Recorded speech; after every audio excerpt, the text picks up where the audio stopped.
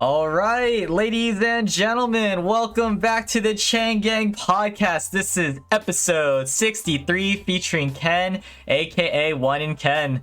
Welcome to the podcast, Ken. How's your day going so far? I'm good, man. I'm super good. I'm so happy to be here. I'm really glad. Do you have any initial thoughts? Are you feeling kind of nervous or anything, or are you just good? No, I'm good, man. I love talking. So I was just like, yeah, I've been wanting to ask you for a while. I'm like, how do I get on the podcast? Good And thing here I I am. yeah, good thing I sent out forms and stuff. So I really appreciate you for taking your time to be here. So Mm-hmm. welcome once again, and welcome to everyone in chat tuning in to Ken's episode. Already hitting 63 episodes, which is pretty crazy. Please note Crazy. that on the bottom right, you can see both of our Instagram handles. We do have two different commands for this stream. The first one is exclamation podcast. In short, it's a summary of me interviewing my friends to get to know them on a more personal level, where they will share their insight and life experiences. There's going to be a variety of topics, so a lot of things will be covered. And also, please note that if you have any questions, to save it at the end where I'll be asking random questions. I'll let it be known.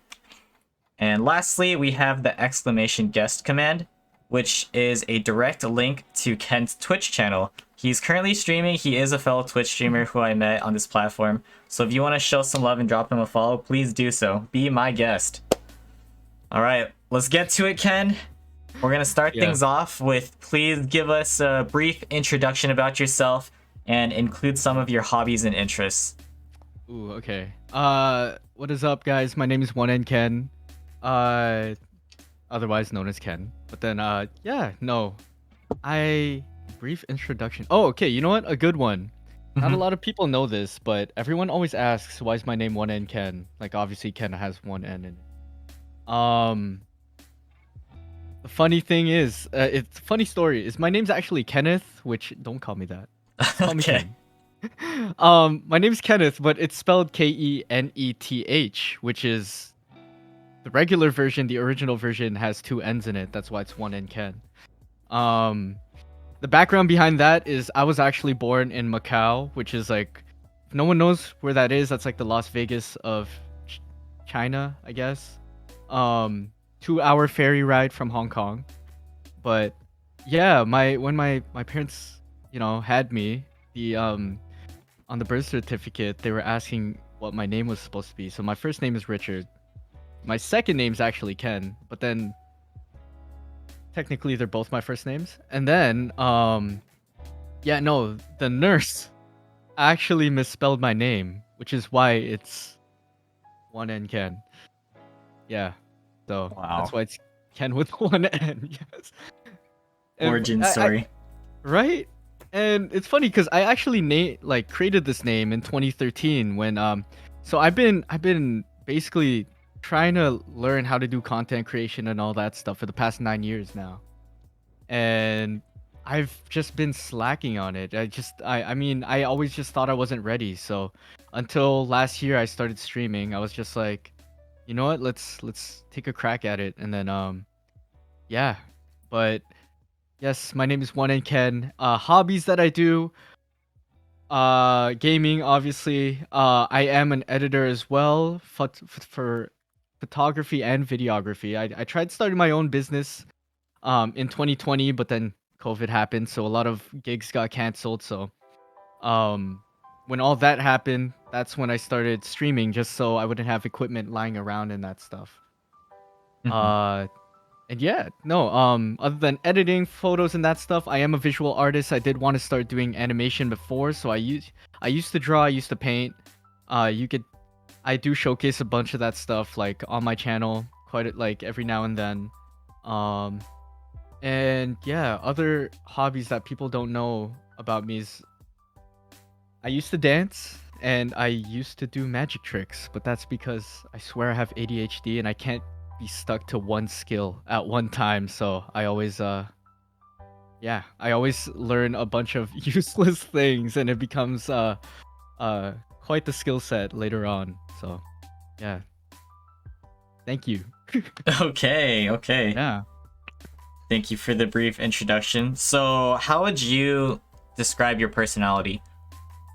Um, ooh, describe my personality.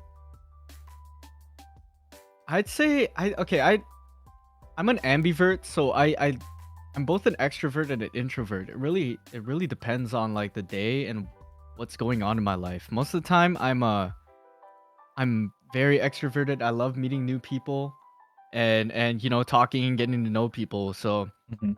um it's kind of like you. I wanted to also start a podcast because a lot of people on my stream have been prompting me to. They say like I don't know why you guys would like my voice, but apparently my voice sounds nice to to listen to. But oh, that's also one thing. I do impressions. Um but yeah, no. Mhm. I like talking to people and that stuff. But then, you get those days where you kind of get kind of down and you just want to be by yourself at times. So that's where the ambivert comes through where, I do switch every now and then, but yeah, no, I do like meeting new people and all that stuff, man. Very open. Yeah. Yeah. Okay, with that being said, we're gonna jump to the very, very beginnings of your life. All right, Okay. so like, let's talk about to the day you were born. You briefly mentioned that you were born in the Las Vegas version of China, right, Of Macau? yes, Right. Macau. Hell yeah. So, talk about your upbringing. What was life like from the day you were born up until, let's say, the end of high school? And then I'll ask you specific questions. Okay. Ooh, lifelike. That's See, I remember. I actually have a good memory. So when it comes to growing up and that stuff, I remember we've we used to live in Vancouver before we moved here to you know, Ontario, like Toronto. And then I do remember some things over from Vancouver where just some memories and that stuff, playing in the backyard, playing badminton, hitting the birdies over the fence and that stuff and getting in trouble.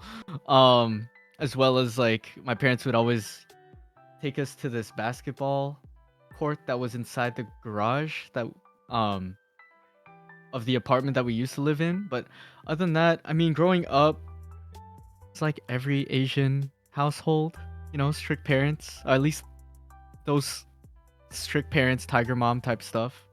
Um, growing up, it was always, there would be family fights. Not gonna lie. Mhm. Um, I do remember all of them, which kind of sucks, but at the same time, you know what? It's a gift and a curse.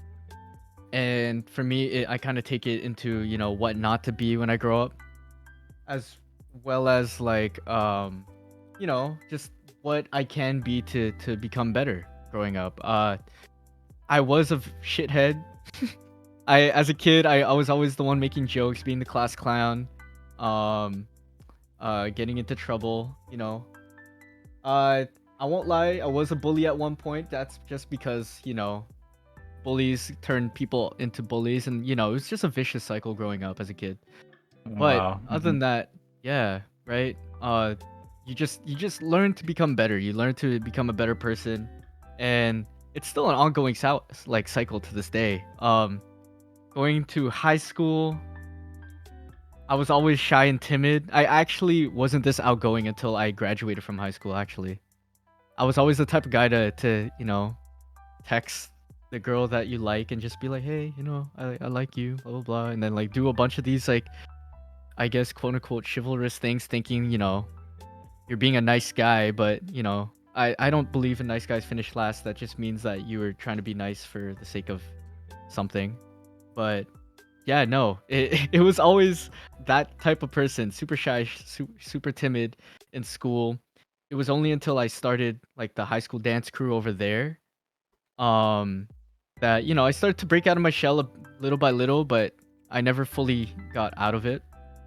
And yeah, no, by the end of high school, I was always just hopping around like crew to crew. Like people would have their own friend groups, but then for me, it was I could never be stuck to one just because I had so many interests in a lot of things. Like you guys now heard, I did dancing, magic tricks. It's funny enough, people always wanted me to do magic tricks, even the quote unquote popular kids in school, just because it was always something that was like, yo, how do you do that? Like it's something entertaining to do. they also I was the only guy in my dance crew, so a lot of the guys were always asking me like, "Yo, how do you dance and that stuff?" Uh-huh. Um, yeah, which I don't know how to dance. You just move, to be honest. Um, what else? Yeah, no, art. I was also known as the art kid, so I was the one who handled like the tech, the cameras, and that stuff. I learned video editing in 2012 or 2013 when I went in my communications tech class, and just from then on, like I always just fell in love with cutting up videos. Like started off, putting on a song, cutting to the beat, and then I learned that way. And then watching YouTube growing up and that stuff, it just made me want to, get more and more into the craft. And then it wasn't contrary to everything else. I actually didn't get into photography until after I graduated. So in 2016, I graduated in 2015. But yeah, Hmm. I I guess life growing up. I mean, I did skip over a few things, but during high school I did have to rebel just to get my freedom, and that was an ongoing process from when I was in grade 9 in 2011 all the way until throughout college. So yeah, no, it was it's been a struggle at times. Hmm. People don't like hearing family fights and that stuff, and I still hear them to this day. I wake up to them, and it's you just kind of get numb to it. Some days, other days it just makes you want to cry, but you just got to keep moving on and doing what's best for you, and then just Yeah, that's right. trying to see the like positive in things, right? So Hmm. oh yeah. Wow, that was quite an overview. Thank you for that. I got specific Thank you. questions for you. Okay. Hell yeah. So, do you have any siblings? Yes, I have one older brother. Okay, so talk about your relationship with your brother from before versus Mhm. now, but also your parents from before versus now. Okay. With my brother, growing up, we didn't. He would always pick on me, and Hmm. yeah, it would always just be me. You could always hear me yelling "stop" in the house. Uh-huh. Just be like, stop making fun of me, stop doing this, stop doing that, and he was the typical older brother, always just bully you verbally, like a bully you and that stuff. And to me, it was just normal.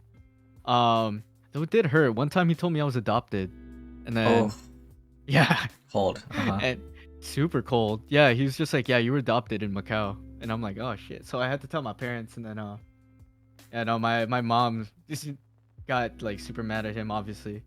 That was growing up. Throughout my teens, like with the family fights always escalating, and then like starting to we started getting the blame of things. Me and my brother started like banding together, being friends, and yeah, that continued on until, let me see, until July 2017. So me and my brother, we worked in an IKEA warehouse together. He got me the job in 2016, and then in 2017, there was this whole like stupid fight that we had, and we actually didn't really start talking until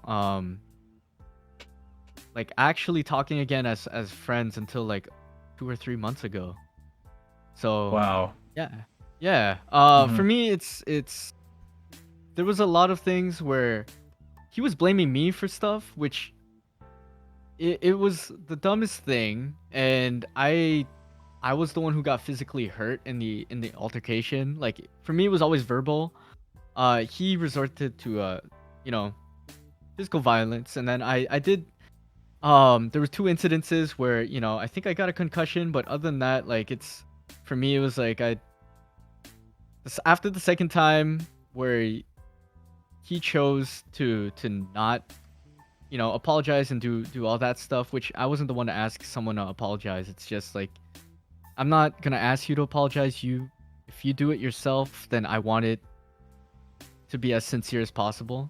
Hmm. Um, and yeah, no, after the second altercation, uh, that was it for me. Like I was just like, you know what, you're not my brother. We're just not gonna talk. We're not gonna do any of this. And then, he there was one point in time where our family was going through like a really bad time, and my dad was gonna have a talk with me, and my brother was there. And this was, I think, last year. No, 2 years ago. This was 2 years ago. And yeah, no.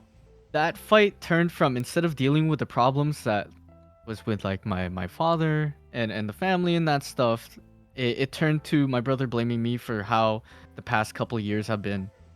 And that was just where it broke me, where I was like, you know what, yeah, no, we're done. I don't want to talk to you anymore. I don't want to this. But then recently, with how things are in my life and that stuff, my brother, started to reach out and started to see, like, like, let's just get past this. Like, for me, I was at the point where I was like, I don't care for no apology, no nothing. If you want to try and talk and that stuff, then cool. I'll give you some time to do that and kind of reconnect.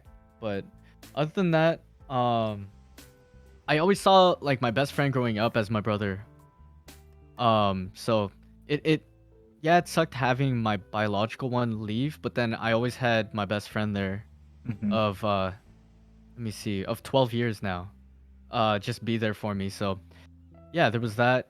And again, I'm a very I'm a very open, talkative person. So when it comes to meeting people, I was always just like friendly, talking to everyone, trying to, uh I guess in a sense find comfort in other people, through friends and that stuff. And that's helped me for a while, but it wasn't until recently um with a certain thing that happened that I started getting more comfortable being alone and being with myself. And then that's what made me open up a bit more to streaming better and having a better stream and being more positive with the outlook of things. So yeah, there's that. In terms of relationship with my parents, I feel like it's getting better, but it's still pretty strained. Growing up, there was always family fights. Like, I would see some things like happen where it was like, they would be fighting, verbal altercations. And then there was a really bad time which I remember vividly, where I remember it was when I was visiting one of my childhood best friend's houses for the first time. And yeah, no, it was, we came home and it was just this whole big thing that kind of turned physical. And then I don't remember how long it was, might have been 30 minutes or something. But uh yeah, from then on, like, it's been something that's been stuck with me for a long time. Only the closest people I know really know all the details that happened that night. But at that time I was only 6 years old. And to see, parents kind of get more like physical, and hitting each other, that it's not a good thing to see, Hmm. especially at 6 years old. I don't know what, I guess, I was gonna say I don't know why I'm not scarred to this day. No, I'm pretty scarred. I have my own like problems too. I just don't show them really. But yeah, no, it's something that sticks with you, where you're like, I would never do this in my own relationships ever. Um, and yeah, no. Did you want me to get into details or something? I don't know. As long Uh, as you're comfortable with it, honestly, whatever you want to talk about. I'm yeah, no, I'm cool with it. So as a kid, having the visiting my childhood best friend for the Hmm. first time, that's obviously a memory that's gonna be like, oh, like, it's gonna be a happy memory. I remember it was in winter. I think it was in November or December. I think it was December. Um, and this was in 2003. Um, yeah, we used to live in an apartment here, where like my hometown. And yeah, so what happened was my dad came home, and or like he took me. We got home. We were sitting on the couch just watching TV, whatever. I'm a 6-year-old kid. I'm gonna be playing with toys. And both my mom starts like yelling. And then all I see is my dad get off the couch, storm into his room. And oh, by the way, it's a two-door apartment. Hmm. Um, so he storms into his room. My mom's just sitting with me on the couch, and he throws money And turns out it was because my dad just withdrew money from the bank account without telling my mom, I guess. And then she saw it, which and then obviously she got mad, but then he's like, here, here's the $20. I was trying to I don't remember what it was, but he was just like, I just needed to it was my money. I wanted to withdraw it because at the time my dad was the only one working. Um and yeah, no, it just became this thing where my mom just, took the money, went which I didn't realize. She went into my room and I used to have this huge Rescue Heroes truck, like massive. It was like this big probably. I couldn't lift it. It was probably like for a kid pretty heavy. So it was around like maybe 5 pounds, and it was bulky. And my mom threw it at my dad, who was sitting on the couch too. And that's when, my dad kind of went off. Now, mind you, I'm not saying this to say like, oh, my dad's a bad guy. He's grown out of it. He's actually a better man now. They hash things out and that stuff. That's how older couples are. Like my dad was born in 62, my mom was born in 64. Um and they do have this old school mindset and that stuff, but oh man, it was the longest couple of like minutes in my life where, all I could hear is like my mom screaming, my dad hitting her, and she was telling me to go call the police and that stuff. It went from the living room to the first room, which was theirs, and then later on it went into our bedroom, and all of it stopped. All the screaming and that stuff stopped after my dad stopped hitting her. Was when my mom got scissors off of our desk and stabbed him in the forearm. Mhm. It was on his right forearm, and that started to bleed a lot. And I'm there crying. I don't know what to do. I'm 6 years old. I'm like, why you guys stop fighting? Blah blah blah. My mom's saying, call the police. Why didn't you call the police? Blaming me. And I'm just like, I'm not gonna like call police on my parents, my dad or my mom. Um, and yeah, that was literally one of the most horrifying nights of my life, and I had to actually patch up my dad. I had to get paper towel rolls, like tissue paper from the washroom, find the gauze wrapping and that stuff, and help him patch it up. And after that, it just my dad had to go pick up my brother from a birthday party, and then like after that, it's all a blur. But then I remember we just went to church that weekend and that stuff, and then after a couple days of them praying and whatever, like they hash things out, I guess. It's not like family fights don't still occur after that, cause but yeah, no, it that one was a shitty night, and I remember all the details. It's crazy for a kid not to repress that, but I do.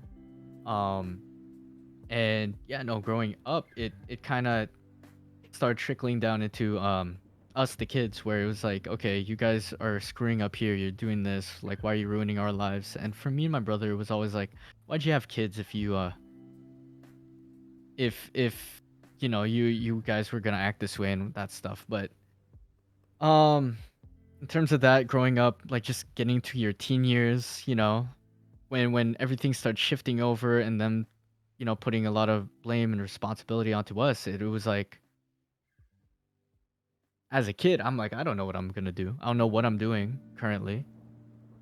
And it was always about the internet, funny enough. It was like you guys went over the internet limit and that stuff. And but my parents were so old school, they didn't want to switch from the old plans that they had um to the unlimited plans that were coming out.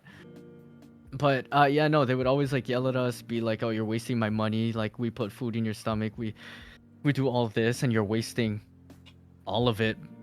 And then for me it was just like I don't know what I'm doing.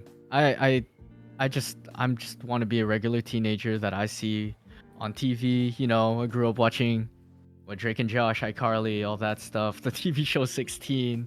I love those shows, and it was just like I wish I could do all that stuff, but no, I was always tied down to you need to be at home. If my school was done at 2:30, I had to be home by 3, which was stupid because when I was I started the dance crew. We had dance crew sessions until 4, but I had to be home by 4. So I'm just like, so what is the point of me staying after school, being part of this stuff, something that I actually love doing? And yeah, no, it was just a slow progression of, having to fight for that freedom and that stuff. But I guess like to this day, my parents, they trust me now with my decision making and that stuff. Like, yeah, I make bad decisions, but I've always bounced back from them and I've always learned from them. So I guess they could see that I am trying. But that is without struggle, having to fight them on things. But it's I guess a blessing in disguise to actually, be able to I guess talk to my parents now. Like they weren't the most open, but at the same time, like they in time they would understand if it didn't occur to them to be open the first time, then I would just do the same thing again, like just stay out after school until like 5 p.m. And then if 5 p.m. wasn't working, then I would stay out until 6 p.m. And then like they would slowly extend things like that. Mhm. So in terms of relationship with my parents, like it's okay. It's okay now. It's not the best, but it's certainly been worse before. So that's the I guess the positive outlook that I have now on it, where it's like, you know what, like you kind of been through some dark stuff. At least for now, everything is okay, and yeah, no, and that's there's not much else I guess I could say about them other than that. They I guess they just want what's best for me, and I think I'm more mature now to realize like, yeah, that's really all they want, and they just gotta trust me on what I need to do in my life rather than try and dictate how it should go. Yeah. Yeah, yeah, man. Okay, okay. So, more so about your family. Mm-hmm. What languages are spoken at home? Ooh, see, that's the thing. My parents, they're Filipino. Well, so I'm Filipino Chinese. My mom's the Chinese one. Mm-hmm. Um, so my mom knows like Tagalog and Cantonese and a bit of Mandarin, but she's never taught me Cantonese. So that's the shitty part.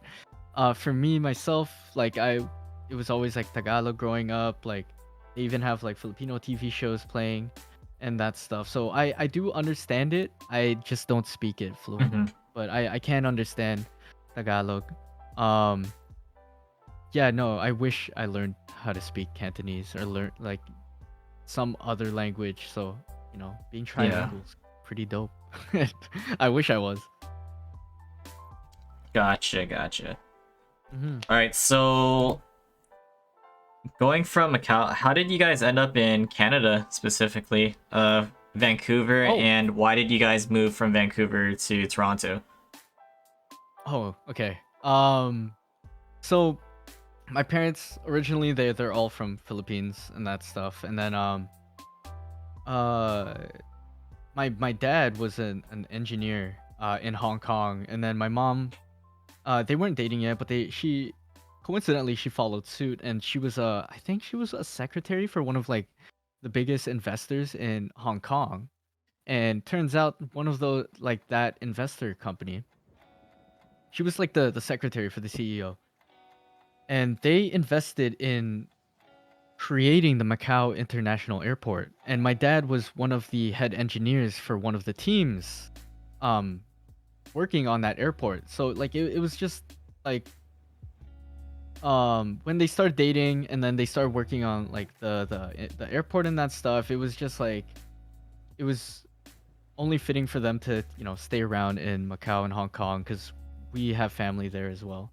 And then after me and my brother were born, after I was born actually, I think we lived in Philippines for 2 months, and then we went to back to living in Macau. And then when I was around,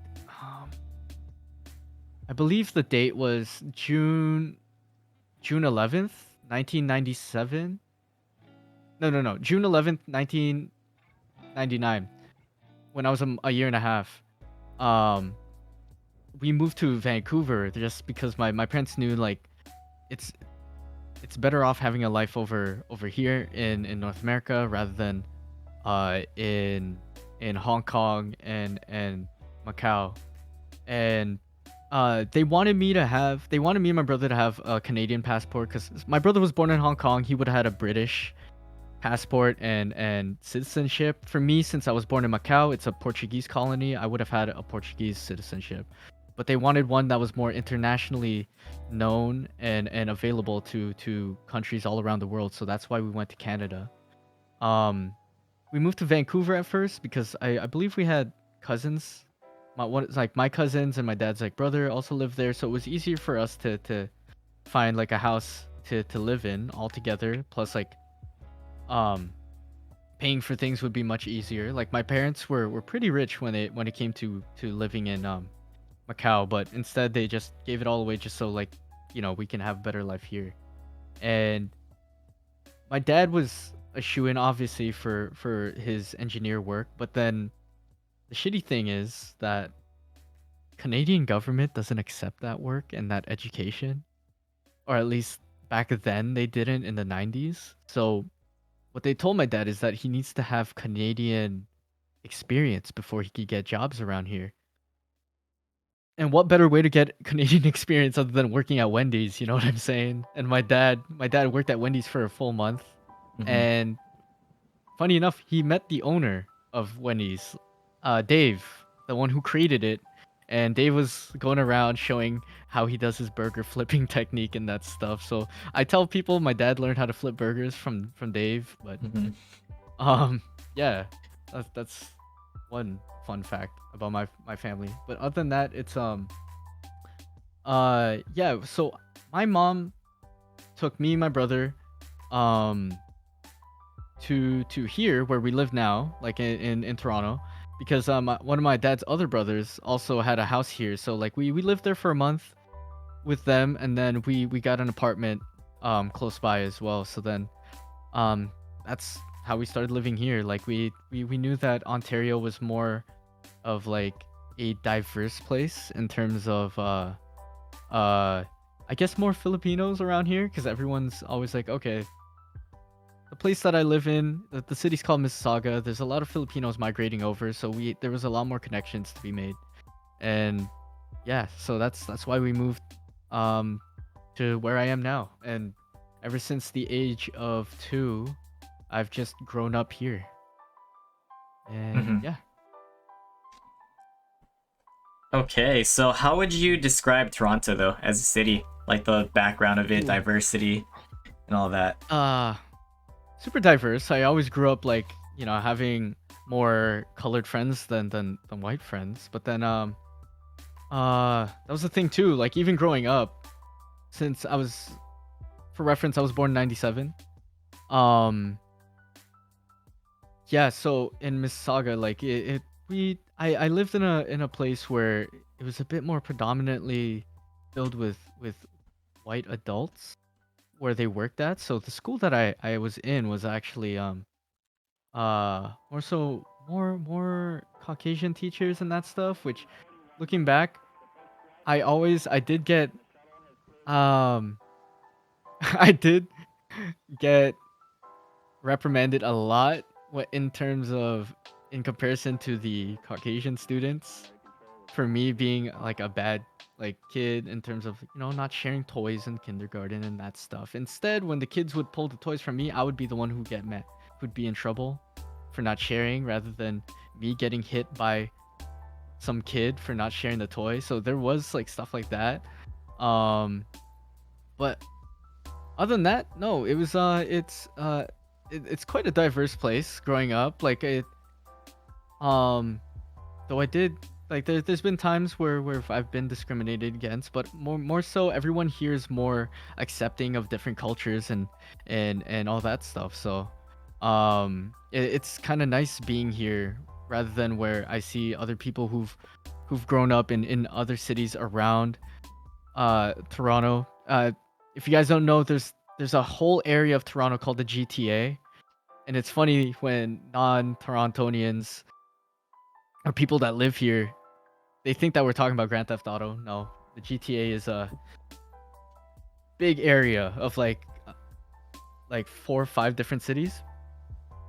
And yeah, no, there's places outside of that where it's predominantly, Caucasian people. One is predominantly like Middle Eastern, one is predominantly like African American. And so like there's these like parts where they have their own group of people, but in within the GTA there is a bit more diverse culture. And yeah, no, meeting friends all the time, like learning about their culture wasn't something foreign to me, which was kind of nice. It opens you up more to to I guess more things in life, and you start to get more acquainted with how other people speak and how other cultures work and like their foods and that stuff. So yeah, Toronto's a great place.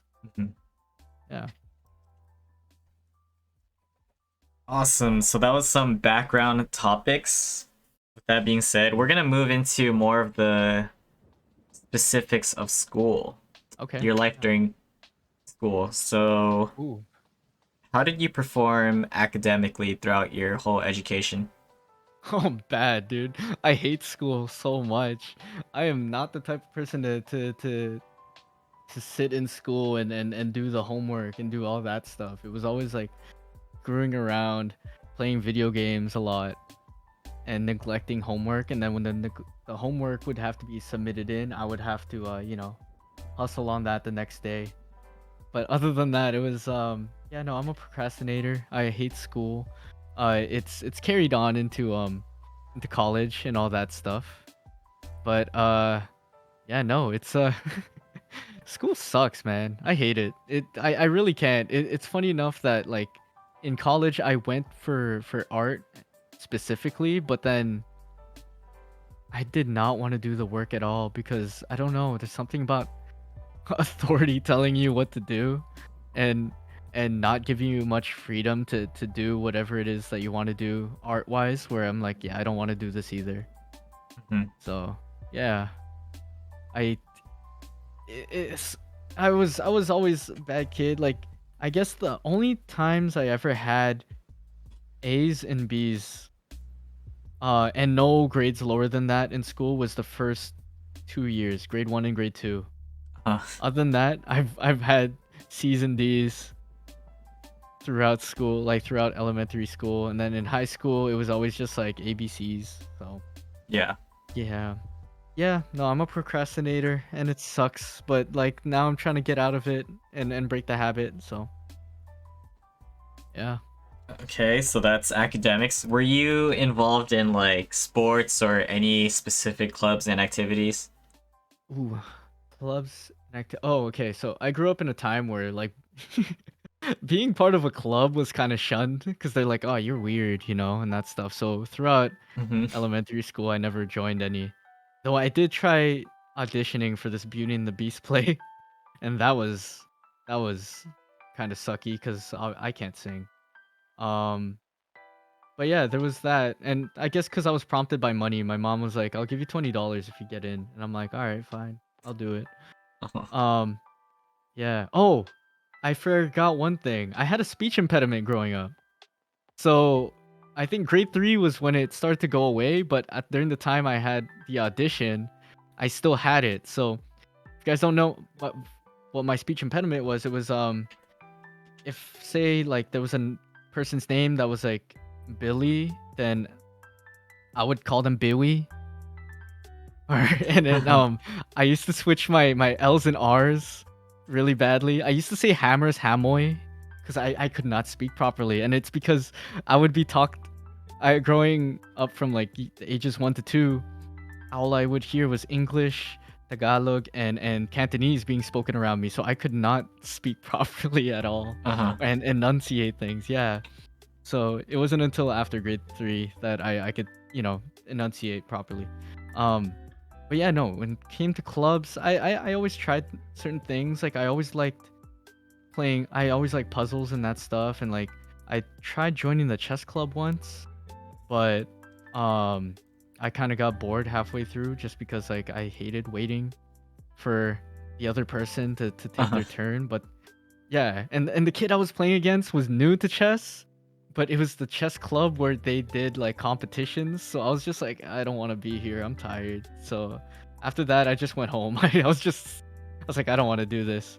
Um, but yeah, no, going into or not college, to high school, I was I didn't do yearbook, but I always wanted to help edit when it came to videos and that stuff, because photography I didn't know anything about, so Hmm. that's why I didn't do yearbook stuff. But when it came to communications tech class and that stuff, we actually did the morning announcements, which was cool because Nice. Uh-huh. we had smart boards in every classroom. So it was nice to do announcements. Like, it was live streaming. First time I ever live streamed was in high school.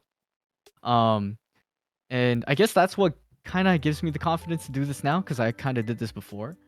Um but yeah, no, we learned how to like uh regulate sound levels and all that stuff, and then we would do that morning announcements. We had a thing. I went to a school where we were called the Archangels, which was a really dope mascot, by the way. But we had a thing called Arc TV, and then it was where we would go around. There were people who just wanted to edit and sit in class. For me, I wanted to be the people to go around, interview people, and do various activities, and just be like, "Hey, how's your day? How's this?" So I guess that's what made me become a bit more outgoing and more open to talking to more people. Um, And then, other than that, I did start the dance crew at my school with two other guys. Because the past dance crew that they would have was they called it dance club. And it would always start up and then just fizzle away.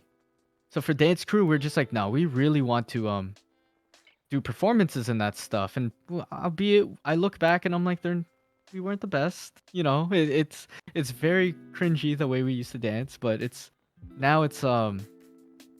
sadly enough, I lost the hard drive that had all of the dances that we had.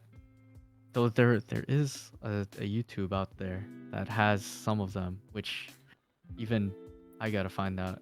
But yeah, no, dance crew. That's was one thing which, it was always a nice thing to have Mondays and Fridays.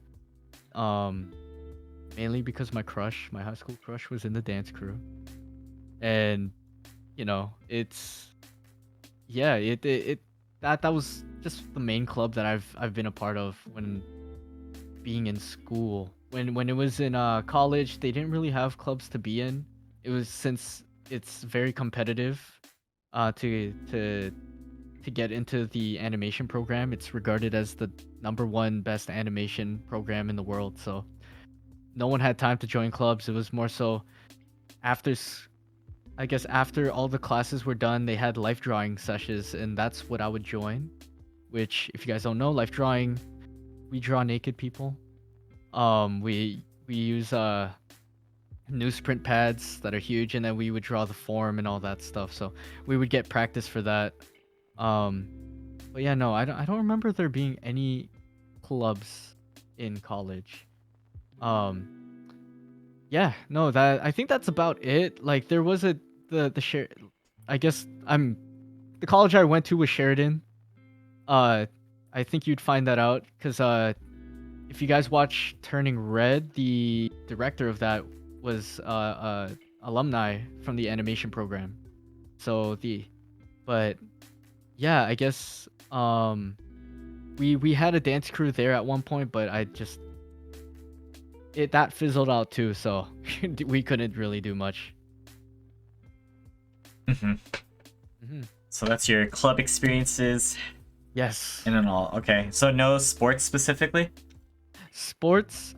Oh, I did try joining the basketball team in elementary school, and then when there was a second tryouts, my friends told me I didn't make the cut, which was kind of dumb because apparently I did by the coaches, and then so I never really made the basketball team.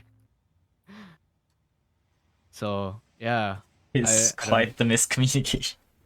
Yeah, dude, I really don't. They're like, yo, you would have been on the basketball team afterwards. That's what my friend said. I'm like, are you serious? What do you mean? They're like, oh. talk to coach, and then I did. And they're like, yeah, you didn't come to the second tryout, and I'm like, what? I thought I was, banned from it. I'm Wow. like, I didn't make it, but yeah. Hmm. Um, Okay, so aside from that, this is just like a random question about like your high school experience. Did you yes. go to your, or do you guys even have like a homecoming or prom? If so, Yeah, did I you went to. go? Yes, I did. Okay, Yeah, I did. okay. Um, Yeah. we're gonna follow up with this later on when it comes to like Okay. social relationship conversations. Okay. Yes. Yeah, keep that in mind. Okay. Um, you briefly mentioned this, but in Mhm, a few words, how would you describe your high school stereotype? Because I know you did a lot and you mhm, hung out with like a lot of different people, kind of like a floater. mhm. Yeah. I guess I gave myself the label of an outcast. Okay, Um, but high school stereotype, I was always known as the artsy magic kid that could dance. 'Cause that nice. was it. Yeah. And then later on in my grade 12 year, I showed people that I could also rap. So I had a few rap, like, people would try and do freestyle Fridays, and I was always annoyed that they couldn't rap properly or even have the right sequence of rhymes and that stuff, where it would be like, AB or ABBA, or Yeah. whatever. But yeah, no, it always annoyed me that they didn't know rap progression and that stuff. And as someone who listened to hip hop growing up and like old school stuff, not any of the new mumble stuff, I I revealed that side of me, and then everyone was, I guess, were like, oh snap, like Ken could actually rap. But then I guess it was, I showed it too late in the year, where it's we graduated and everyone just moved on. So yeah. Hmm. Hmm. Other than that, yeah, the artsy dancing magic magician, I guess. Yeah. Yeah. Ugh, my All bad. right. Mhm. So this next question, you talked about it briefly. So Mhm. I like to ask about bullying, Yes. right? So talk about the times where you've ever experienced bullying, and then you could also follow it up with how you became a bully in your Yeah. lifetime. Not something I'm proud of, obviously. But no, growing up, yeah, we had like a bunch of, diverse people growing up, but sadly enough, fit the stereotypes, the Caucasian ones were the ones who would always bully me, pull their eyes back and be, call me a Chang and all Hmm. that stuff. You know. Um and you would always just have to retaliate back and be like, and fight back. But then obviously, they won't stop, and then that kind of brought out more of a negative side in me, where it was just like, all right, like these guys, are F words. I'm not gonna say, because growing up that was like the norm, calling people that Yeah. thing. But then yeah, and then I would I think that sort of trickled down to, when um joking, or not even joking with friends, when like getting into arguments with friends and that stuff, like you would just start to, everyone would usually, there's always that mob mentality where if one guy already starts picking on your friends, then you might jump in on it too. And that's where I started to hop in and just, say rude stuff, and thinking, okay, we're friends, it's fine. But like, no, you start to realize, like, no, saying hurtful stuff is hurtful regardless, Hmm. if you guys have that relationship. And yeah, no, it's been like bad sometimes, where I did call one girl fat even though we were having a dissing contest, and that is a big no. um and yeah, no, that one obviously hurt her as well. And for years I was just like, I got pulled to by the teacher, like, to have like talks and that stuff, like, how'd you feel if you this person called you fat or ugly or that stuff. And for me, I was like, yeah, I don't care, because we were having a dissing contest. Like, growing up, we would always do yo mama jokes and diss each other and do that stuff. So for me, I was just like, I don't get why she's taking it so personally, considering she's the one who started it. But looking back now, I'm just like, just apologize. Like, yeah. Mm-hmm. um, and then yeah, no, that's where I guess that's the bully side of me, where it's just like, I don't care what your feelings are. I don't care if this hurt you or something. Like, you started it, or or like we were just like, I thought we were friends. Like, just don't take it too seriously. And even like to this day, I hate those types of people too, because I don't like being that person. So I don't I hate when people disregard other people's feelings. So Mm-hmm. yeah.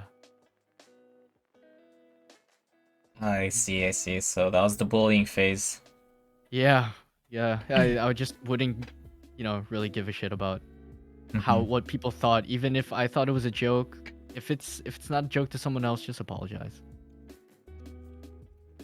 Hmm. All right. And aside from bullying, Yes. talk about sometimes when you've gotten into physical altercations. I know you mentioned you going at it with your brother like twice, Hmm. right? When that got Yeah. physical. If you even want Yeah. to like dive more deeper into that, you can. But were there any Yeah. other like situations? Um, there would be times where I would be coerced into getting into a fight, but growing up, I was always told, don't throw the first punch until like they do it first. So a lot of times growing up, a lot of people were just like wimps. Like, they would be the bully, but they would never throw the first punch. So I was always down to scrap, but for them, I don't know, they just wouldn't show that type of side of them, even though they would always like boast like, oh, I could beat you up and that stuff. So um, I'm always the type of person to not back down when there's a fight going. Um, but there always has to be cause for it, and if they hit me, then I'm gonna hit back. Um, there was a time in high school where like, okay, there's this kid who hated me for being smarter than him, but it was legit just common sense, because I knew that I didn't have to take geography past grade 9. Mm-hmm. And so I took the college course, not the uni version, because I'm like, I don't need to, do anything. I just have to coast through this. So I did the college course, but the class I was put in was with quote unquote not the brightest people. It's the people who act out in school and are part of that popular squad, but also they don't got brain cells to their name. Sorry, but yeah. And the guy hated me for not for always answering questions in class, but that's because I just wanted the time to pass faster, Mm-hmm. and I didn't want to hear them like talking out loud, disrupting the teacher. I was just like, yeah, just give him the answers and then like get out of this class. Like, because by the time he's done talking, he's gonna issue the homework, and then I would just finish it, and then like I'd be allowed to walk around the halls and stuff. And the guy didn't like me for that because he thought I was being a smartass and a smart aleck, and I'm like, no, I'm literally just finally doing schoolwork for once because I don't want to do this when I get home. And he got his boys um to walk with him while he followed me down, like while I was going home from school. Mm-hmm. And what's stupid enough is that his boys were cool with me because we had gym class together, and I wrecked all of them in and when we had it was a rope climbing course and rock climbing thing that we had. Um, and I was the one who could, you know, do it all like super fast and super quick. And so like I was all friends with his crew. But then yeah, no, for him he was always just like, he would always like taunt me and that stuff, and I told him to throw a first punch, but he wouldn't. Until I turned around, and then I forgot who it was, but one of his friends were like, "Hey Ken," and then he's like, "Hey Ken, watch out." And then I remember I heard that, but then I moved to the side, and I unintentionally, since I moved to the side, my leg was sticking out, and then he tripped. The dude tripped over Mm-hmm. because he tried throwing a punch at me apparently. And yeah, no, after that, this kid had a vendetta against me, but he would never throw a first punch other than when my back was turned. So that was the that's other than that, and like school fights in elementary school, like it was nothing really. Yeah. In terms of like the fights with me and my brother, it was always just like something stupid. Like um yeah, no, I guess it was. I guess I could talk about the second one. The second one was going on the way to work. Mm-hmm. And we had the 6 a.m. shift, so this is at 5 a.m. And IKEA. my brother, yeah, at IKEA in the Okay. warehouse. Yeah. And then my brother was blasting music in his car, and this is how you know it's loud, because like me and my dad were standing in the kitchen, which is at the back of the house, Mm-hmm. and we could hear his music playing. And I asked him to turn it down a bit because he was blasting the music. And he's like, put on your earphones. And I'm like, that's no point, because like I could still hear it through my earphones. He's like, I don't care. And then he left it blasting. And I'm like, man, bro, it's 5:45 a.m. Can you just turn it down? He's like, no. And then so I turned it down. And then he got mad at me. So he was just like, why are you fucking touching my fucking radio? And then he turned it even louder. Um, and then I remember because he had the volume at 26. I lowered it to just like 24, or no, to like 22. He raised it back up, and it went up. It was like booming at 29. So I lowered it to 23, and right when I was like, yo, it's loud. Like I don't want to hear this. I'm getting a headache. Right when I looked at him, boom, fist in my face. My glasses got knocked off, so I started hitting him. He's the one driving, by the way, but we're still just going down the straight road. No one's there. Um, and we're both hitting each other. I'm hitting him. He's hitting me. And Mm-hmm. then there was one point where he pulled off to the curb, and he pulled out something. I thought it was bright yellow from the middle compartment, and I thought it was the X-Acto knives that we used at work because I thought it was gonna threaten me. So I backed off. I did this, and then he started wailing on me too. The back of my head, like I remember I had like a bruised like thumb for weeks, and that stuff. And then yeah, no, uh he backed off, and then I started hitting him again, and then I found my glasses. So when I picked it up, I put it on, and I looked back up, and then he knocked me in the face. And I remember for like a couple months before I got the lenses replaced, there was like a big dent on my glasses, and then I did have a black eye, as well as like these frames dug into my cheek like here, so that you could actually see the markings of the frame on my face. Jeez. Mm-hmm. And yeah, and in regards to that talk that I had with like my dad and my brother, where it started turning towards like me being everything, being the problem of everything. My brother said that I threw away it felt like I threw away our relationship as brothers um after that incident.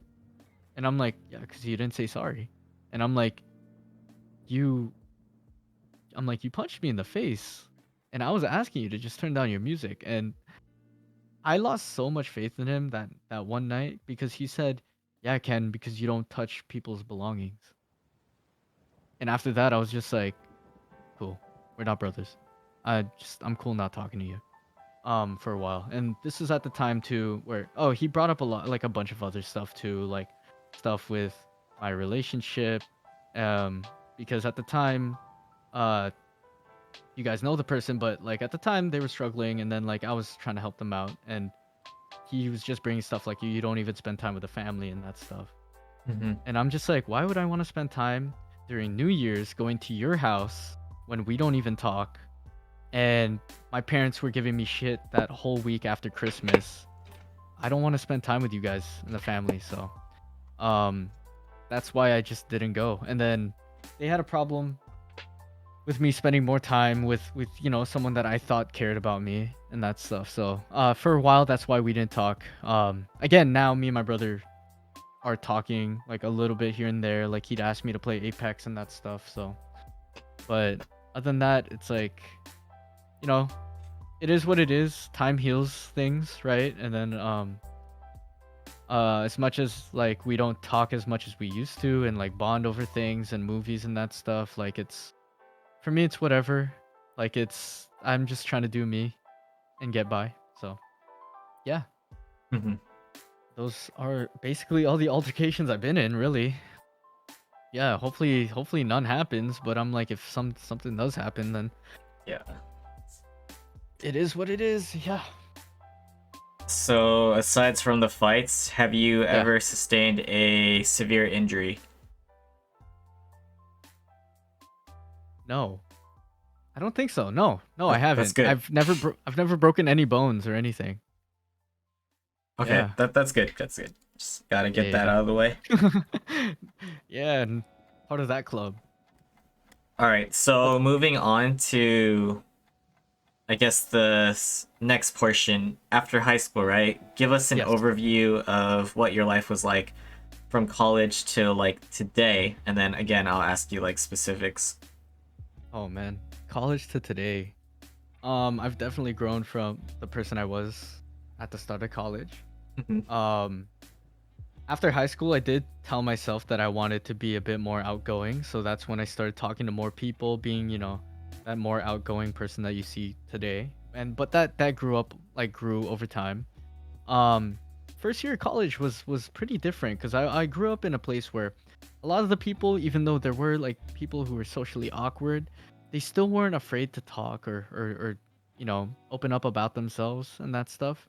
When I got into college, mind you, I went to an art college, so a lot of people who are antisocial and just they don't know social cues and that stuff started to appear more and more in my life, and that kind of helped me realize like there's so much more different people out there um that you can get to know, and like there's a lot of people who are antisocial to the point that they couldn't order food at all, and these people became my friends. So when it came to just going to the Tim Hortons that was on campus, I used to oh, I see C mods saying OCAD. No, I went to Sheridan. Um Fuck OCAD. OCAD and Sheridan has this rivalry going on. So I say that out of joking. Uh yeah, just to be funny. But yeah, no. So there were friends that I would have to actually teach how to order food, and that was so different for me. Um so that kind of gave me like the sense of like, oh, I think I could teach people stuff. And then from there on, I started developing more of my craft of art and photography on the side. And I didn't realize it, but I was doing more learning in photography and film and learning how to work a camera than I was using um pencil on paper. And that's when I like started to realize like, maybe animation isn't for me. Like I do love drawing a lot, but the passion for it has kind of left. And um yeah, it wasn't until like a few years ago when I was just like, I'm just going to drop the pencil and finally like work on my craft in photography and film, cuz I was always more keen on editing and color correction and all that stuff. But yeah, in terms of college life until now, like I think the most value I ever got was like talking to various people and knowing their story and all that stuff, because like it always allows me to gain more insight about things that I want to be like. They're like a lot of these people who are socially awkward, they're quite interesting people, and they're the ones who showed me who got me back into anime and that stuff, talking about um weeb like things. I Mhm. was introduced into yaoi or whatever it's called. I don't know. I never watched it, but like I was told about it, and it was always weird for me to hear that people outwardly are proud about watching hentai, and like I'm like, you guys are interesting. You guys are bold. Now I don't want to watch hentai, but like I do want to be like you to the point where I'm like, yeah, I want to be proud of like what I'm doing and what I want to be. So yeah, no, these people are great. They're amazing and all that stuff. And then so meeting various people from different cultures of life, um the antisocial kid to the person who lived all the way out in the country and they don't know anything about the city life. Like I got to introduce a lot of things to other people, and they got to, you know, introduce things to me, and I guess that's what made me more of a well-rounded person, was like college was more so we didn't learn anything in classes, and I low-key kind of wasted my money because it was like a lot of stuff that I self-taught myself were there, but Mhm. um it was the people in the relationships that I built over time that helped me out more and built myself more as a person rather than these skills that I got. And then yeah, with that like learning like meeting new people every day and like trying to talk to people and all that stuff kind of opened me up more to more things and becoming more open person because I was always the guy who's like like growing up in high school like we people would shun um the art kids and like the weebs and that stuff because all I knew was like okay anime's dope, I love Dragon Ball Z, I love Death Note, I love FMA, but all of these people knew the more deeper like stuff, like the more underground animes, and those people were considered weebs and weird and all that stuff. And being in high school, that was always a thing that was like that was always a thing that was at the back of your head. Like I don't want to be that known as that weird kid. So getting into college, it was just like, ah, weird is amazing. Weird is interesting. Weird is unique, and I commend people who, are even more like weirder than I am because I think I'm a weird person. But I'm like, you know what? Like it's great seeing that these people actually have the courage to be themselves, and more each day, I'm just like I want to strive to be more like that rather than having all these inhibitions like hold me down.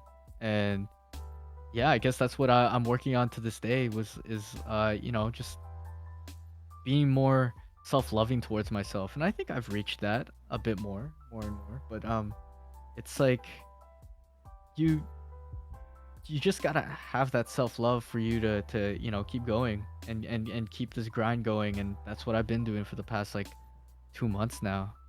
And I guess yeah, it's throughout college, like just meeting the various people, working at different jobs. It's just like it's helped me become more well-rounded and more open to hearing opinions and interests of things. And even now, like I stopped listening to K-pop like 10 plus years ago, but then now I'm having a stream teach me all these uh, put me back into this new world of things because they're new, much more new artists and that stuff. And like because of Instagram and TikTok, like I started hearing Twice a lot. Mhm. And yeah, the day of the tournament, we were jamming out to Twice, right? So it's like yeah, it's they want me to do the dance now for What Is Love. So I'm like, God damn it, maybe thinking about it, Maybe. but yeah. Yeah, man. Just trying to be more and more open-minded to things. Like I already am open-minded, but like I don't know. There's some things where it's just like, it's kind of weird, but then right after I'm like, why is it weird? No, it's not. I mean, like it's only society, like society, society dictates that it's weird, but I'm just like, nah, this thing's actually dope. So yeah. Mhm. Hmm. Okay, so that's basically an overview of what happened in your life after college up until today. Yeah. So let's talk about your work experiences. So you could start from the Hmm. very first one. Talk Yeah. about how you got into it and what happened, and then how you transitioned. Because you also mentioned like IKEA and trying Yeah. to form your business in 2020. So Ooh. yeah, go for it. Yeah. Um. So I did like I mean starting in high school I did work at a art gallery here where I live. And that was for like a what's it called? What's it called? Um it was what's it I forget what it's called.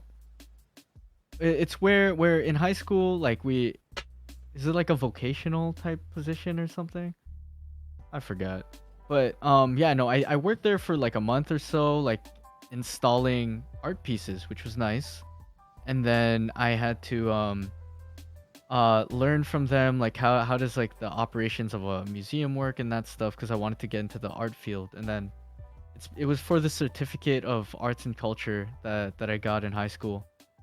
And yeah, no, that one was kind of cool. Now like it allowed me to have work experience on my resume starting off. Um Yes, a co-op. There we go. Co-op. I couldn't think of it. They Uh-huh. call it a co-op, yeah. And then yeah, so I worked there for a month in the summer of 2013. Um and yeah, uh I had that as experience, and then I did I worked at a famous company here. It's called it's called the Hudson's Bay Company. And I have a anyone who lives here in Mississauga knows that there's a big one at a mall called Square One. And I worked there for only 2 days, and it was during their scratch and save event. But that's because the person who hired me, I was referred to by two friends, and so I got the job immediately. But then the person who hired me actually got promoted to Saks Fifth Avenue when they moved their company down here. Hmm. And yeah, no. So I was left with a temp manager that wouldn't work with me. So this was during college, where only way I can get from my college to the mall would be like on this bus. It's called the Go Bus, and it takes about 30 to 45 minutes to get there. And she would and like sometimes it would be bad where like the traffic would be bad where it would take an hour just to get there. And the temp manager kept scheduling me 15 to 30 minutes after my classes were done. And that's not Jeez. even, yeah, it's not even accounting for the wait times after my class, which would mean I would have to leave class early just to go. And yeah, so I worked there, and I'm a fast learner, so I learned how to do the orders fast. Like sometimes people who had like events or weddings would come through, and like you had to scan a certain item and then like input a like the quantity and how much needs to go out, and like just get their address and all that stuff. So since they had old computers, it was a tedious process, but I was always the fast one to learn how to do it. Um, but no, they did not accommodate for my time properly. So what I did is after the scratch and save event, I just never came to my shifts, and then they withheld my paycheck for like 2 months until I had to come in person to pick it up. Uh-huh. So yeah, and then other than that, like I worked at IKEA, which was very labor intensive job. We'd stand on I knew how to operate a forklift, which was it's called an order picker forklift, where you have to actually stand on top of it. There's a pedal called the dead man switch, because when that turns up, when you step off of it, it turns off all operation on the forklift. I believe every forklift has it just for safety reasons. Hmm. Um yeah, and the forks were in the back of the truck. Um Um, yeah, so we would have that. We would drive a skid around the aisles, and any of the furniture you see at IKEA, all of that big like packaging, no, we can't pick up the whole skid because each of that is like an individual box. So we would have to, deadlift the box, and then like basically I would be squatting like boxes for like 8 hours straight each shift, and putting it onto a skid individually.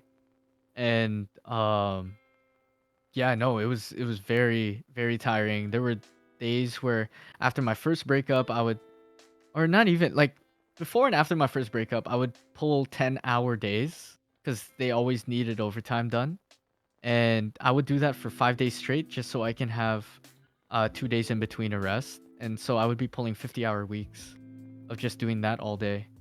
And yeah, no, IKEA was okay. It was decent. They paid pretty good, but it was the way that they treated part-time workers, because I was technically part-time. Um, they wouldn't train me on various like vehicles, adding like a bunch of rules like, oh, we don't train part-time workers for this. We don't train them for this. So for me, it was like, what is the incentive for me to even work like my ass off? So I just over time I just stopped like working as hard, and then yeah, it wasn't until like I left where I was super tired and that stuff, and but I was happy. The only thing is like my back isn't like the same as it used to be. Like I feel like an old man. Like it's Hmm. uh yeah, no, I'm desperately in need of a massage. So I from those days. but yeah, no, I spent my 20th birthday there too, so it was kind of weird. But yeah, I worked there from 19 to 20, almost like 21, and then yeah, it was cool. It was okay, and then what else? A few months after I quit was, which was I quit February 4th, 2019. I got the job at Starbucks in June of that year, which that's when I also met someone. Um, and yeah, no, Starbucks was cool too. I worked there for 2.5 years. I hit me up if you guys need any combinations down. But yeah, no, I'd say I was one of the best baristas there. Not gonna lie, cause I worked beside a go bus station outside of that big mall, Square One. So there was a lot of people, foot traffic coming through. So we were like the second busiest store in central Mississauga, and I was always the one to be put on bar, especially during the rushes.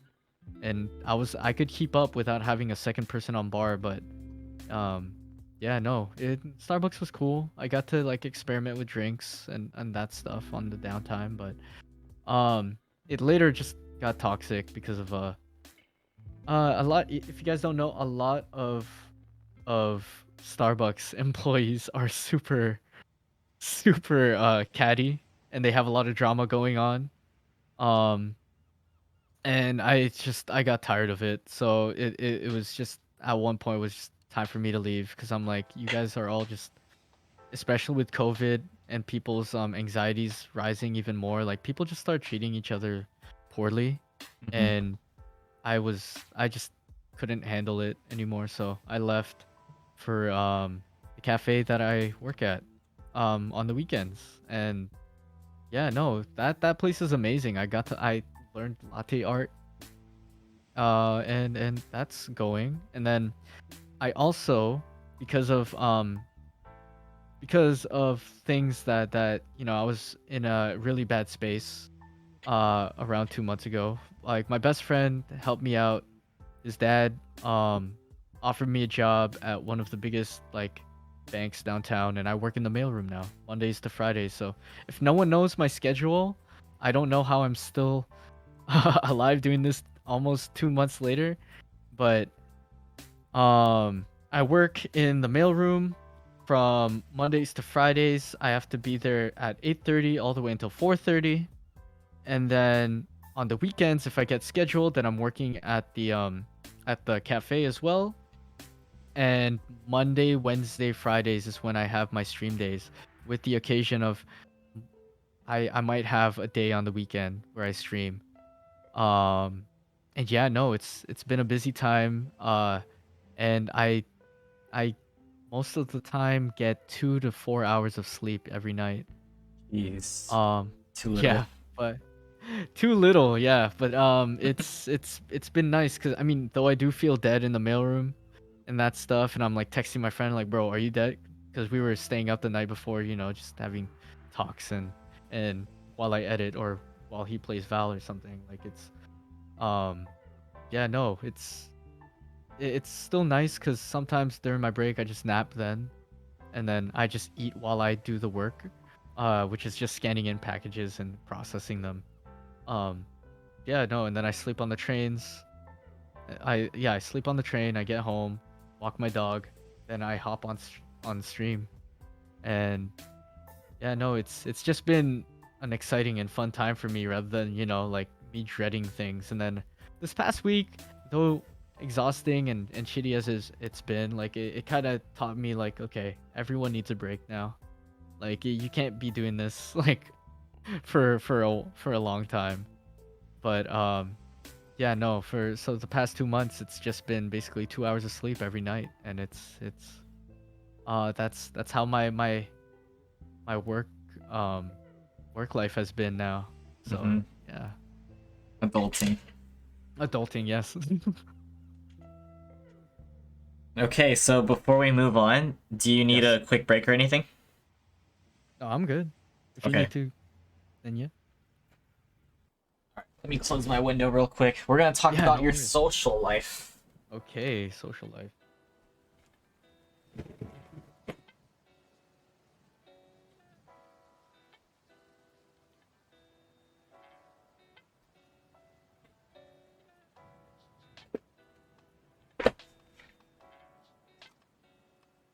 Okay, so we're gonna talk Yes. about if you ever had your own party phase. Oh, party phase? Like the drinking phase or like the whole phase? Oh, I um, don't know. um, the drinking stuff. So, Drinking stuff. partying, clubbing, raves, that type of Um, experiences. What have you done? And yeah, I more so highlights. went. Yeah, so I never really partying was always hard because like in high school parents were strict, so I wasn't really allowed to, go out much unless they knew who it was. And at that time, it was with people who thought that they were those types of party people, which is kind of cringy. So it's a lot of really socially awkward people like drinking for the sake of drinking rather than the social aspect of it. Um, for me, I could always hold my liquor and that stuff.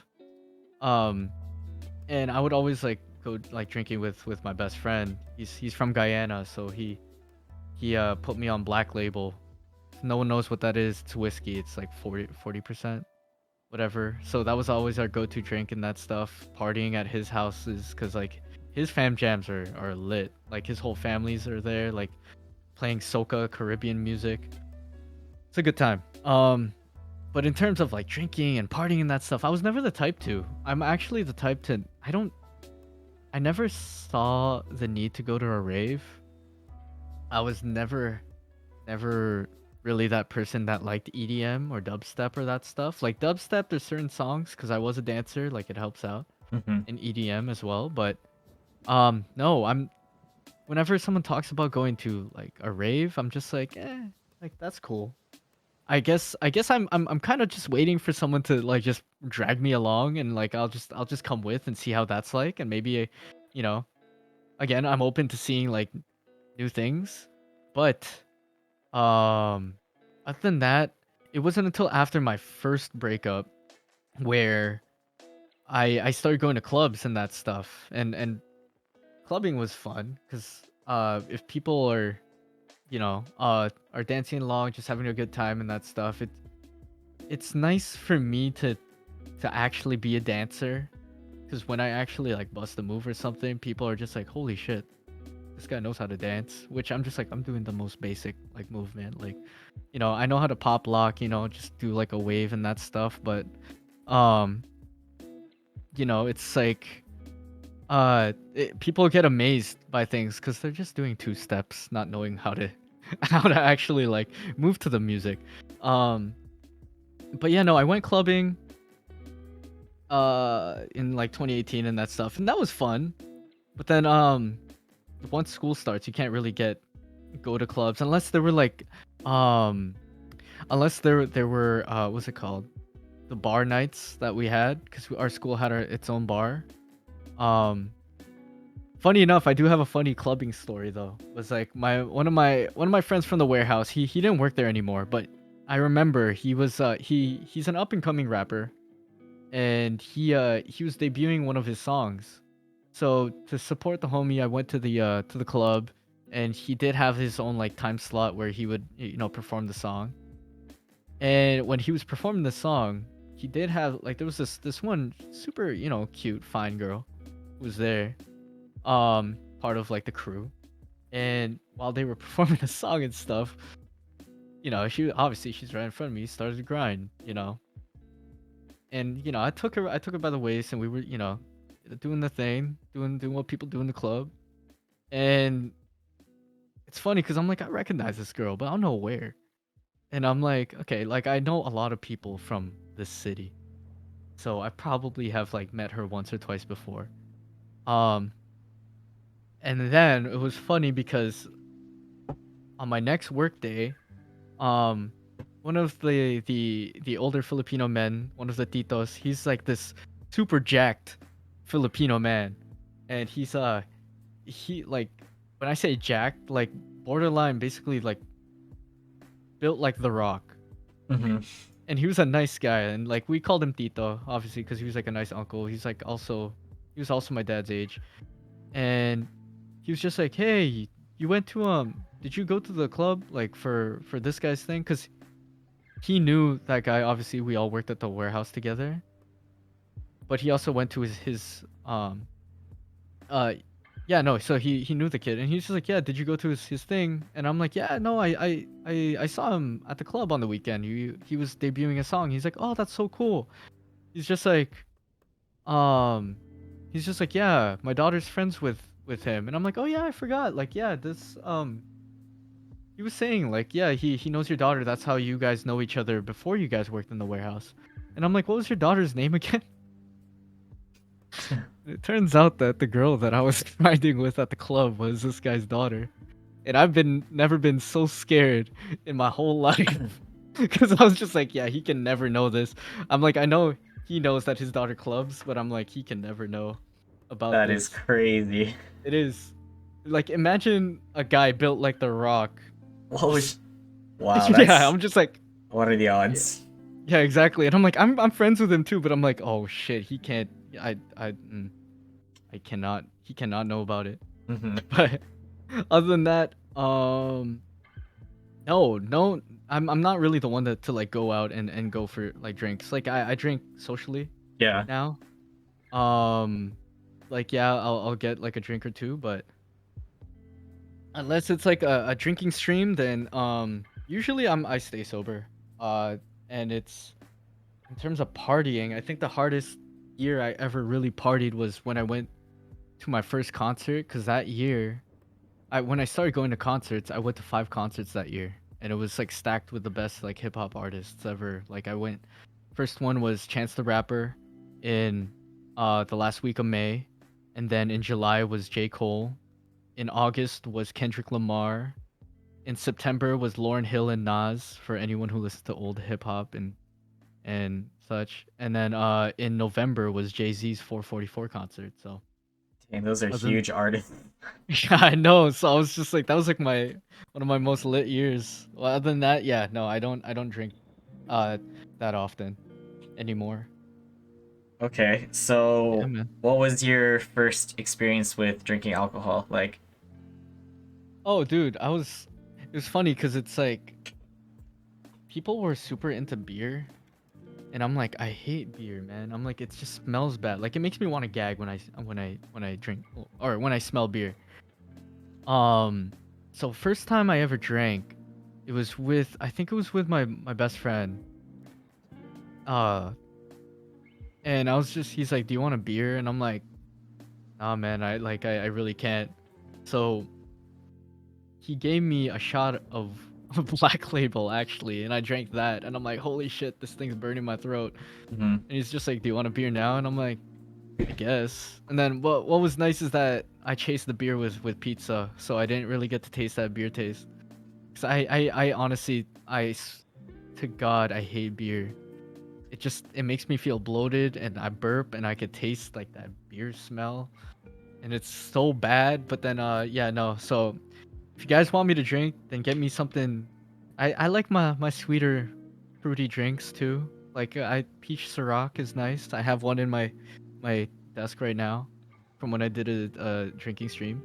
um that soju, whiskey, like they're all good to me as long as they're sweet.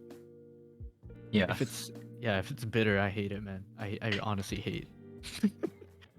Okay, okay. And Yeah. lastly, so what type of drunk would you say you are?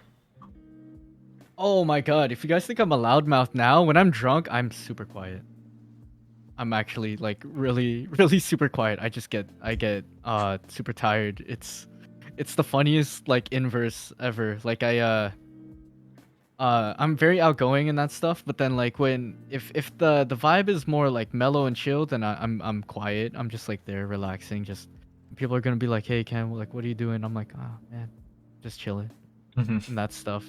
Um, but there's times where my consciousness is still there and super strong, and that's the times if you see me like drunk but still like outgoing, that's because like my actual consciousness is up, I guess, and I'm just trying to party. But then when it's actual drunk me, no, I just sit there and I don't know, I just relax and mellow out. Yeah. For sure, for sure. Okay, so that Hmm. was like the drinking, partying talks. We're gonna talk Yeah. about some of your interests. Hmm. So give us the top 5 when it comes to anime first. Anime top 5. Ooh, in no order at all, because I can't really Yeah, that's order. fine. That's fine. Okay. Uh,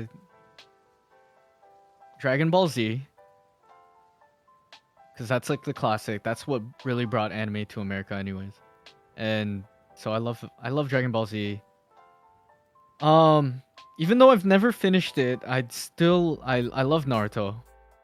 Um, Death Note, because I was one of the OGs. I read it when it was coming out, and then when it, was going through its full run.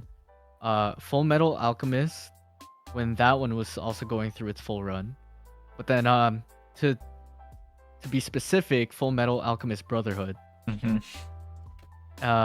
Just because that's like the purest form of that series. And fifth, ooh, see, I don't want to be the one who says Attack on Titan, because Attack on Titan's pretty lit. I won't lie, it's pretty dope. But if no one's watched it, Steins Gate. I love Steins Gate. It's one of the best um form of art and materials that talk about time travel where it actually makes sense and there's no actual loopholes that they go through. Steins Gate's a pretty good one. It's more of like I don't know if it's like a romance thriller, but it's sci-fi thriller. It's pretty good. I like Steins Gate. Okay, anime. Yeah. So how about shows? Are you into TV shows? Yes. Top TV 5. shows. Ooh. Wait, TV shows as in like give me an example, because I gotta get the. Like I don't know. typically There's a people lot. say like The Office or Oh, okay, like okay. yeah, just Like whatever you can live see on action ones, right? Netflix and all that. Yeah. Okay. The live action shows. The Office is good. Well, I don't. That's the thing. I watch TV shows, but like not as often as you'd think, really. That's okay. If you don't even have a top 5. Yeah.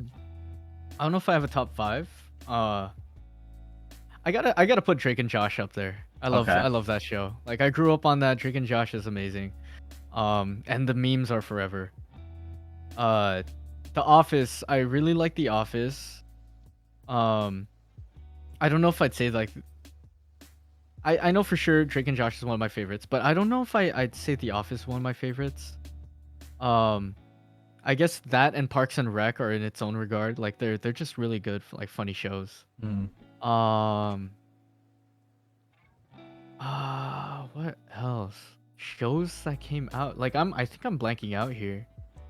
no worries. I All on the top of your Yeah, head. yeah. I think if we were to say cartoons, I think that would be much more easier. Um, Cartoons. Can I talk about that? Yeah, yeah, sure, sure, sure. Okay. Since I was more into animation, I think I could relate more to that. In terms of cartoons, Avatar: The Last Airbender, top 5 of all time. Nothing can beat it, really. Let's see, one from childhood. Oh, there's so many, man. There is so many. Samurai Jack is one of them. I Hmm. love Samurai Jack. Um, the original Pokemon season 1, like with like the iconic song, is amazing. The That's got to be in my top 3 for sure, for sure. Um, ooh, I don't know. There's like, dude, I watch way too many cartoons to the point where it's just like I don't. I just watch a lot. I watch a lot of cartoons. Oh, Young Justice, Lit Show, or Ooh. the Justice League. The Batman the animated series from like the 80s 90s. Amazing show. You guys got to watch that. Batman Beyond. Yeah, no, there's way too many, man. There's too I can name like a whole bunch of shows that anyone could watch though. It's yeah. Cartoons are Okay. lit, man. How about favorite artist and song as of now? For artist and song? I could say this wholeheartedly and proudly. Um Anis. You guys need to listen to Anis, Anees. He's popping off on TikTok and Instagram and that stuff. But he had the song come out called Sun and Moon. and it just came out last week. And now anyone who's on my stream knows because it was one of the songs that I played earlier.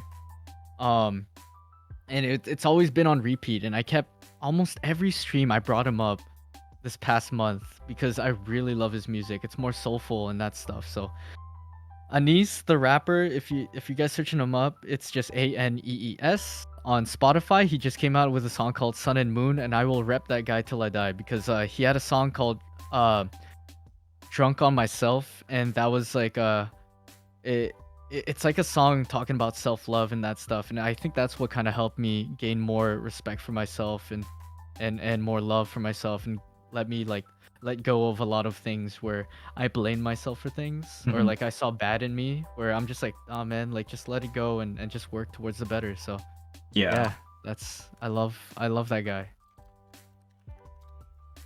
Alrighty. Yes. So, talk a little bit about your other interests that you mentioned before. So, like photography, videography, editing, Yeah. dancing, drawing, magic. So, Magic, yeah. highlights of each of those. Ooh, highlights of each of those. I mean, dancing's always just been a thing. Uh, that I do from time to time. Like I still dance in my like chair. Um, if you guys don't see, if it's like my camera's on the smaller thing when I'm playing Val, or like if you look closely when my you might see it now. You guys will actually see me twitching because I have restless leg syndrome, and it kind of, you could see me like jitter a bit, and it's kind of me doing footwork underneath the table.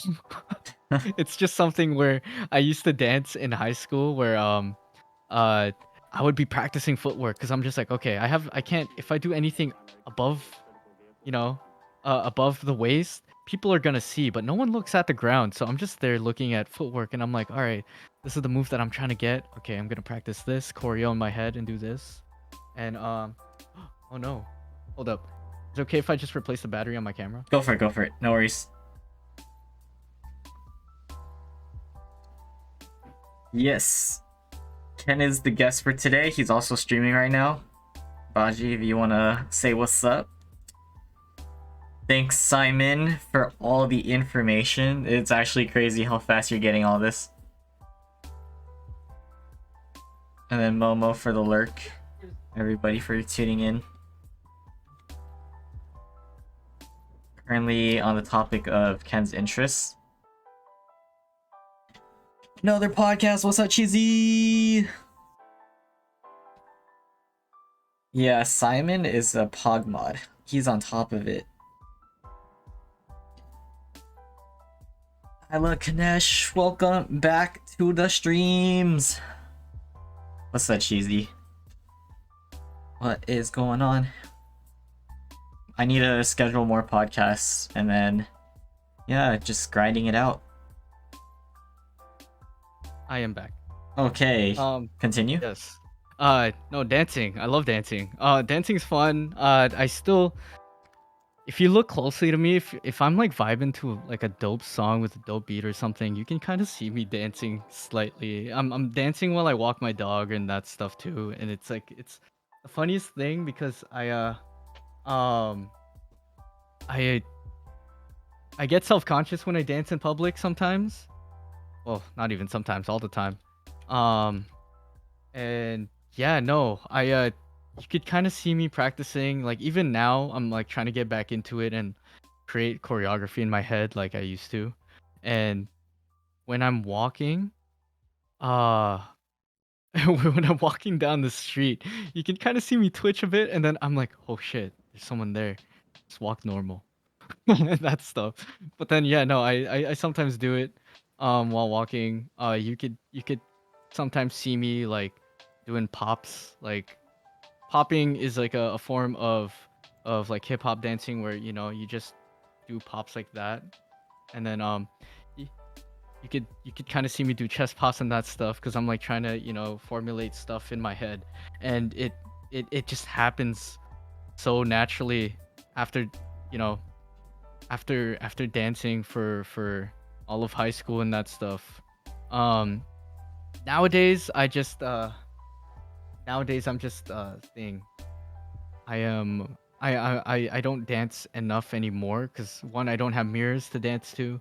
Uh, I don't have time anymore because I'm trying to grind out more stream and like content creation and all that stuff. But if ever I'm at a party and you guys kind of push me to that point, then maybe I will dance. Um uh l- yeah, no, other than that, magic tricks. I do it every now and then on stream. It's I don't know how to transition it in person to actually do magic tricks. I don't want to be that guy to be like people are like, "Yeah, you guys did a." Oh, funny enough, I have a deck here on my desk because I was cleaning my desk. But Okay. yeah, no, yeah, no, people are just if they're like, "Oh, you do magic tricks," I don't want to be the guy to be like, "Okay, guys, well, since I do them, you want to pick a card?" And I'm like, "No, that's." It's just so weird to transition it.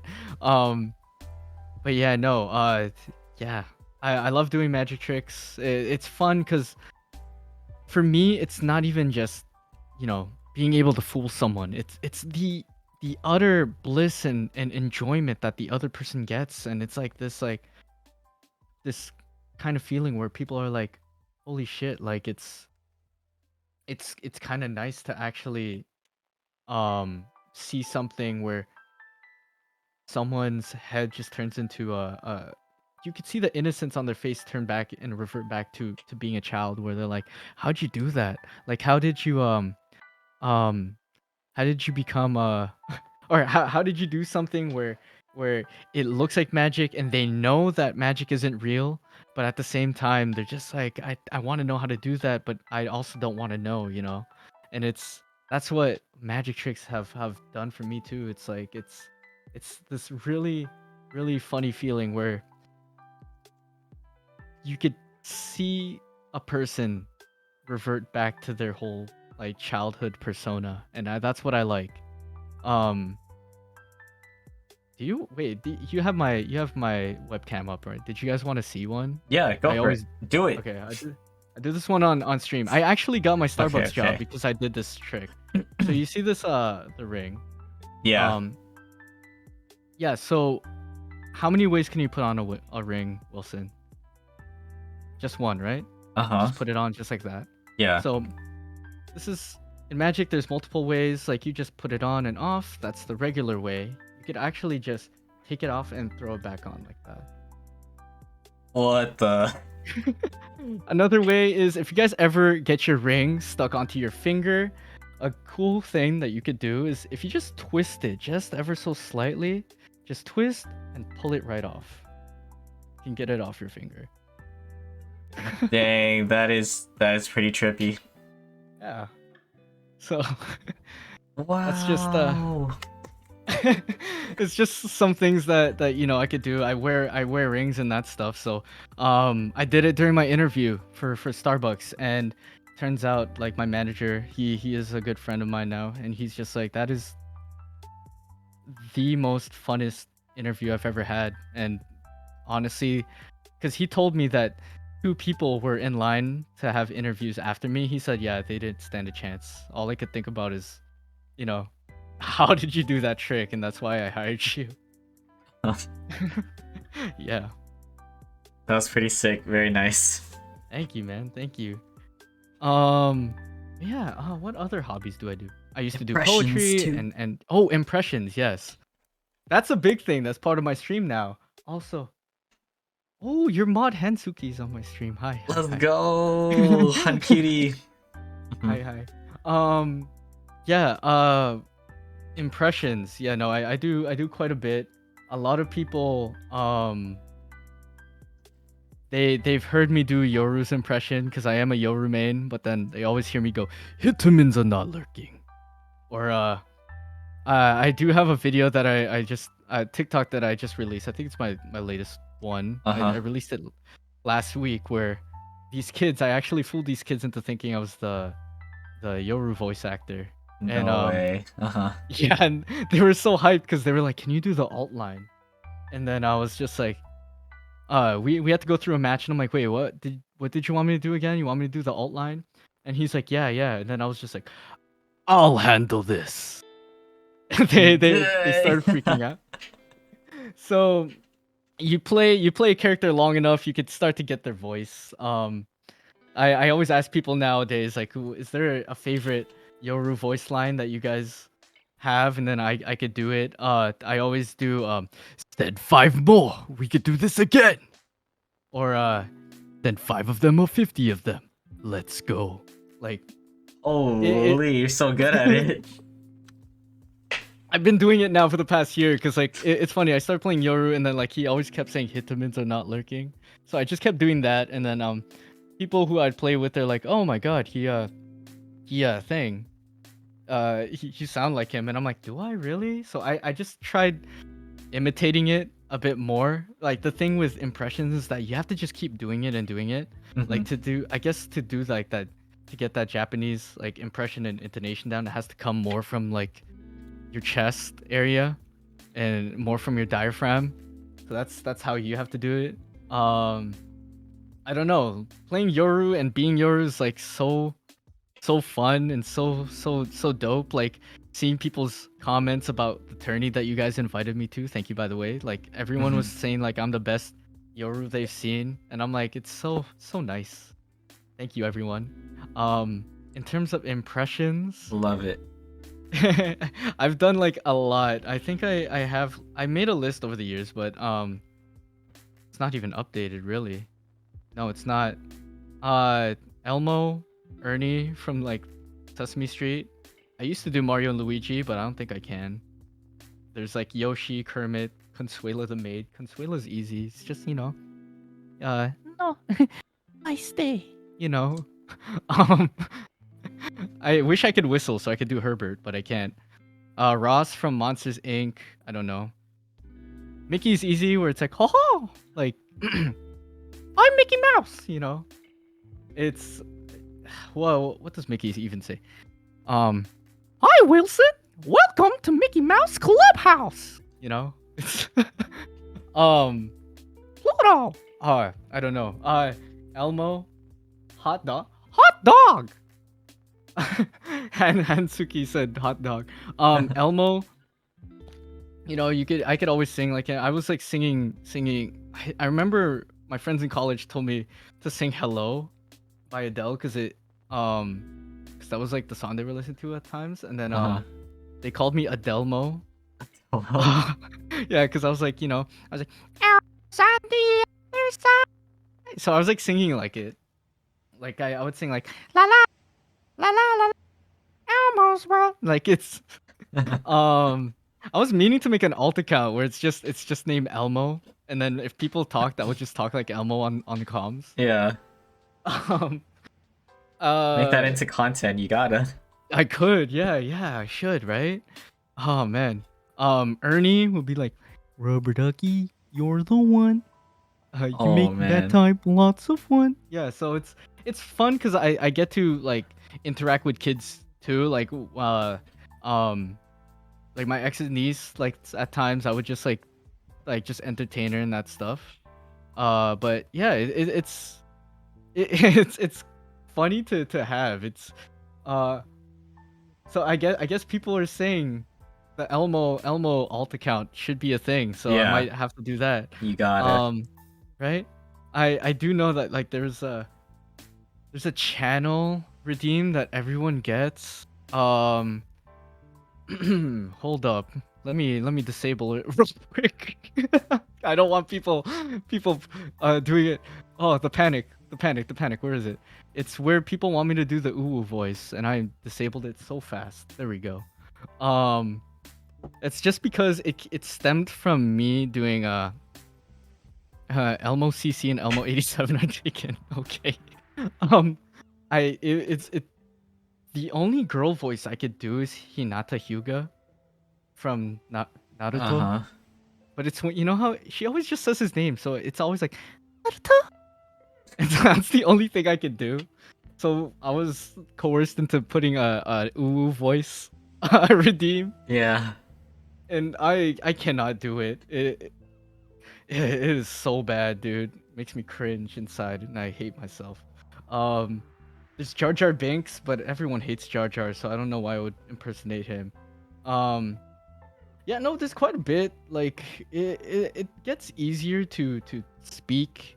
Like the person, especially I learned how to do all of this when I was in the warehouse because usually you're alone driving your forklift. Yeah. So if anyone was close by, they'd hear me being a madman, just doing different voices to myself, just to pass the time. Like Kermit the Frog here. We're here on the Chang Gang podcast. It's doing voices there. It's just super funny, and people get entertained by it. And I like making people smile and laugh and that stuff. Like Mm-hmm. it's always funny when you do like Yoshi dying, and people are like, "What the fuck? Like, how'd you do that?" Like, when Yoshi dies, and it's like, you know, Oh, the mic cut yeah. off. I think it's the Oh noise shit. Okay. suppression. Yeah. Noise suppression. It's too good. Yeah. Yeah, no, it's too loud. But it's Yoshi. Yeah, no, it's voice impressions are super fun, and I wish I could get into voice acting too. I feel like I could, but I just don't know my way in. Um, I also do for Val impressions. I try to do Brimstone. I don't know if my voice is up for it, but I always say like Molly, or uh instead of the alt line, I change it up because people always think it's funnier. It's open up my thighs. um. Oh, and keep it. Yeah, open up the sky. Um, but yeah, no, it's Brimstone. I always joke around that I'm also the Sage voice actor. Um, though I forget some of her lines. But yeah. Oh, it's whenever someone tells me like, "Hey, did you know Ken is the Sage voice actor?" and they're like, "Okay, fine, do the voice." I always, your duty's not over. I'm like, you are a boulder. I am a mountain. Just, Oh people are just man. like, what the fuck?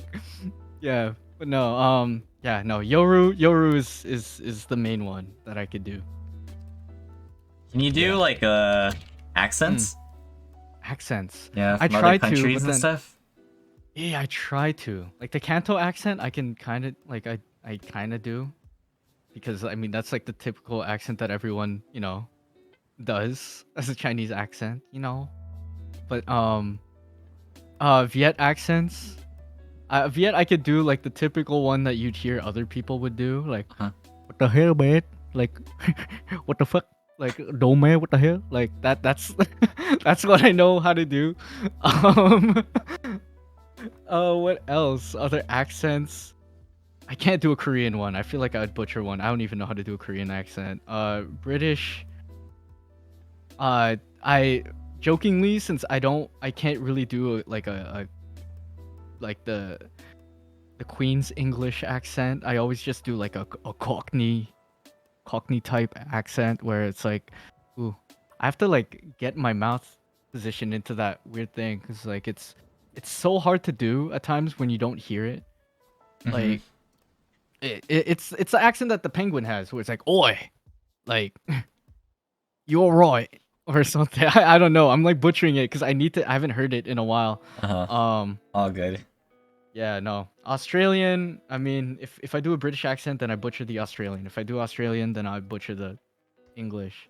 But no, I wish I could do more and more accents, other than Vietnamese, because like Filipino ones, it's quite easy since I grew up one. And yeah, no, it's accents. I don't know. Uh, I could do what Sky's voice line was like. All right, was why, but I don't know how to say it so naturally. I said nar, nar. But or if you say razor blades, it's or raise up lights. I think in a or razor blades in a Australian accent. I think you say something, or is it the other way around? Raise up lights in Australian. You say razor blades, right? Yeah, Mm-hmm. I forgot, but yeah, no. I can't really do like accents. I wish I could do more, but like I would need to practice and practice. But I've had more experience practicing the impressions. Yeah. Mm, Okay, so that's impressions and accents. impressions and accents, Was yes. there any specific drawing that you're like proud of? Specific drawing that I was proud of. Oh, let me see if I could pull some up and I could send some to you because I do have like some that was like my first emotes because I was just like, you know what, these are super good, I guess. Hmm. Um, let me see, and I made them into stickers because I was so proud of them when I was back in my college days. Um, let me see, it's just loading up here. Art, ink, drawing. Um, yeah, no, I was thinking of getting back into drawing again. Like I feel like that would be a dope time. Uh, it's just like having to perfect one craft over another. It's just like I want to I want to make more videos rather than drawing, but you know, when I have time, when things start to settle down, then yeah. Yeah, I'm sending you two of my drawings that I made. And then if I go to, let me see if I can find my school hard drive and find my portfolio because there was a life drawing that I made that was or a painting that I had that I was super proud of. Um, yeah. So I sent it to you on Discord, the two Oh, drawings. these are insane. You like the other ones? Pothead. It's a weed nugget Pothead. with a pot on his head. Yeah. Could do like a whole series of these. Yeah, I there was one that was supposed to be a boba, which I already know Annie lining up for it. Uh-huh. Yeah, no, I had a boba one that I was supposed to do. Yeah, no, I still haven't done it clearly. Um, but yeah, there's a lot of stuff that I still want to draw. And oh, funny enough, I was drawing over here at the cafe where it was just like I was trying to make myself some emotes, some chunky ones, but thank you to Amir, a miracle, because like Amir made me emotes for my channel. Um, this is like I don't know if you could see this. It's a super chunky kid Yeah. holding a sign, and then I just put bitch at the top just because I was trying to be funny. And then no, I have like I was drawing at the cafe and stuff. I might make these into emotes. I don't know who likes dumplings, but I made a character called the Angry Dumpling who's just mad at Nice. everything. So I might be doing those because I've been meaning to. Yeah, it's I'm trying to find. There's this one painting that I'm actually super proud of, and it was supposed to be part of my portfolio. Hmm. And is this personal pieces? Oh, I used to do spray paint art. I don't know if you guys knew that. Uh, uh, uh. Let me see. Oh, that's a really scuffed thing. Um, but yeah, no, I did spray paint art. I do logo creation. Like I made my own logo, the ink logo that you guys see. I created by myself. Um, more so, I have more like videos to. Oh, here's a painting that I did, and then I also animated. Um, there's this animation that I made too. So Jeez. The talent. yeah, I used to do oil Crazy. painting and that stuff. Let me see this. Yeah, and then animation, I did hand drawn animation. There's that I made. Let me see. This one was like we just needed a 2-second video as well of a juice box and animate that, and then I did this for the portfolio because they limited it to 48 frames. So 40, if got no one knows, in animation and movies typically they go by 24 frames per second, so 48 frames makes 2 seconds.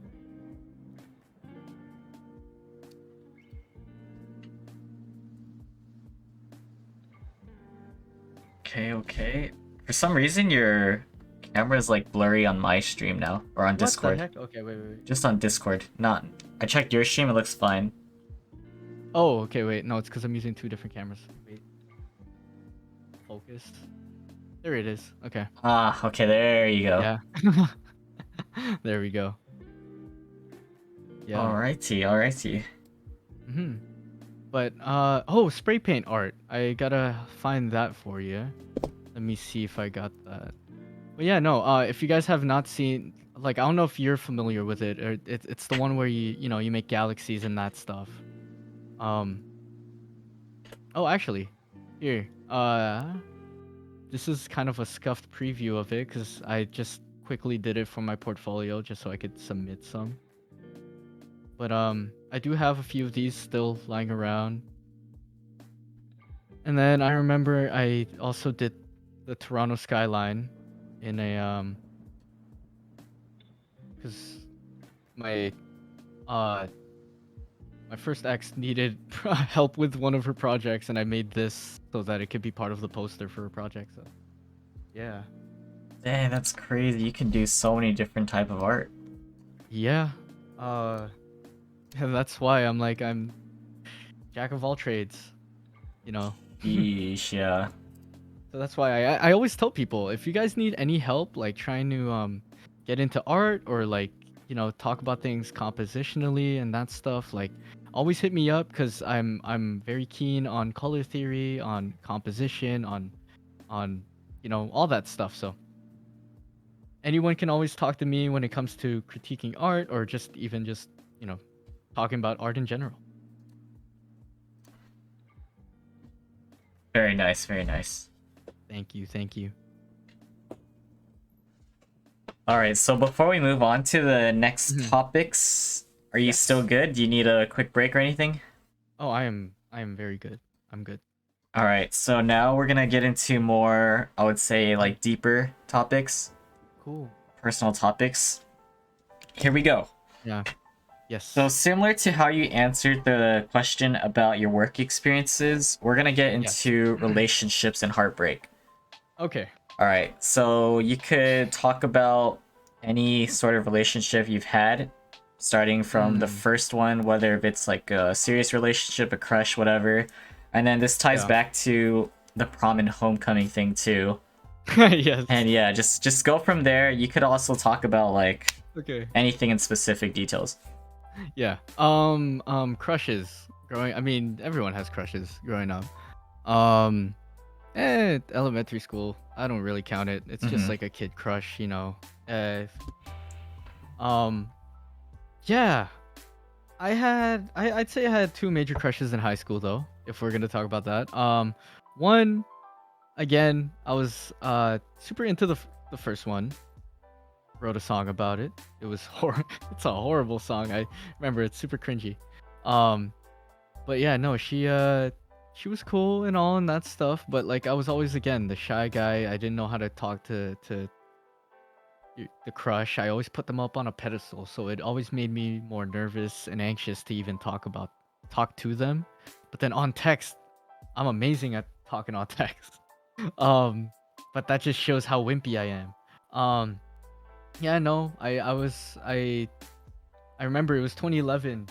I um I bought a bouquet of flowers on November. Okay, which sucks because it's Remembrance Day, but it was also November, which was the 11th month, on the 11th day of the 11th year. And I remember I put that in her locker and that stuff, and it was just, you know, I remember that. I used to do stuff like that, just give gifts all the time, just give a bouquet of flowers during Valentine's Day. That slowly subsided though, that first crush. The second one was, again, she was part of my dance crew. Um, and yeah, I remember she was the first girl I actually tried to ask out, but she didn't really, she's not very good at communication. So I got kind of ghosted, and then after a while it was just like I was just too shy again to even talk to her and that stuff. Mm-hmm. Um Grade 11, grade 12, I gave her a bouquet, like I bought her a bouquet of flowers. I was part of the green industries class. So I was the one who was packing the bouquet too, so I knew where to deliver it to and that stuff. The first, I think, grade 12, because I remember grade 11, she was just like, "You don't have to do this for me." And I said, "Oh, but I want to." She's like, "Yeah, but it's just so much money, so you don't have to do it." So the next year, because the first one came with a note, the next year, there was a note, but I didn't put who it was from. So I got her another bouquet and I delivered it to her personally. And she's like, what, where did this come from? I'm like, oh no. um I remember the the note that I had. It had a poem. I don't know if anyone knows. There's a comedian named Bo Burnham, and he had a book called Egghead, which had his poems and written work. I took an excerpt from one of his poems, and it was like the last line of them, and it was like one of my favorite poems from him, where it says, you shouldn't try to be perfect. Perfect should try to be you. And I had that on the note. Mm-hmm. Um, yeah, and again, I mean, things were just awkward because one, I didn't talk to her. Two, she was also very socially awkward. She was like me. She was a social butterfly, but uh, yeah, yeah, from time to time, like we would talk, but then now we just don't talk anymore. Um, yeah, if you want to talk about prom, there's a well, was there a specific thing about the prom that you Like, wanted to talk about? who'd you ask out and like how'd it go? Oh god, yeah. So I was skipping class. um, Uh-huh. and funny enough, I skipped class because I knew she would skip class first period. And so she was in the library and I was there too. And she was gonna go study for a class from that was coming up for a test and that stuff. And I was just like, okay, I know she's gonna be here. She's gonna skip class. Let's go to the library and let's get there early so that I could talk to the people and it's not like I followed her to the library or something. So I mean, I did have friends who chilled there too and they knew that I would skip class. Mm-hmm. So yeah, we were just chilling there and the most awkwardest thing was while I was asking her to go to prom, one of my friends was trying to ask her while I was talking to her. What? Yeah. And that's the thing. So I got rejected. It was kind of bad. I was heartbroken, won't lie. Uh so what happened was I knew that she said like, "Oh, I don't know if I'm going to prom." Cuz I was asking her. I asked her like a week or Mhm. two prior. She's like, Yeah. "Oh yeah, I don't know if I'm going. Like $80 to go to the prom and pay for the venue and all that stuff is like a lot." And I'm like, Mm-hmm. "True." But I'm like, "It is going to be your only prom." Um so at that day in the library, I was just like, "Hey, I know you said you might not go to prom." I'm like, Did your mind change?" She's like, "Oh, I don't know." Uh I'm like, "Are you going with anyone?" She's like, "No." And then I'm like, "Well, I wasn't I didn't know if I was planning on going and stuff, but I do have a ticket.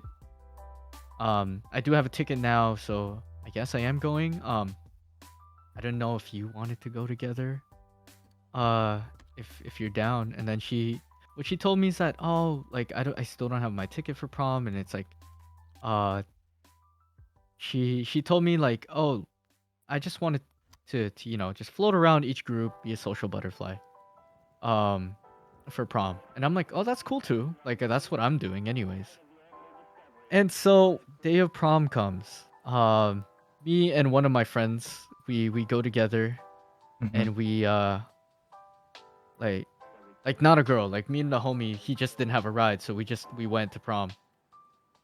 Turns out, cause so she's a dancer outside of our dance crew too. Like she was part of like Team Canada for contemporary dance and that stuff. She brought her dance partner to the prom Mm-hmm. instead of telling me like, oh, okay, I am going with someone. So I was heartbroken. I was that whole night I was actually just sad. I was Damn. just eating away my problems with the Mm-hmm. food that came out. um yeah, when it came to the dancing portion, I was so sad. I was just sitting there like, and my friends were just like, Ken, it's okay. And I'm like, no, it's not okay. Huh? And then that whole uh high school love is so stupid, man. And I'm just there not enjoying my time, not anything, making it like a whole big deal to me, which I shouldn't have. I should just partied it up. But the funny thing is, there's a dance circle coming up, and my one of my boys is just like, "Hey, yo, let's like, you know, bust the move on the dance floor. You're the dance crew guy. You're the dance crew captain. Like, why don't you fucking dance?"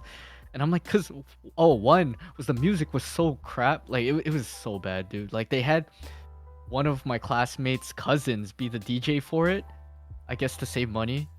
But he just kept playing like Latin remixes to popular songs, and I'm like, no, just keep the hip hop.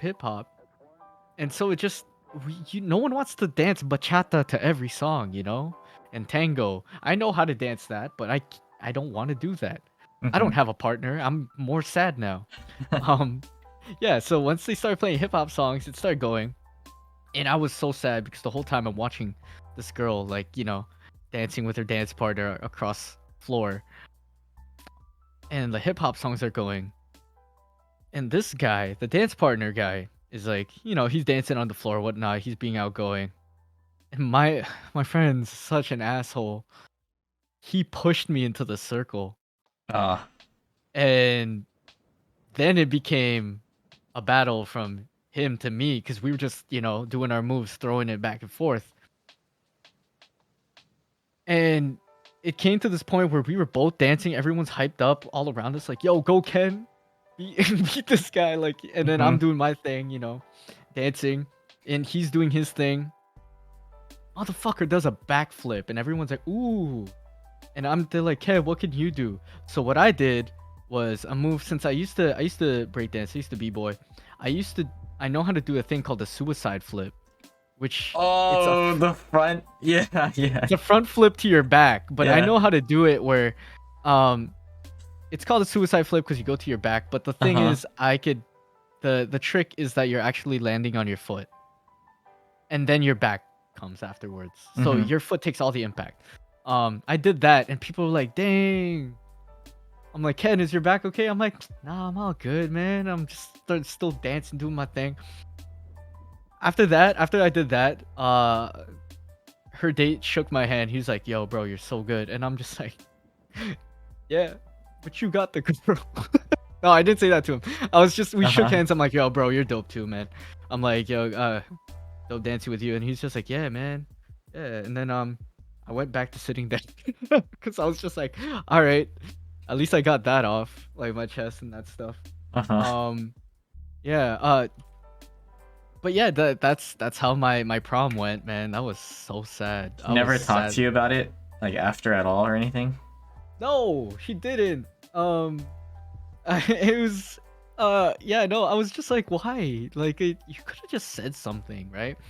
Hmm. I Cuz we sat next to each other in media arts class, and she didn't, when she wouldn't know the projects, I would do them for her. Where it's just like, okay, you do this, you do this, you do this, and by the time I was done teaching, I actually finished the project. And she would always be like, "Oh, you're so good at doing this." And I'm like, "Yeah, of course I am, you know." But yeah, no, Yeah. yeah, no, it is what it is, You just get so wrapped up in your emotions that you just get so paralyzed in talking to the person that you want Hmm. to talk to. And I feel like these days when people are asking me, um, uh, when people are asking me like, how do you talk to girls? How do you like flirt with them? How do you do this? And I'm like, I think for me, it just comes with one, being myself. Two, it's like I'm corny as hell, and a lot of people don't like corny, but the ones that I talk to, they do, and they see it as being charming and that stuff. And it's the fact that I can, make a joke out of something so fast and be witty and that stuff that I find kind of adds a sense of charm to myself. But again, confidence is key. Just be yourself. And yeah, like I've been with, I guess, 6 girls in my life, and like 2 of them as girlfriends. And yeah, so it's like, um no, if we want to talk about heartbreak, holy, like, no, it's the first one, the first girlfriend. Oh, that shit hurt me. um yeah, Hmm. it's that Loki, after that breakup, I actually got depression and anxiety from that. So that's like something I deal with to this day.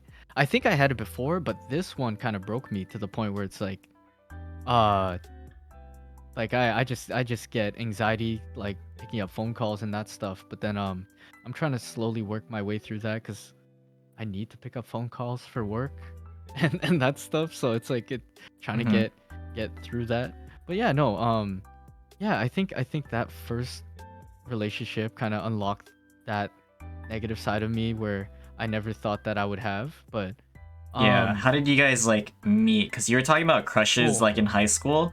yes, So like, where sorry. did this go like in chronological order? Okay, chronological order. Mm-hmm. Um,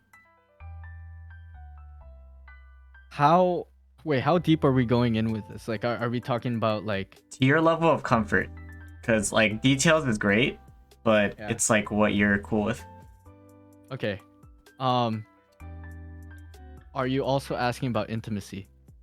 You don't have to talk about it if you're okay with it. As long as I get an idea of like what you went through, that's like the goal, you know? Oh, okay. First girl I talked to, funny enough, was a girl that like, uh, I think like I met like in high school, but she was like a year younger than me and that stuff, and she kept coming to like the dance crew stuff because we would always have like dance classes, and yeah, no, that was the first time I ever hooked up with someone. It was because she was coming on to me and whatever, and then yeah, no, yeah, I first time. Oh wait, no. That was way after. So I met this girl. We were friends, even like from the high school stuff. But like, yeah, no, yeah, I'm a late bloomer when it comes to like relationships and intimacy and all that stuff. So funny enough, first kiss I ever had, 19 years old. Um, and it was on the side of this girl's house, and we got intimate. Mm-hmm. um, after that, it was just like, I mean, yeah, it was a friends with benefits situation, and then we uh after we just like stopped seeing each other. A month or two after, I met my ex, my first ex, on on a dating app. Funny enough, it wasn't Tinder. It was Badu, but Badu was called Hot or Not before. Mm-hmm. Yeah, and we bonded on the fact that she wanted to get into animation as well. So yeah, yeah, we were together for 6 months. We broke up on our 6 month anniversary. Um, what else? Oh, that relationship was toxic, mainly because mainly because her parents, well, mainly her dad didn't like me for some reason, which I think it started because I got her mom a bouquet of flowers for Valentine's Day, but it was, and my ex told me that he kind of forgot their whole anniversary, so I guess he started seeing that it started, I don't know, feeling some negative feelings towards me or something. Mm-hmm. And then yeah, no, he was the one that broke us up. And that was the shitty part of it, was that yeah, he just he kept saying bad things about me, like, and my ex would tell me and that stuff. Like he would see us just walking her dog at the park and he would just be like, I don't know, he would drive around the neighborhood just to see where she was. And he knew that we were together and that stuff. I would go to her birthday party and that's and yeah, and like I did a lot. Like we went ice skating together. We like I would every time I would come over to her house, I would bring like a dozen donuts or like Cinnabon or something, just so I can. They're inviting me into their home, so like I'm not gonna come empty-handed. Um, someone says L dad. Yeah, Mm-hmm. no, he wasn't L dad. He Valentine's Day too. Like I made this whole like Valentine's Day bucket. Like I bought a bucket from the dollar store and then I filled it up with all her favorite chocolates, like Aero. Um, it was for some reason she liked mint chocolate Aeros, Snickers and Mars bars. Um, and then I also got that bouquet of flowers for her mom. And then at the Disney store, I bought the largest Minnie Mouse figure. Um, and among some other things that were inside that Valentine's bucket. But then I went to her school and then I gave it to her. And yeah, but yeah, it was nice. Like I'm the type to like go off in a relationship and like give and that stuff. Um, and that's the thing. Like I would always treat her at the dinners. We would go to like a steakhouse and that stuff, and I would be paying for it. And in the end, like I would also help her with the animation because I had friends who were in the animation program, and I knew that was her main goal. So like I would put her through to my friends who could teach her and critique her and do all that stuff. She didn't, sadly, didn't make it in, and then she started to blame me for not being able to be admitted there because she said I took away too much of her time and that it was my fault. Then her dad was also adding on to that, and yeah, no, it was just a bad time for me. Mm-hmm. Um, Yeah, and then I guess like it sucked because it was first my first breakup. I cried for months. No, yeah, I cried for a little over 6 months. But then I saw that sorry, I'm looking at comments. People are saying I'll be your ex. I want to be your ex. But yeah, no. I saw that I did like ultimately I got replaced. And that kind of set forward in motion where I was just like, all right, let me hit up Tinder again. So my whole face came on. 2019. Uh, met three girls. Oh, it's okay. Here's the thing too. My ex kind of ruined me. Where when after we broke up too, she did say something where she was just like, all right, like yeah, every time that we did it, I never actually finished, and that like it was all just a lie, blah blah blah. So that hurt me for a while. Mm-hmm. Um, so going on Tinder, I was always just so shy too. I'm like, should I go on a hookup? No. No, it's because I'm not good, I'm not good enough. I'm not this. I'm not. So that set in a lot of uh problems for me for a bit. And then so after these three hookups and that stuff, well, I would there's this thing that I do and I don't mean to do it, but it's just I'm like, "Hey, was it good?" And yes, they said it was good. The second one that I hooked up with actually called me back because she's like, I never, had a hookup like that before. And I'm just like, okay. And to me on the inside, I'm like, hey, I think I might be good. I don't know yet. Uh-huh. I was still doubting myself. And yeah, and then the third one is, oh my god, I'm nervous now that Annie's here. Um, the third one was like we just multiple times. She had a dorm room to herself and that stuff. So yeah, and it's funny is that oh, it's my dog. My dog's outside my room. Um, my yeah, no. So the third one, she had her dorm room, and yeah, and then I thing. We hooked up a few times, and I still had this thing where it's just like, was it good? I don't know. Like I don't. Um, and yeah, so after those three girls, I met a certain someone which everyone knows. I won't say the name. Um, and as everyone knows, we had a 2.5 year relationship. Um, and yeah, and then I cried the first month when we broke up. There's a VOD out there where you can see me crying. Um, but honestly, I wouldn't have it any other way. I'm not saying like, oh, yeah, like it was toxic. Like, no. Honestly, the best relationship I've ever had in my life because it taught me a lot of things even after oh shit. Sorry, I'm quite fidgety person. No worries, no Um, worries. yeah, yeah. Uh, I uh I think the breakup might have been the best thing that's happened because one, it's like she taught me so much during that relationship, but even afterwards, I was still learning from it, and I'm can never be more thankful to a person in my life ever. Um, as much as like it might be, you know, the relationship between us has been a bit toxic to the point where like I had to get away from it too, where I just had to stop trying to communicate. Um, yeah, no, the heartbreak is there. The heartbreak's still there. Um, just trying to go day by day, working and stuff. People are people come and go, and I start to recognize that. And again, I think it was because of this time around, I I got to finally work on myself, even though it's such a short time. I got to focus more on self love and worth and all that stuff. I'm like the best I've ever been.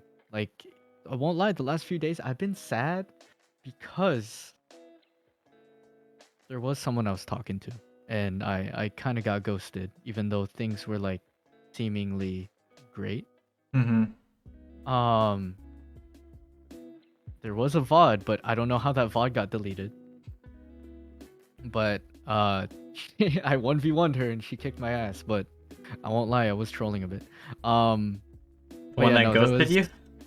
yes, the one that ghosted me. Okay. The day that we started talking that stuff. Um, oh, backtrack.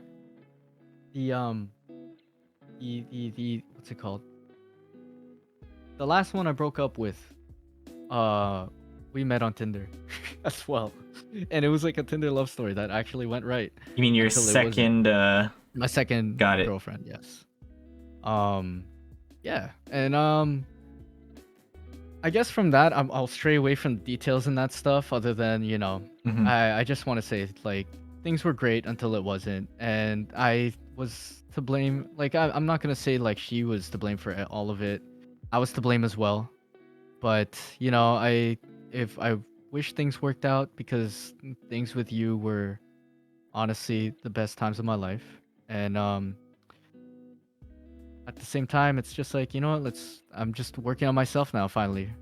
Uh and I'm just happy to say like it's going well. I mean, like after, losing that portion of my life, it was I s- I don't want to say it in a way that like, denotes negativity, but it kind of propelled my life forward just losing that side.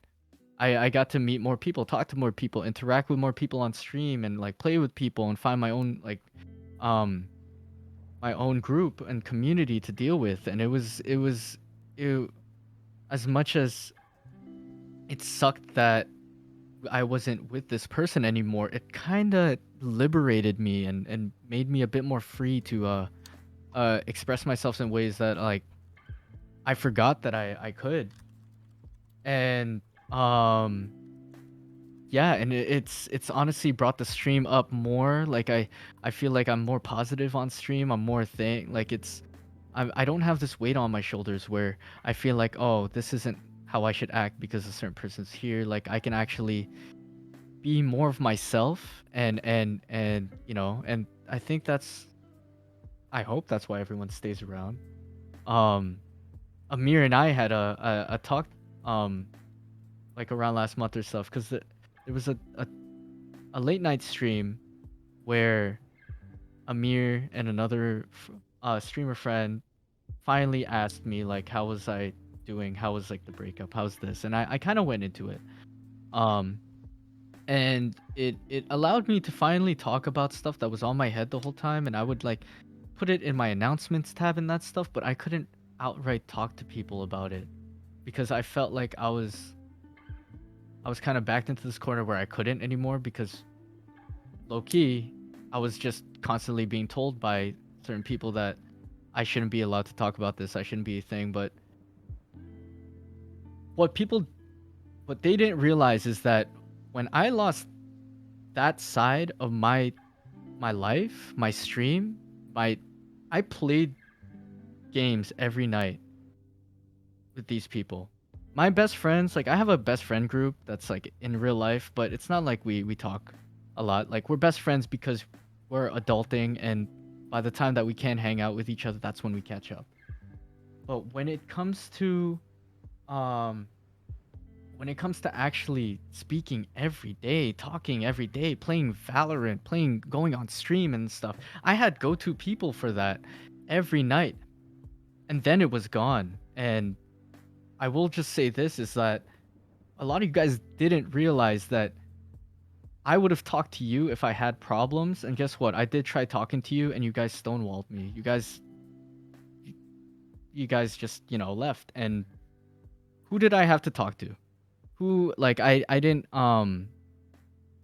have anyone else to talk to other than the people that I was familiar with on stream, and that's why I started opening up to stream more and opening up that side of my life. Yeah, I'm not. It was like something that it was more so like they didn't want me talking about it and stuff, but I'm like, these are my genuine feelings that I needed to get out and talk about, but no one a lot was there to listen for me, which is why also as a side note, like I wanted to make a podcast too, like you, where it's like I wanted to listen to people because that was in a time that I needed someone to listen to. I had nothing and I had to search for that myself. And that's what I wanted to open my podcast to. But anyways, like yeah, I just found more and more people that would like talk to me and listen to me. Funny enough, some of the best friends that I've made were inside of Valorant. I would be comping and just being nice to people and that stuff because I knew I was being toxic during in game, and then I started figuring out like, no, just be positive and that stuff. If someone's toxic to you, just shrug it off. But there's times where you want to troll people, but I try to do it in a nice way.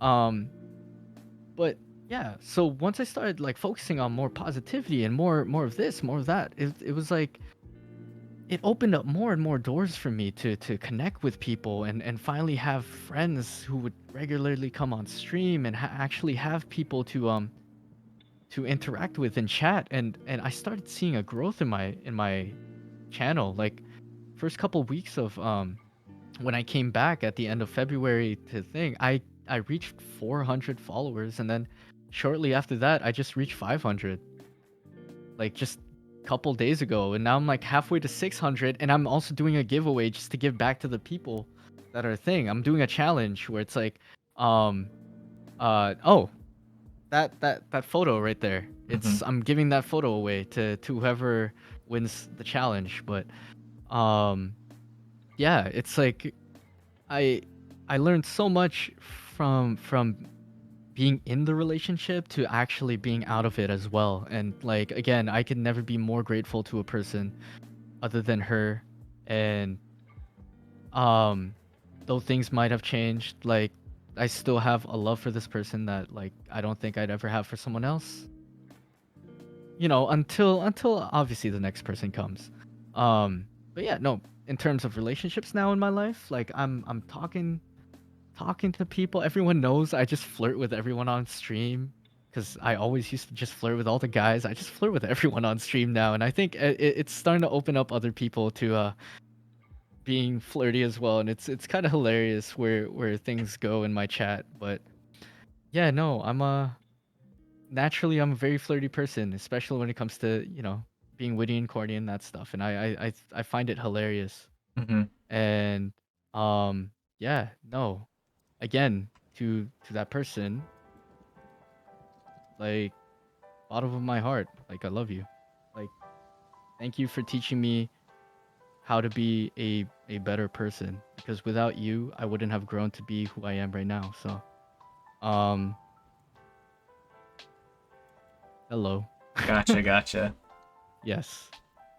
All But yeah, no. right. Yeah. So with your experience, Mhm. what would you say, like what general relationship advice would you give to other people?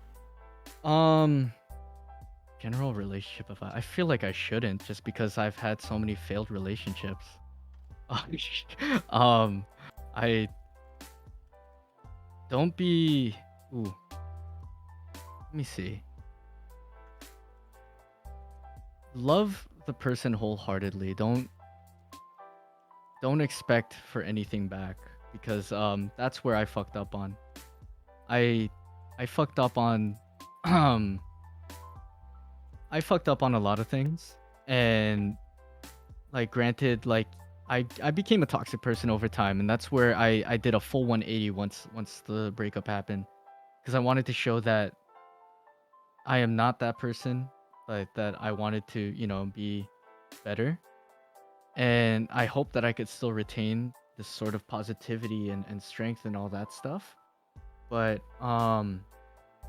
when it when it comes to being in the relationship, there were times where yeah, I did stuff because like I love the person, and then later on I would kind of hold it over their heads, and I don't think that's fair for anyone. Um, that's not fair for anyone really.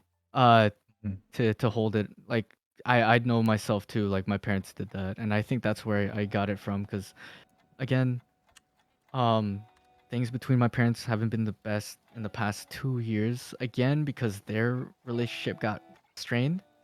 Um, what time now?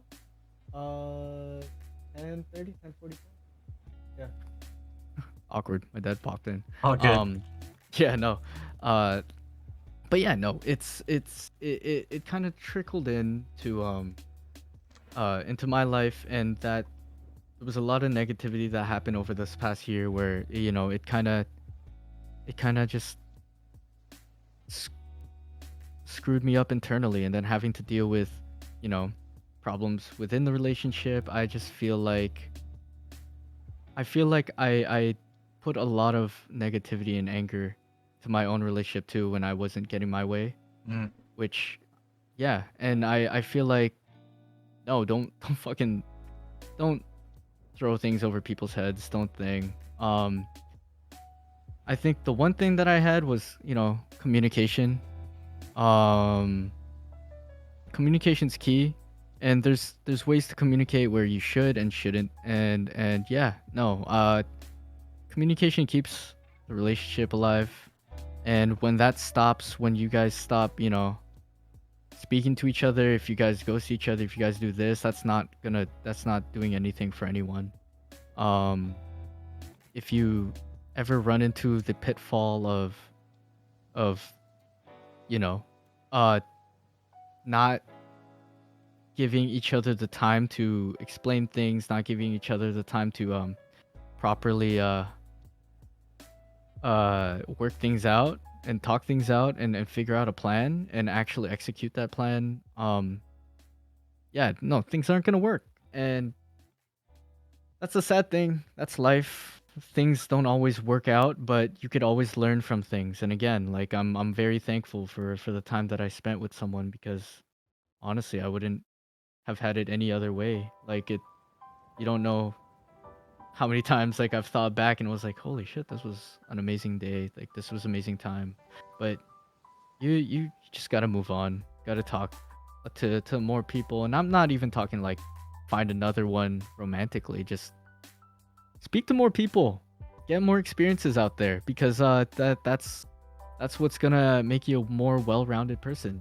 And I feel like that's what this whole journey has been this past 2 months, is refinding myself and finding myself in other people that I can, kind of take back and give back as well. So yeah, no, I love I I love everybody. Like I'm just, trying to maintain that positivity, and yeah, it doesn't, to me, nothing really bothers me anymore. Um Everything to me is like all in the past. I'm just trying to do better, trying to live better. Um and I just try to take that into account with every relationship I run into. Hmm. Yeah, and I always say this to everyone. I'm always open. Like if you guys just talk to me and like shoot me a DM or something, we could always talk. Like I think mine now is like my only goal is to help others. Now that I've found myself, and you know I've done what I could to heal myself in that way. All I have to do is give it time. But I'm I'm here. I'm here for anyone who might want talking to, and that stuff. So Hmm. yeah, I just changing my whole goals to just give back, and more so benefit others in their lives who are going through a struggle. Because trust me, I've gone through so much that at this point in time, like, I think I'm content with where I am. Though I don't have everything, I don't have the girl, I don't have, you know, the car, the house, the whatever. I'm content with where I am right now, and wholeheartedly just I'm very thankful for everything that I've experienced. Yeah, man. Okay, thank you for that. That's the advice. So, still talking about relationships, what are some Yes. red flags that you've come across? Red Just in flags. general, yeah.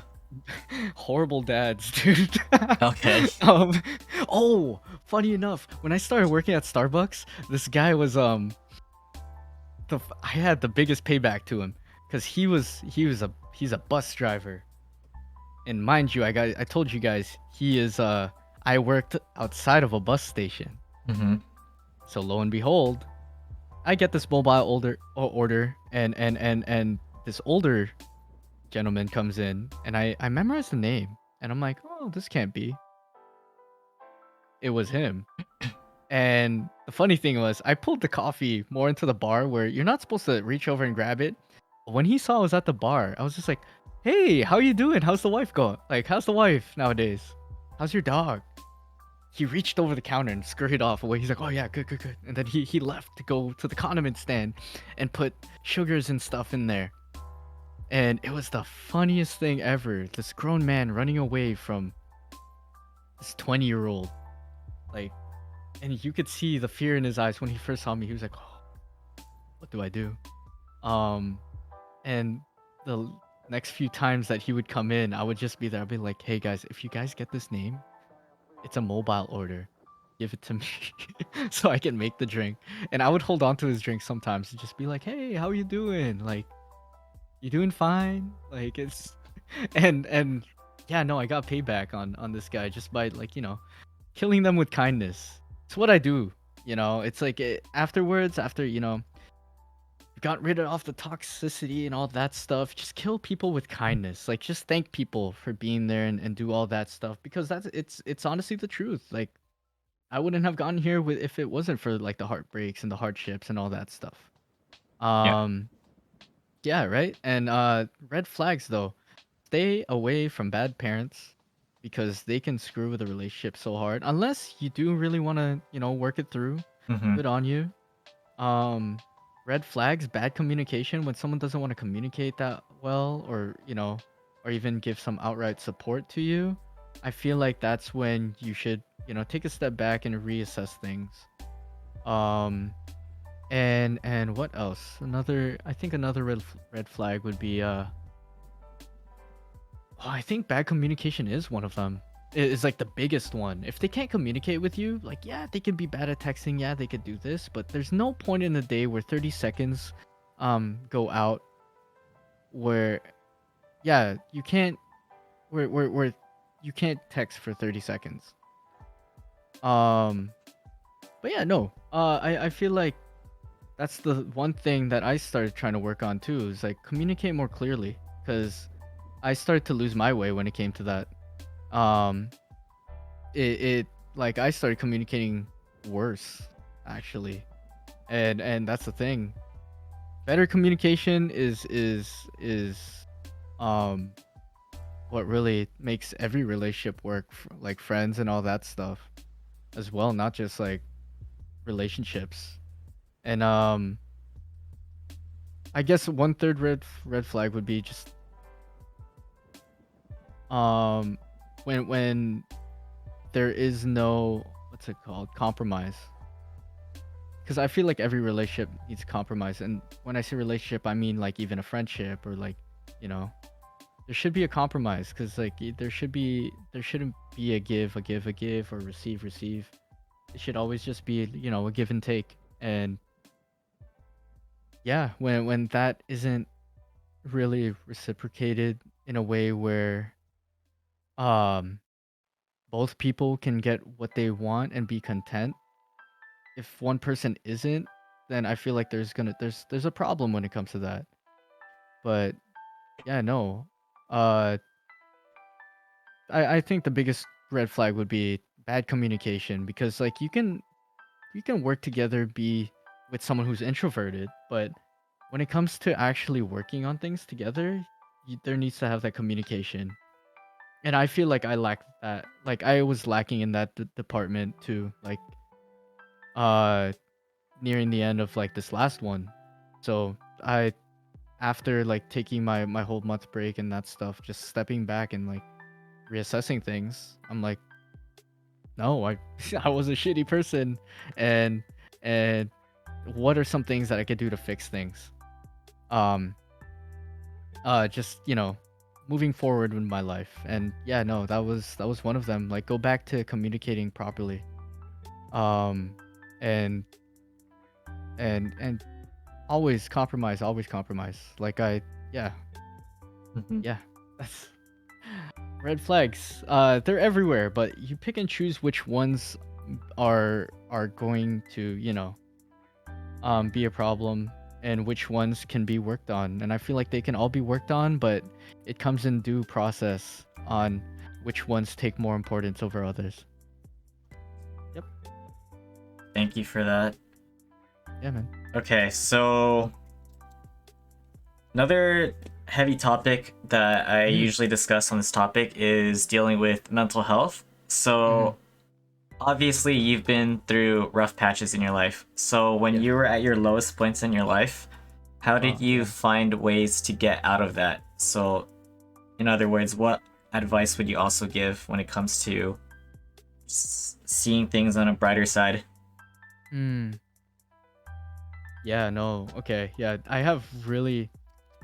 So when I get into those states, it is horrible. Like it gets bad. Like um but I think in the last 2 months I don't think I've ever had like one bad like thought. And when I mean bad thought, I mean like suicidal thoughts in the last 2 months, which is really I'm kind of proud of. But it's like when I get into that headspace, you just need to take a breather and step away and then one, you can't be reassessing things when your head isn't clear. Two, do something that you like that makes you creative, or at least that's for me. Being creative is my outlet. I started, making edits again, cinematic edits, and then like I made personal ones that I haven't like shown anyone. It was just for me to, get the emotion out and that stuff.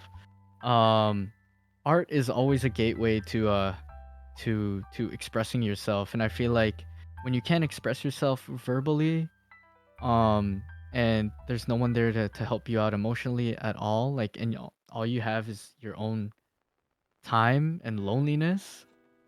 That time and loneliness can be a powerful thing in the things that you produce. And and if you don't have a certain like hobby or something that you want to, you know, pursue in terms of art, there's always music. Music's always a great getaway to get into things. Like I had art and music, like music by Anis. Again, it he has that song "Drunk on Myself," and that's the song I've been playing almost every day now for the past 2 months, because it's a way to reassure myself, like know your know your self worth, know your have that self love for yourself. Uh, yeah, and it's he has like a line in that song where it's just like, um, you respect myself to be foolish, accept myself when I'm wild. And it's just like, and he also says to honor your self-worth. So it's like it's just a song that like just gives me power in that stuff, where it's just like, you know Mhm. what, yeah, you're a shitty person, but that doesn't mean good people can't fall from grace. And that's the thing, like you just gotta ponder your self-worth, know that you are loved, but also you gotta know that you gotta have that love for yourself, because no one else is gonna love you at the end of the day as much as you love yourself. And if you have these bad thoughts, sadly enough, you're not gonna overcome them unless you gain that confidence back. And it's easier said than done. Trust me. Like it took me years for me to even get to this point in time. Again, if it wasn't for my ex and I breaking up and me learning from that relationship, and seeing all the great things she's done and all the stuff that could be worked on, and me not being thankful for even having her around for the past 3 years, like out of heartbreak, that shit, you know, made me into a better person. And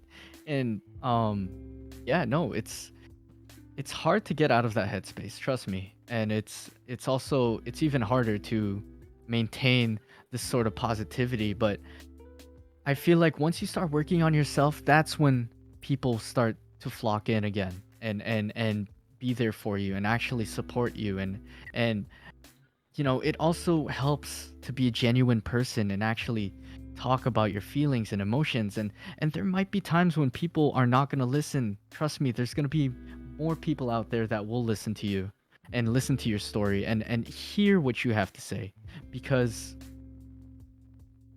at the end of the day, though you might feel lonely, you're not lonely. You're not alone. I feel lonely every day. The past 2 days I've been lonely. Um, but guess what? Like, that's because low key you're kind of putting the power of your own self worth into other people's hands, and it fucking sucks because I do it still every day, and uh, it's always just remembering what makes you you and what makes you tick and how great of a person are you that you are alive to this day where people still want to be your friend. Because trust me, I after this whole breakup and that stuff, I thought no one was going to be around, and now I have Wilson here. I'm on Wilson's podcast. I have all you guys. I was asked personally by these guys to be on their team on the tourney, and we fucking killed it. So, yeah, no, you will always have people around to support you and think about you. And though they might not be there talking to you at that moment, guess what? There's not one thought in a day where you are not in it. And yeah, no, trust me. And if anyone has any problems trying to find that self-worth, self-love, and that stuff, let me tell you, you are fucking amazing. You can do it, because if I'm still here, you could always just reach out to me and talk to me as well, because I do not I feel like though I do have depression and that stuff, happiness does stem from knowing and respecting yourself. And yeah, no, you guys, if you guys are having trouble finding that, then I'm always down. Um, but yeah, no, depression, anxiety, it sucks. Um, you just Mm. gotta get through it sometimes. And to those who don't think that you can get through it, I'm here. Reach out to me. I I'm very open to talking and that stuff. So yeah, All right, that's the mental health talk. Thank you. yes sir. Okay, so moving forward, how would you Mhm. say COVID has impacted your life personally? Oh dude, man, the fact that I don't have a photo business sucks. I yeah, but I mean it. Hey, if I didn't have this, if I didn't have you know, if I didn't have the person that I had during COVID, because I feel like COVID was the best time of our lives in 2020 when we had quarantine, because we just had each other and we were learning how to cook so many things. TikTok brought this whole side of everyone's creativity out, which I love. Everyone shits on TikTok, but guess what? Yo, I wouldn't have learned how to make, chicken katsu or or like I'm just thinking of all of the foods that we made that year. But yeah, no, it wouldn't have made me create r- red velvet cheesecake brownies for my ex's birthday, which I made it blue because that was her favorite color. Um, but yeah, no, I think royal blue or seafoam blue is like her favorite. Shoutouts to whoever wants to court her next. um, but yeah, the red velvet cheesecake brownies. You guys gotta try it because I'm pretty bomb at baking. I throw down in the kitchen. I know how to make like Chinese takeout wings, like fried chicken and that stuff, and fried rice, whatever.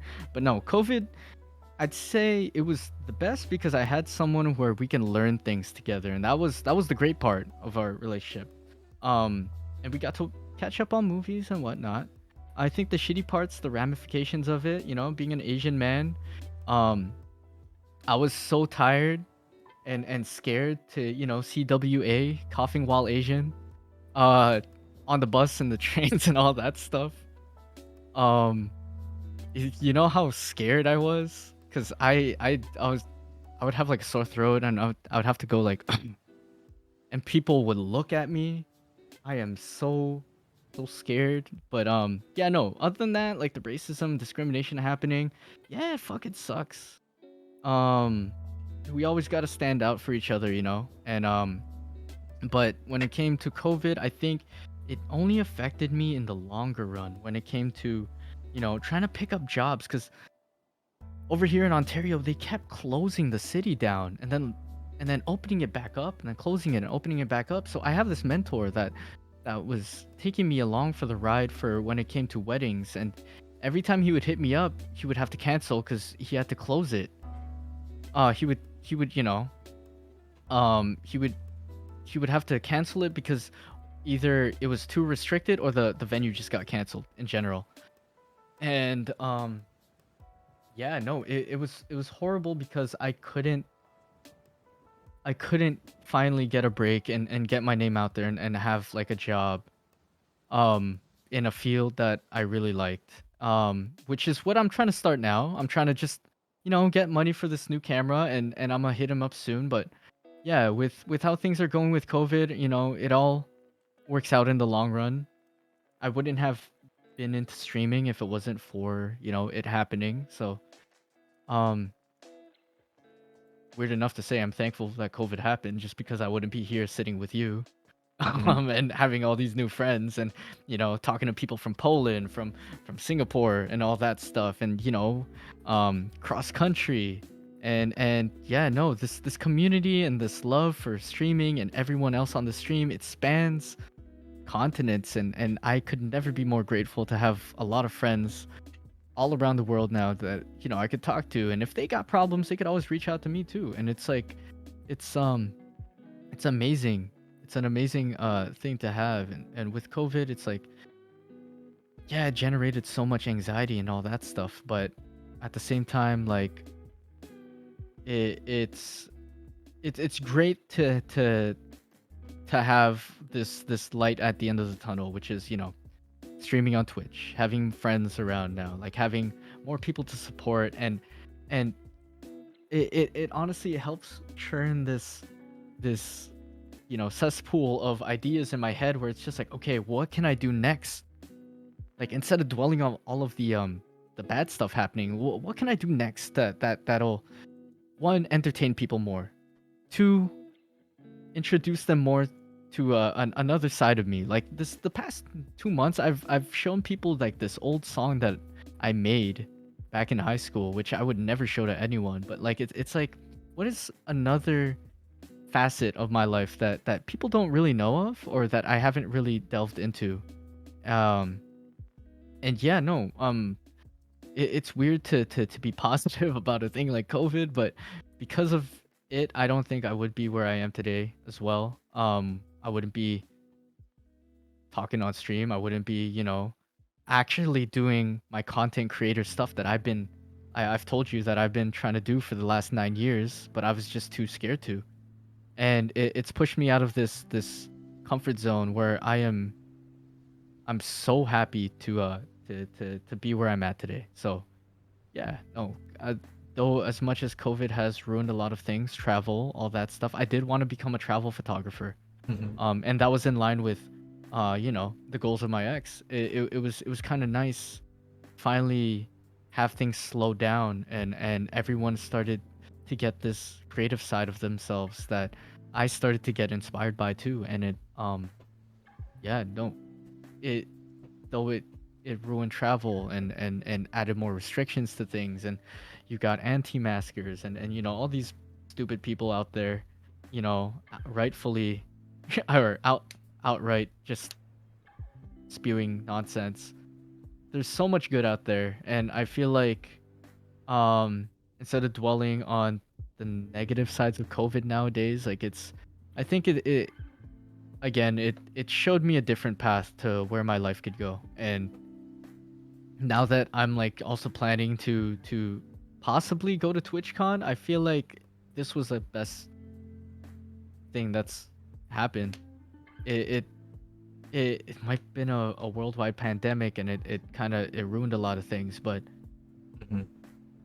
you can't do much about it, and the only thing that you can do is just think positively about all the things that you can do. And yeah, no, I'm super thankful for things, because I got to figure out some of my life and that aspect of my life, and we we're here today. So it's we're here, we're thriving, we're spreading that love and positivity. So Yeah, yeah, no, yeah, perfect. thank you, man. Alrighty. The next topic, we're gonna talk about social media.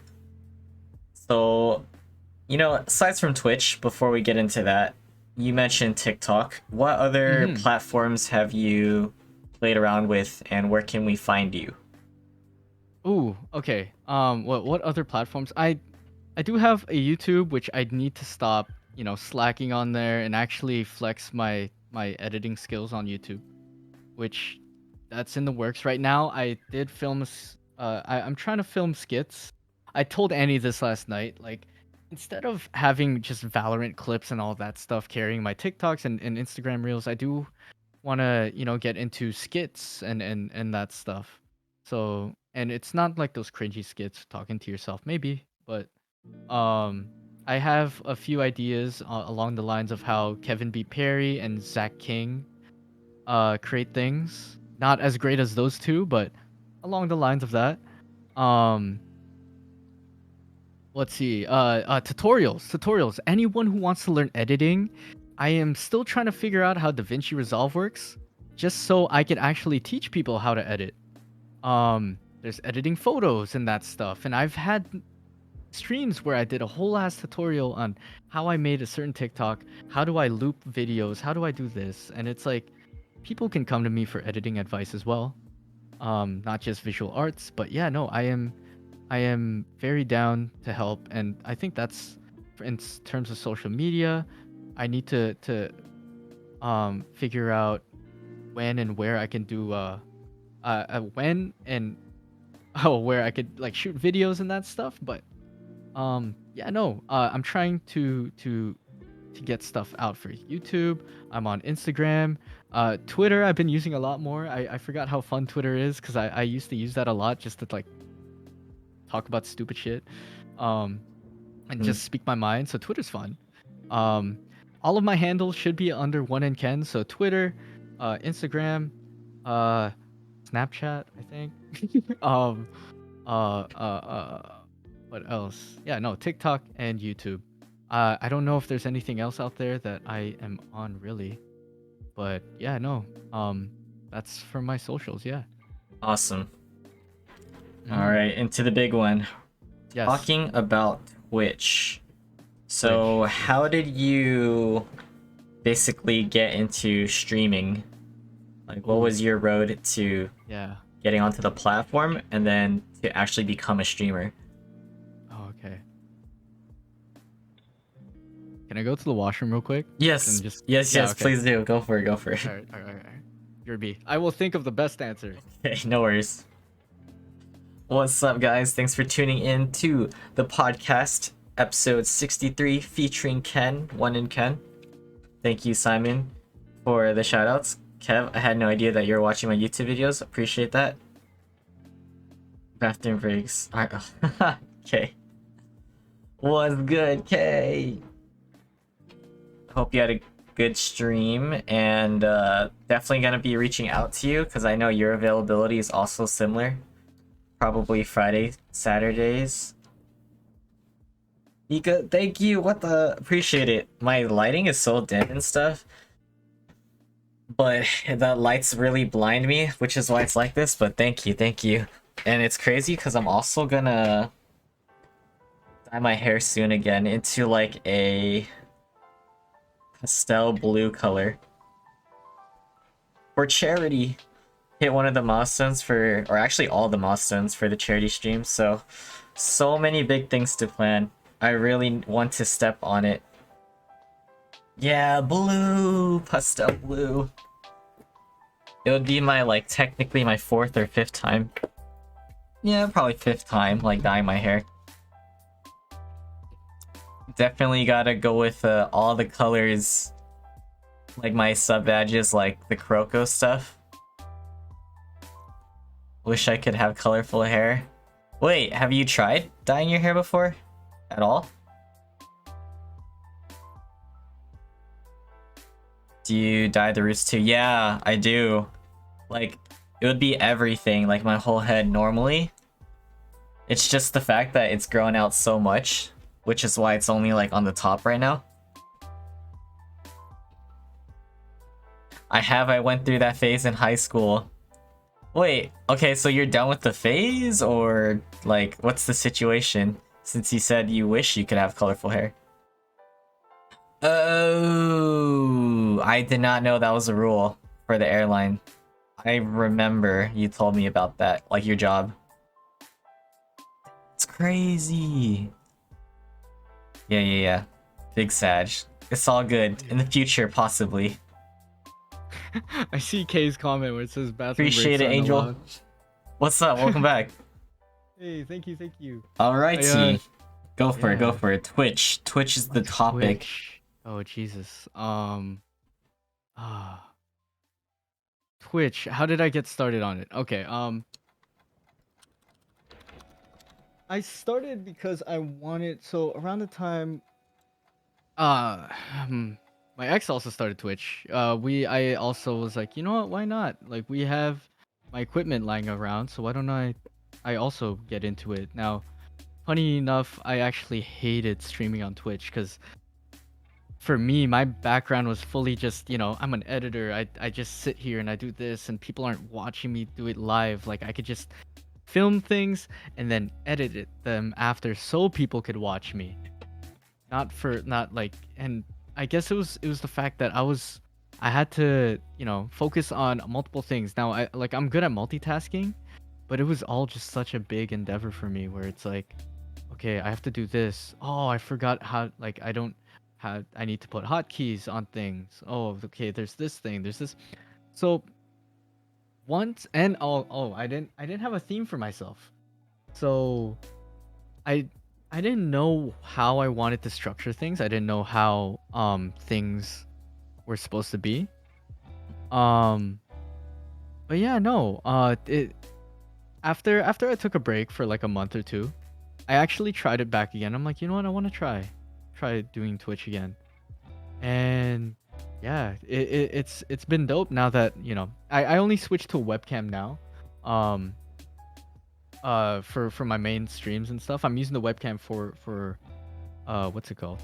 For Discord right now, but yeah, no, I only switched to this one cuz one, like, Twitch kind of helped me out, the payout. Thank you to everyone who like supports me and that stuff. I got to, get a dope webcam because I pride myself on having really nice quality for my streams and that stuff. Like, I use my mirrorless camera to get this better visual quality to it than a lot of other people do. Because I know a lot of our friends, they have like webcams as well. For me, I like priding myself in knowing, all the tech stuff and having like cameras and knowing what to do with them, how to film and production value. So that's why I have this. I have a studio light and that stuff. People don't see that, but I do. Um, and it's when it comes to Twitch, like, what keeps me going is one, I like flexing the production value and that stuff and showing people, like, you don't need to have all this stuff. I used to just use a desk lamp until I bought this. And I'm showing people these tips and tricks on how to, like, make your streams look professional, and then how to get better lighting, how to do this, and I think again it stems from the fact that I like teaching. I like showing people stuff. I like showing the knowledge that I have to other people. And I think now is the greatest time for me too, is because, like, now without being, tied down, without being like, feeling like I have all these inhibitions holding me back, I could finally and wholeheartedly say like I could just support my own stream and move it forward where I can finally teach people and do what I want to do and show this other side of Twitch streaming where it's like, yeah, we have the great Cat Liente showing how to get your Twitch started and that stuff, but we also have, I'm trying to put my name out there now, trying to develop certain like lessons and goals where um quality isn't everything, but if you do want to attain that sort of quality to your stream, this is how you do it. And being someone who's been such a big fan of production value and that stuff, I feel like a lot of people um do like the fact that sometimes my stream does have a certain quality to it. I always get comments every now and then like, holy shit, what's your camera, what's your this? And it's the fact that Twitch allows me to flex my creativity when it comes to cameras and videos and all that stuff. It's like it it gives me a platform to give back for all the knowledge that I've learned over the years. And I feel like that's why I keep going. I started off Twitch not liking it at all, and then it became something that I honestly love and adore, and it's given me connections to people I never thought I would, ever meet. And it's a lot of people say, Twitch, you're not gonna grow much from it, but guess what? It's not that. It's about meeting all these people and hearing their stories, and you know though as much as I'd like to get my story out there, which thank you, but meeting all these people is just such a blessing in itself. And I think that's what keeps me going. Not even uh you know that that goal of, you might be the next like Saikuno or Toast or something, but you could honestly just make friends just out of nowhere, and these could be lifelong relationships. Sometimes they might just like fizzle out, but there's these people like across country too that I deeply and um care about. And it's Twitch has been such a great gateway to expressing your thoughts, emotions, and all that stuff. And when it comes to starting off on Twitch, um yeah, just take your time with it. Because when I started it, it honestly sucked. But um take your time and find your own niche. When it comes to it, you'll start finding all the right people. And if all you want to do is play games all day, hell, do that. Just just keep being amazing and being you. So yeah, Mm. no, Twitch is great, man. Like I know you enjoy it too, and it's like, yeah, it's just such a good time with everyone. Yep, Yeah, absolutely right. hell yeah. Okay, with that being said, from the top of your head, what would you say is one of your favorite memories on Twitch so far? Oh man, favorite memories? One is the tournaments, cause like last week, if no one knows, which you guys should know, it's me and Wilson. Me, Wilson, Annie, Hein, and a couple other people, cause we had quite a few subs, right? Yeah. We we were in Crystal at Mm-hmm. like Shigori's Tournament, Discord yeah. Rivals 2 tournament. And what a lot of people from Wilson's channel doesn't know, because I know people from mine know.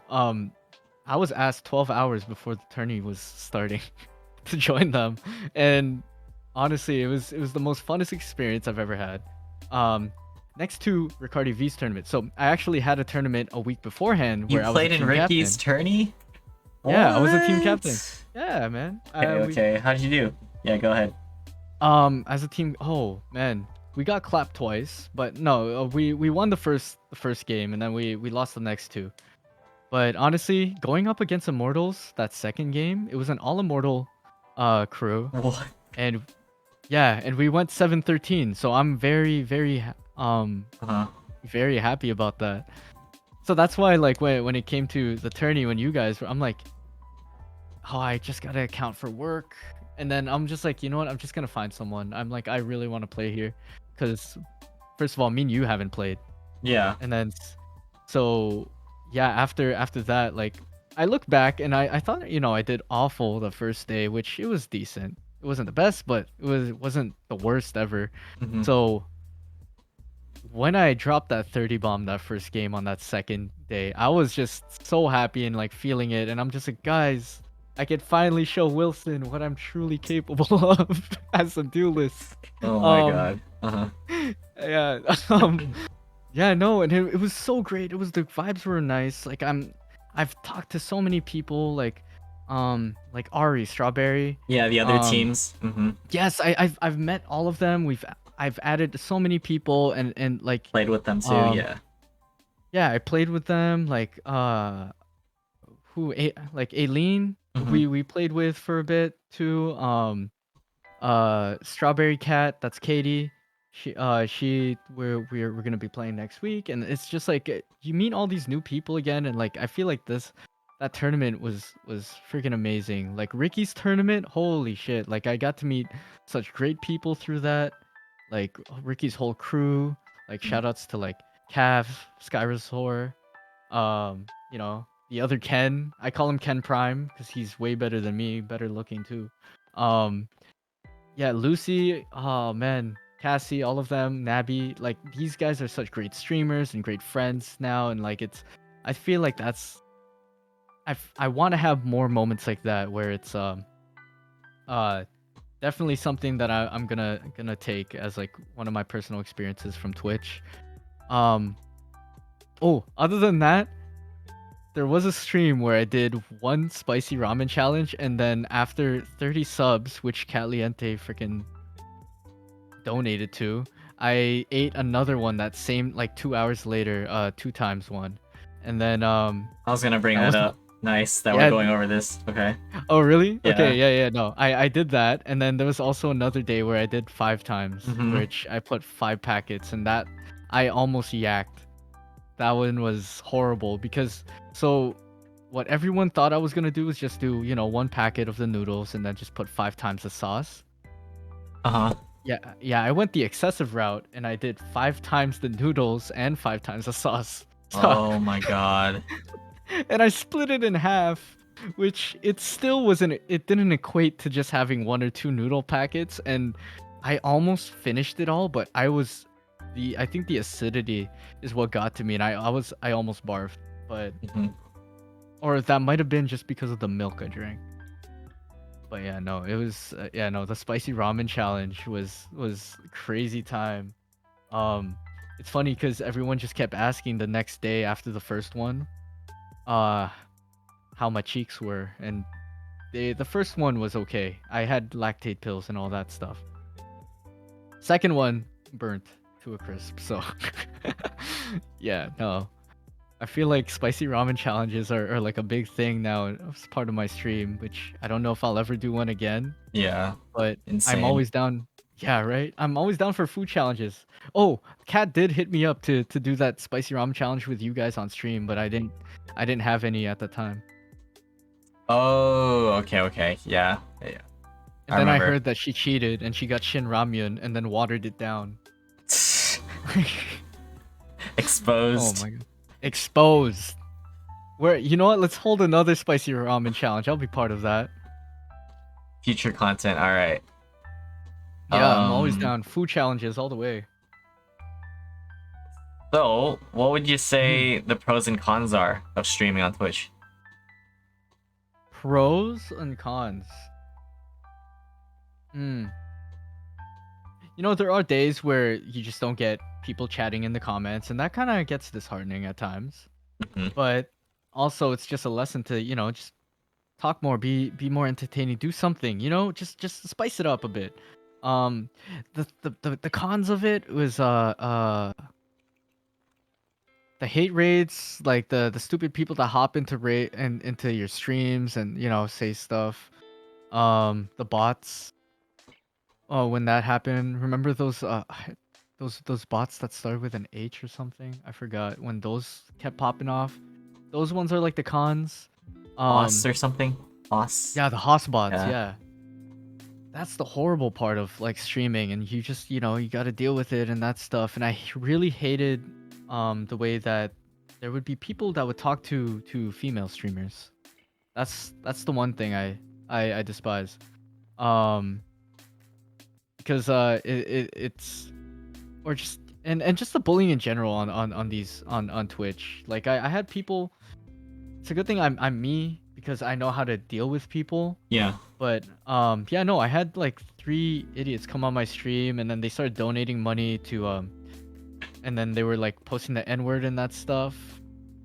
But I banned them, but then with the donation goal, it was good that I was quick to like just point like disable the notification Hmm. from showing. So yeah, no, that's the cons of it. I think a con is like you also feel like you don't have enough time and that like you're to stream, and that makes me feel bad at times where I'm like, oh, I didn't get to stream today because I was too exhausted.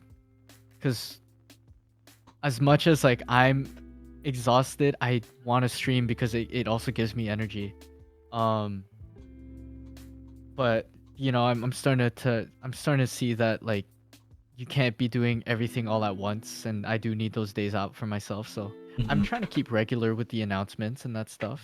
Yeah. But yeah, but at first I feel like the cons of streaming is that like you don't know what obstacle you're gonna face until you face it. Like you don't know if what overlays you might need to fix. You don't know like what you might need for your panels. You don't scenes that you can make and all that stuff, and it's all the technical things. But then there's also like the social aspects, like the bullies and all that stuff you got to deal with, and that's the shitty part of Twitch. I mean, it is the internet, like you are putting yourself out there, but it's also not an excuse to be an asshole to someone.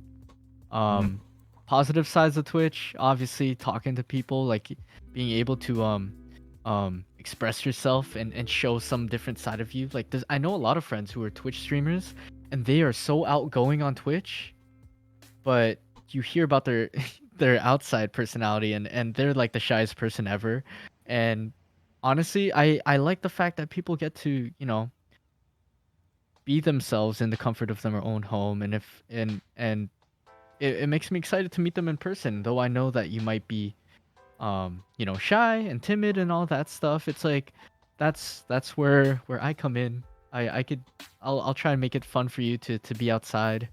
Um and that stuff. But yeah, no, it's meeting new people and being able to flex your knowledge and creativity and all that stuff is the greatest part of Twitch.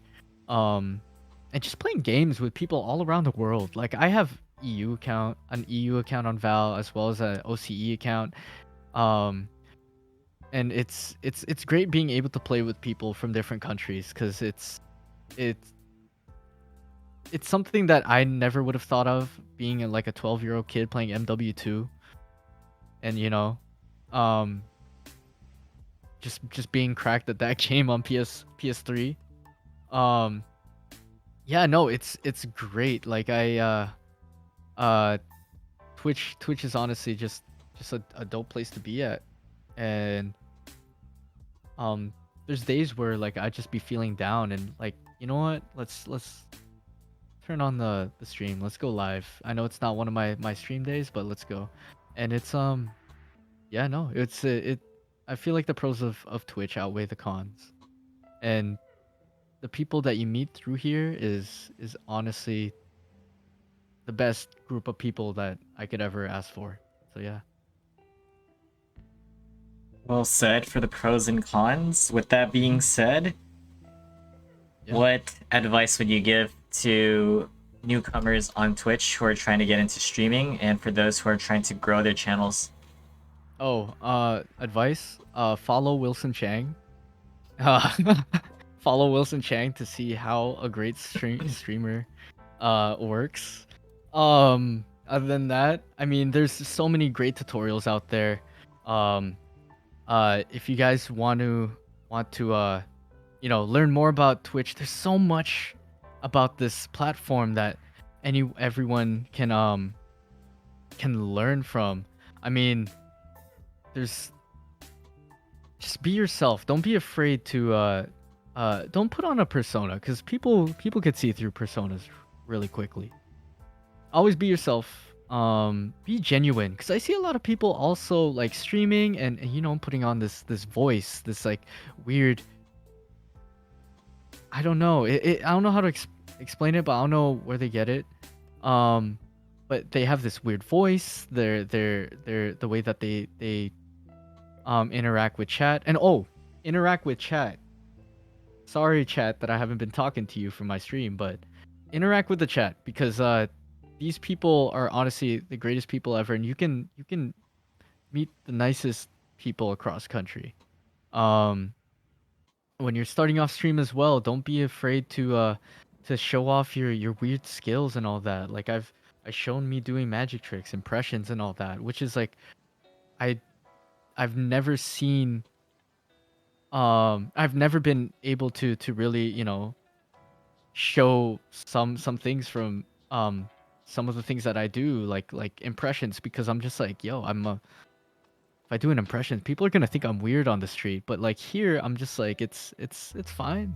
Like it's again, just don't be afraid to be yourself.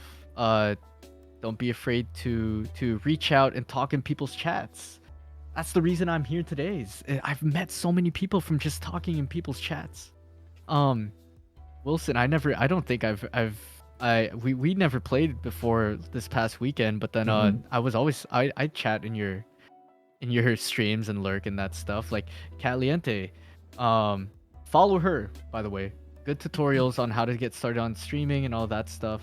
Um, I didn't get to meet Annie if it wasn't for me talking through her stream on like I was talking to Kat, and then that's how we became friends. And then I remember Kat one day, I didn't know who to raid, because raiding was still weird for me, and I raided Annie, and Annie's such a sweetheart. Follow Annie because she's such a beautiful person, and inside and out. And yeah, no, it's starting off on Twitch. Just don't be so bogged down with all the technical things, because that's what got me.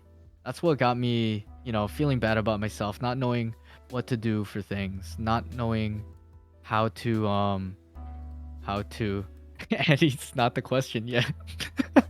It's not knowing how to set up you know, your scenes and all that stuff. It's better off just going with the vibes and showing your true self to everyone.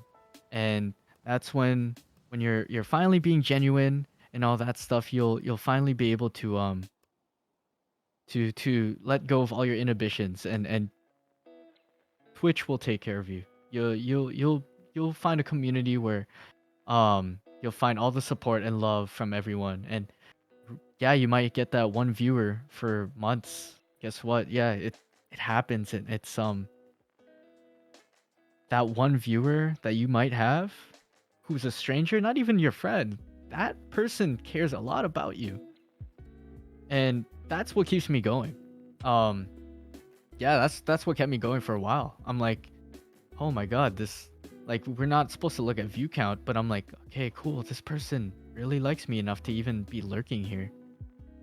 Like, this is actually pretty cool." So keep at it, keep working on your craft. If you know, Twitch is a hard place to grow in, so just do you, and work on your other like social medias. Always show your different talents and all that stuff, because guess what? You don't know if people are not going to like it or not, but I know for sure out there's going to be someone who's going to like you for you. And who knows? Like, I might be one of them. So, yeah. We're always looking for small streamers to you know, support. So, yeah.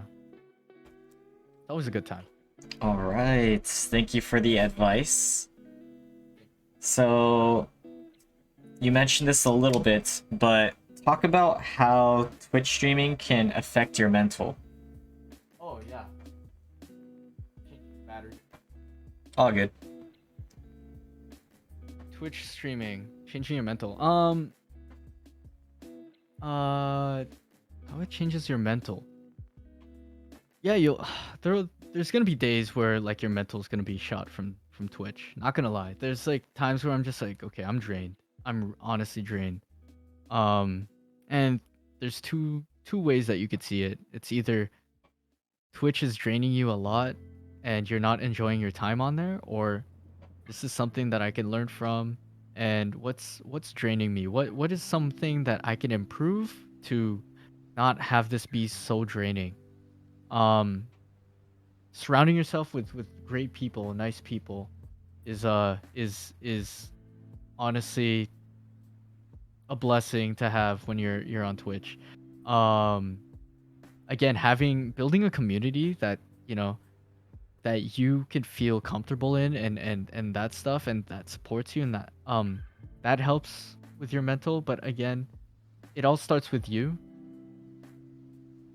Take the time out of your day when you aren't, at work, at school, or something. I know we're all busy nowadays, but there's points in the day where you can just try to remind yourself that you're just you're a great person, and that you got this love for yourself that not a lot of people can have for you, but you have this for yourself. And I think that's what helps you with the mental aspect of Twitch. It's it really is hard some days for you to just go through it, but in the end,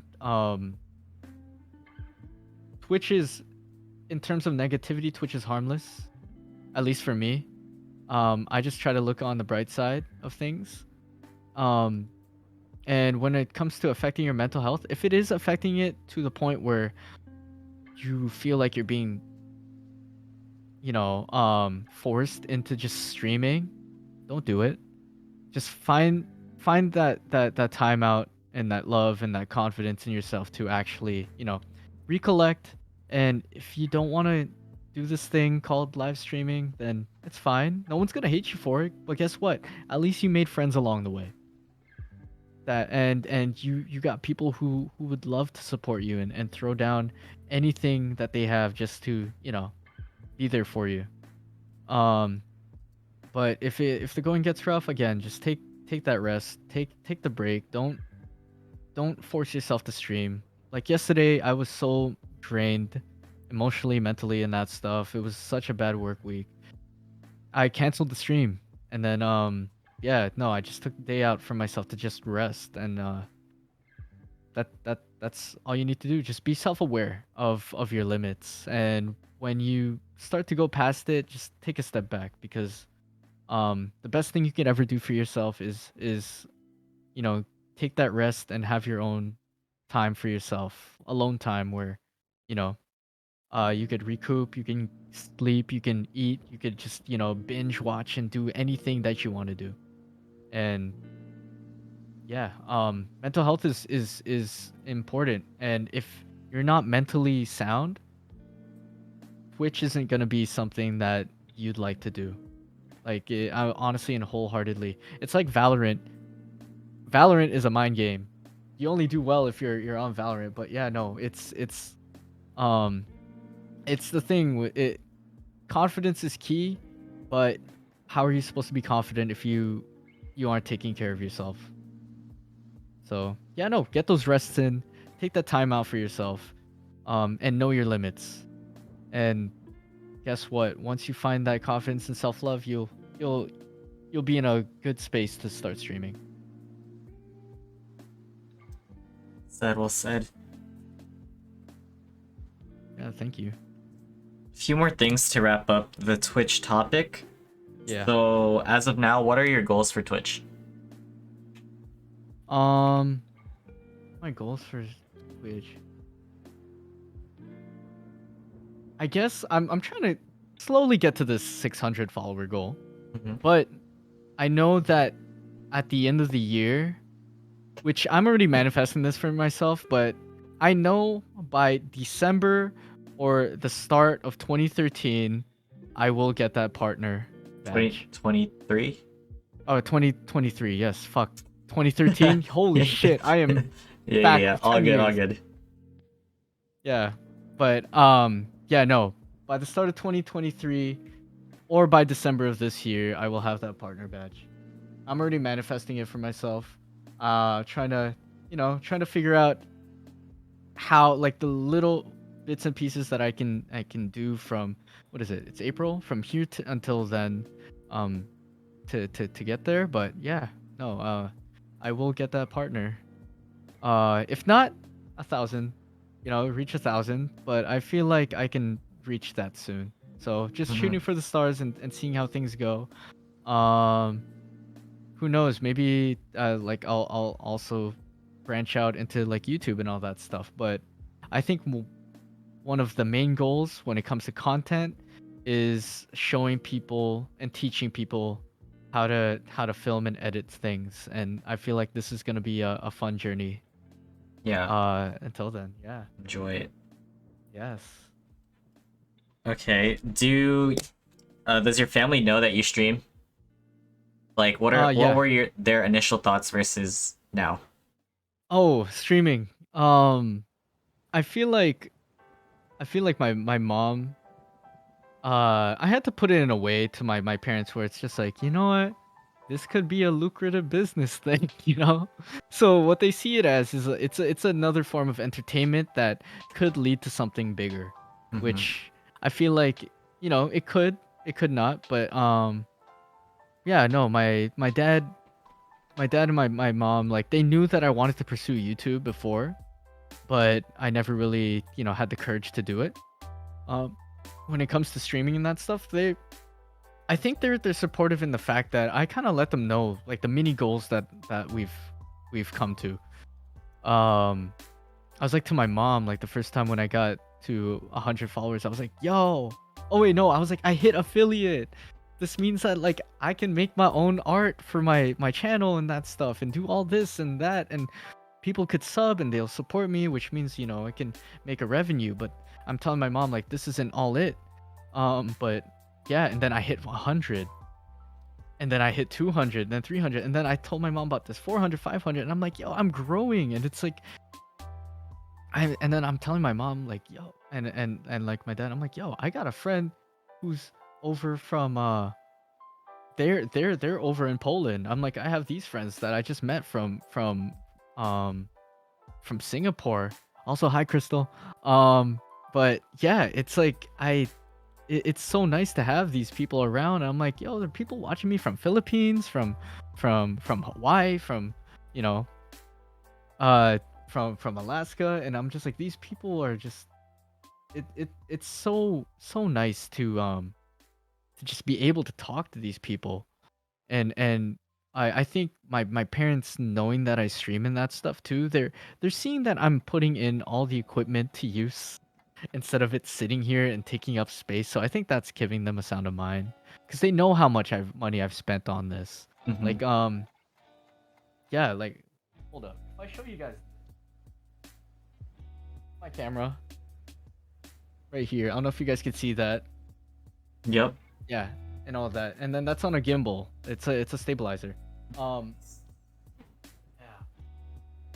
What no one gets is that this is a $4,000 setup to use that mirrorless camera, and it's maybe even 5,000. But yeah, no, not even like the flex, but it's like my parents know how much money is spent on here. Like the lights alone, I got two of them for like $300 because they are entry level studio lights. But yeah, it's I think they'd rather see all of this stuff go to good use rather than sitting around and picking up dust. So I feel like that gives them a sound of mind that okay, Ken's actually found something that he can work towards with the stuff that he's bought over the years. And it's like um yeah, I'm not shooting like weddings anymore or anything, but one day I am like working these two jobs now trying to get this other camera. Holy shit, Wilson, that this other camera is something else, man. I have to pay $3,600. That, yeah, no. It's Ish. Uh-huh. it'll it's gonna be it's gonna be a dope camera to get, so like I think the fact that I'm getting use out of this rather than having it sit and not actually retain value is something that holds um that holds a sense of calmness to them, because it's like, why would I even have any of this stuff and just have it sit around? So I feel like my parents, they they don't know really what streaming is, but um they just know that I'm excited for it. And I think they've come to the point in their life where they're like, okay, we can't control what Ken does, but as long as he's happy and you know doing things that he wants to do, then um yeah, I think they're more than happy to support it. So yeah. Okay. Yeah. So, what are your thoughts Hmm. between the disparity of streaming as a guy versus a girl on the platform? Oh, in terms of like, oh, like those comments where it's just like, oh, girls get more views than guys and that stuff. Just anything from what you've heard or just whatever you think. But yeah. Honestly, so when it comes to streaming and that stuff, I feel like when you start off, um, I won't lie, it does feel like sometimes like the girls will get more views. But as someone who kind of retains the same like amount of views as something, that is honestly, it's BS.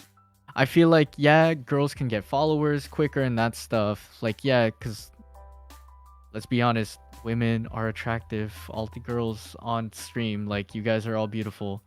Um, but it takes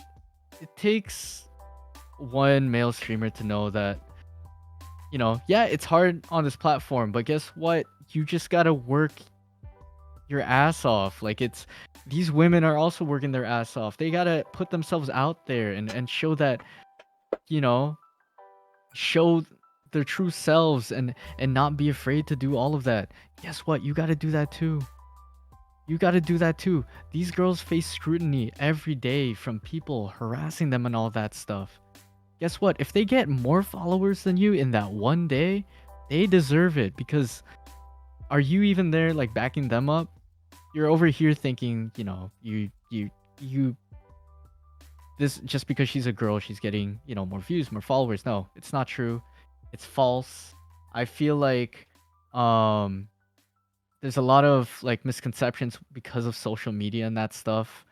Um with when it comes to, this whole guys versus girls disparity like argument about Twitch, I feel like we all come from the same place. We're all equal. Like, we all come from a place of, we just want to, put ourselves out there. And I feel like once you start thinking more about yourself and how you can improve your stream, that's when you'll start to flourish.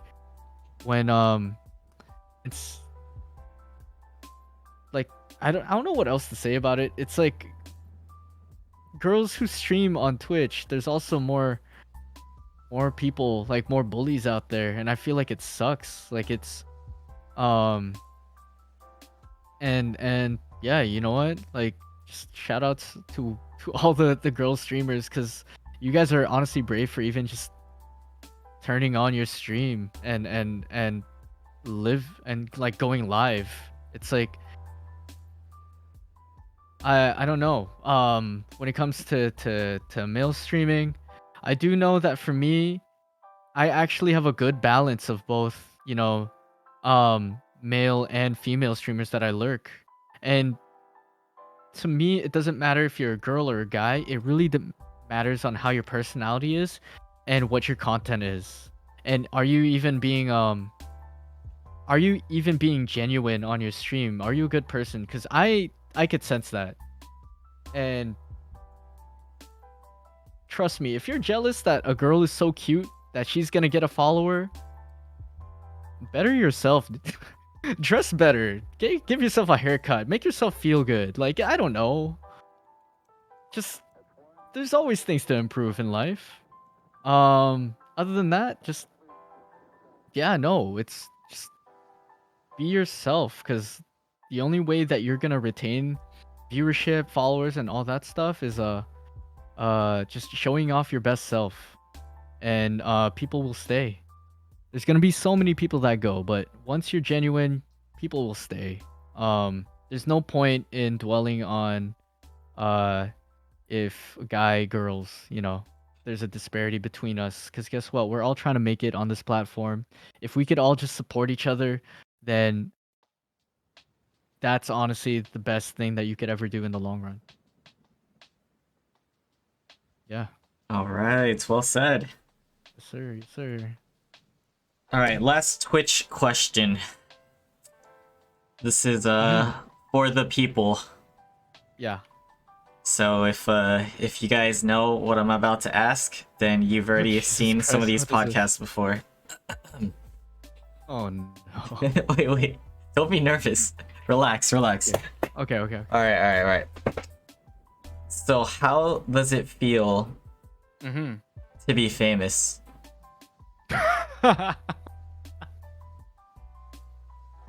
Yo, I don't even feel famous.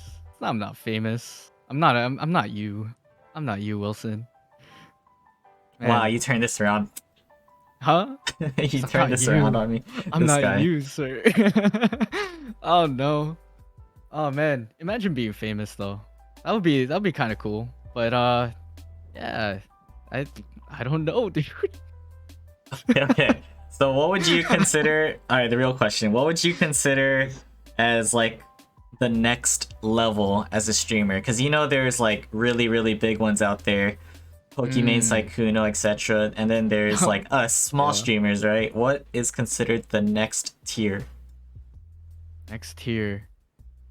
Well, when you're starting off, like it's affiliate. True. I feel like that's like the first hump, right? Um, the next after that would be 100. I feel like 100 is big goal, then 500. And then I think the next goal, I guess for me, would be 1,000 followers. But also, I feel like retaining. I already know there's a lot of friends that are struggling to get into the double digits of average viewers. So I feel like viewers have to also be into account. Like being able to retain and keep an audience of like 10 people already. That's huge. Like you're already doing a lot more than a lot of the small streamer community does. Um, but um, ooh, I think the next tier is just slowly getting that viewership up, and maintaining that follower to viewer ratio, keeping that up. Um, just to get to partner.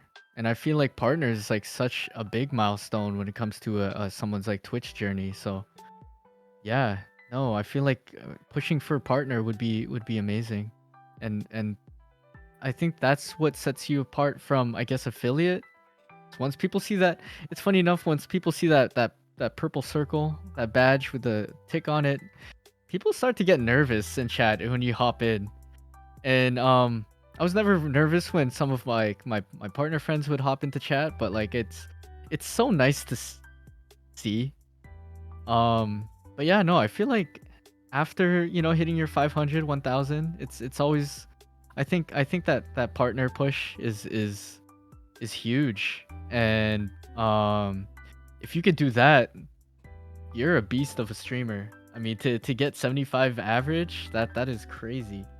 So yeah, I feel like that's like the next in the tiers, Hmm. just because it's like like viewers wise, like 10 is crazy enough as it is.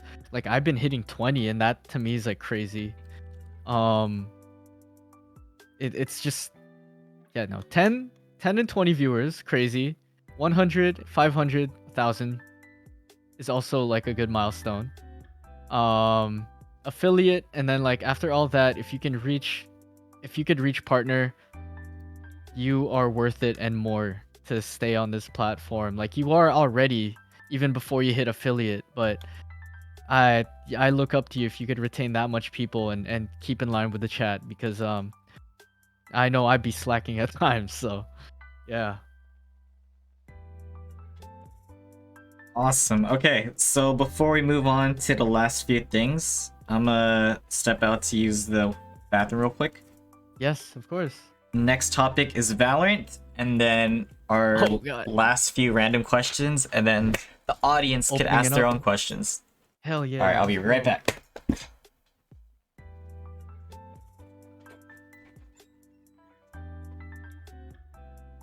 Hello everyone. How's everyone doing? Sorry, I gotta talk to my stream as well. June, I can help you fix up your CPU if you need to. So yeah. Um yeah, let me know when. Talk about Valo, finally, what? Hi everyone on Wilson's stream. Thank you for being here. Crystal! How are things? I know that you had to go up to NorCal. Uh thank you everyone who's here tuning in. So Rena, I also need your help. Text me on Instagram. What do you need help with? I gotta check. But yeah. I need swimsuit help? Okay. Text me there. Um let me see. It's hard to walk every time I stream. I keep thinking of my dad. I cry so much. Aw, Vicky, it's okay. Again, if you guys need to take that time out to stream, like just not stream at all, just take that time out because your mental health is much more important um than streaming. I'll be honest. Like you need to take that time and that rest for yourself. And yeah, no, it's let me see. I'm on Xbox to let you know. Oh shit, I'm not really on Xbox. Ken stream? Hi Kay. Kay, how's the best caster doing, man? How you doing? Oh, yeah, no, Vicky. Take that time out for yourself. You know, have yourself heal and yeah. Hey, what's up? What's up? I am good. I'm like talking. What the hell? Kay's saying that Zader's the best caster. I mean, you guys were all cracked. I love you guys as casting. Yeah, they're all really good. So many casters, amazing caster friends. Yeah. Guys, if you join my Discord, there's a casting couch. If you guys want to shoutcast. I had it when I So Zader and Kay could join that casting couch. yeah. So it was called casting for a while because it was when I was hosting customs during my 5 times spicy ramen stream. And I just had people there if they wanted to do casting. And then yeah, no. Will, Drastic Purge, Uh-huh. he told me to he's just like, why do you have a casting couch? I'm like, dude, you were there during that day. And I'm like, you know what? I should call it the casting couch. And then we hooked it up and even put a thing. we even put a what's it called? A couch emoji on there. So it's funny enough when people hop in there and they're like, why am I here? I'm like, you should have hopped and dragged me. But yeah. And we also have a Shibari shack for my friend Ren when he gets timed out.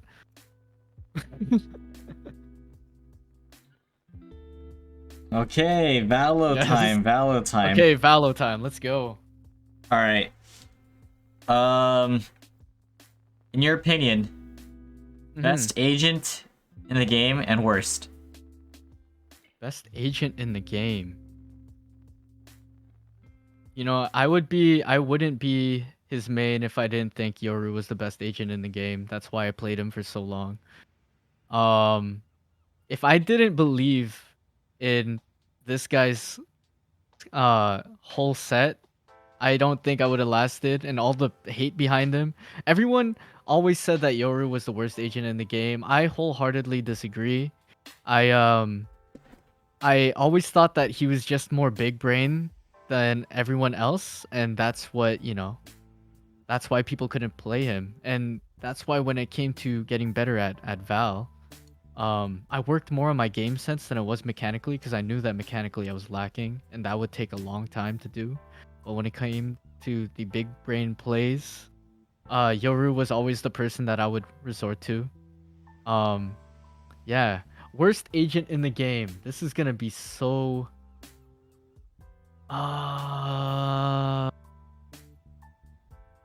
Like worst agent in like skill set wise, or as a just someone that I hate.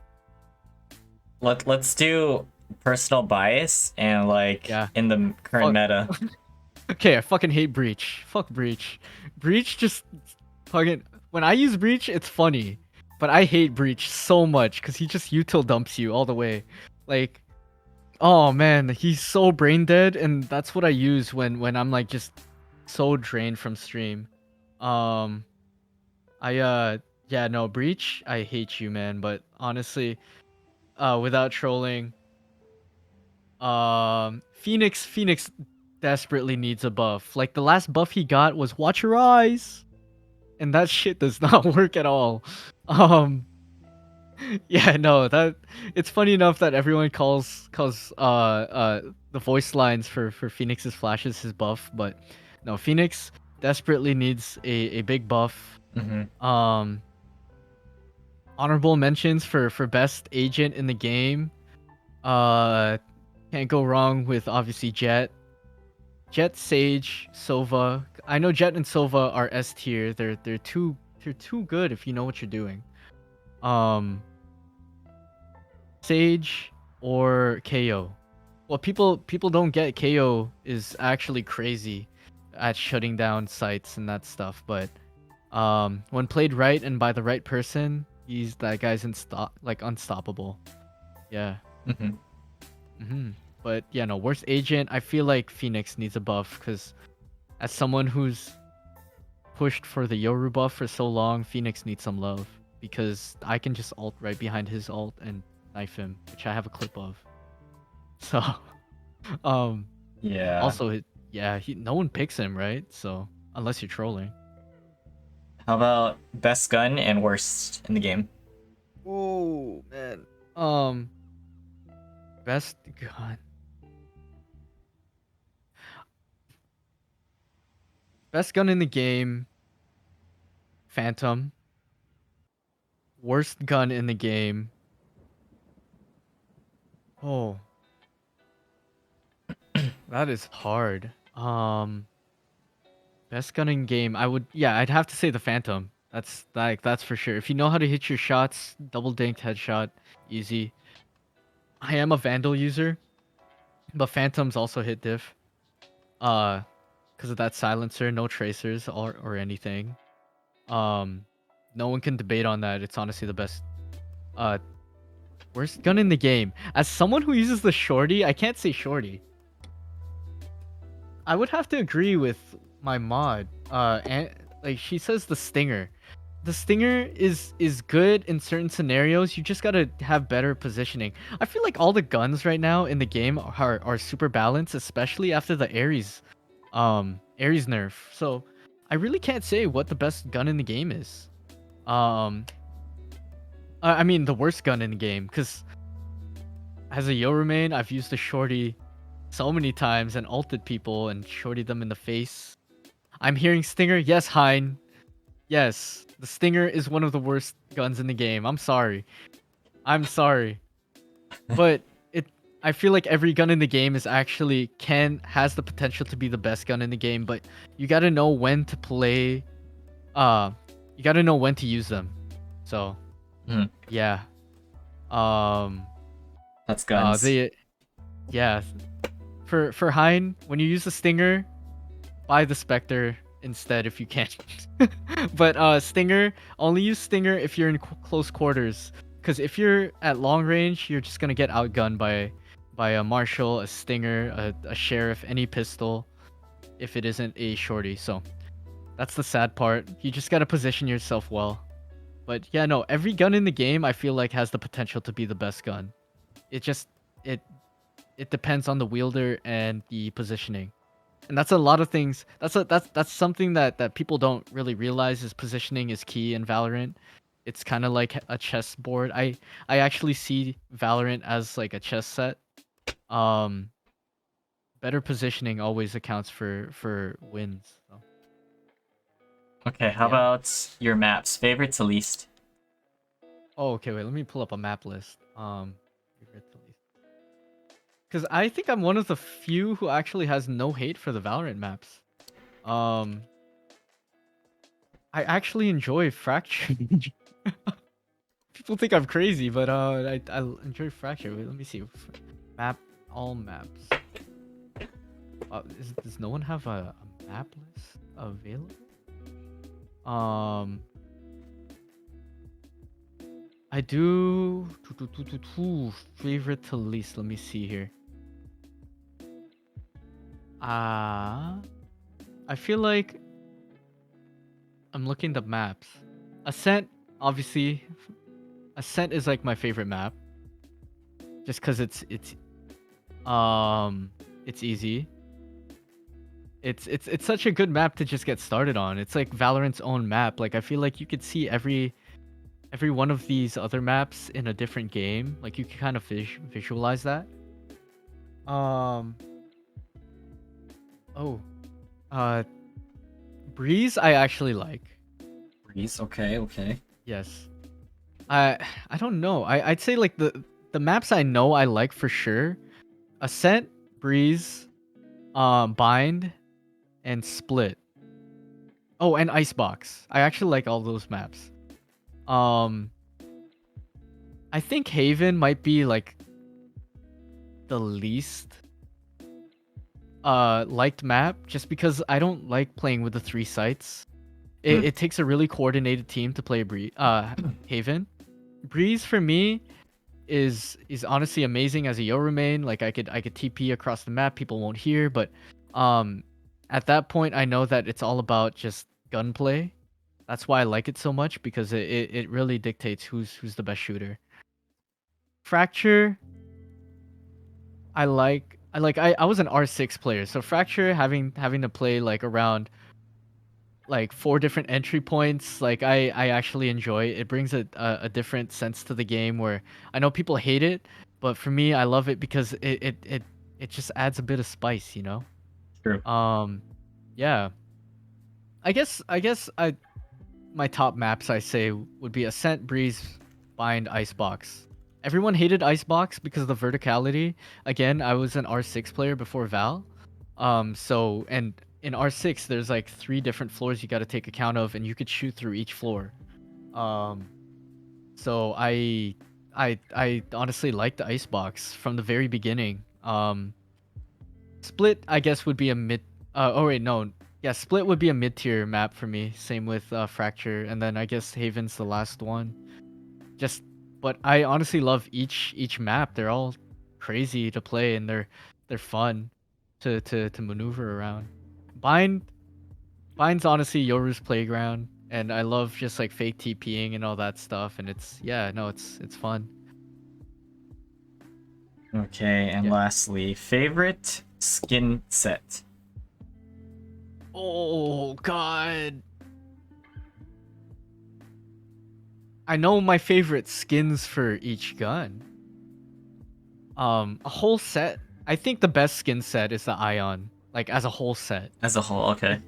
Yes, because I mean, I've often find myself having my Ion, Phantom, Sheriff, and Op. The only one I don't have is the Bucky, but I do have all of them. The only thing I don't like is the knife, because it looks like a parrot, like it looks like a beak. It looks like a Renaissance doctor that like time traveled forward. Like that's what I don't like. Um, but for guns, for my Vandal, the OG Prime Vandal has got to be my most favorite gun to use, Hmm. especially in comp. Yeah, just I think it's also dope because like the finisher is a wolf, and my, if no one knows, I have a husky, and her name is Wolf. So like it just gives me more love for it. Phantom, Oni Phantom is the better is the best skin, but the Ion comes close second. Um, let me see. Shorty, also the Oni. For pistols, I don't know. It's hard. Uh,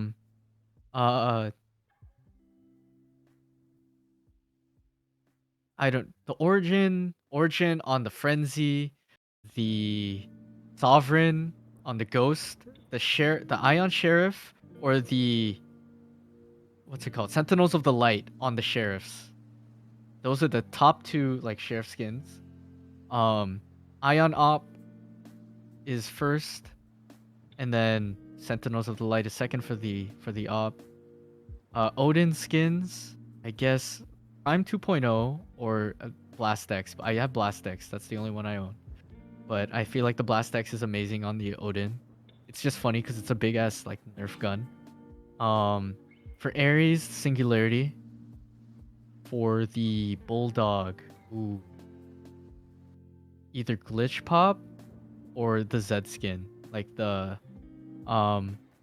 for Guardian, I just switched to the Zed skin from the Reaver. And I feel like it's much more like cleaner. RGX for the Stinger. For Spectre, Ruination.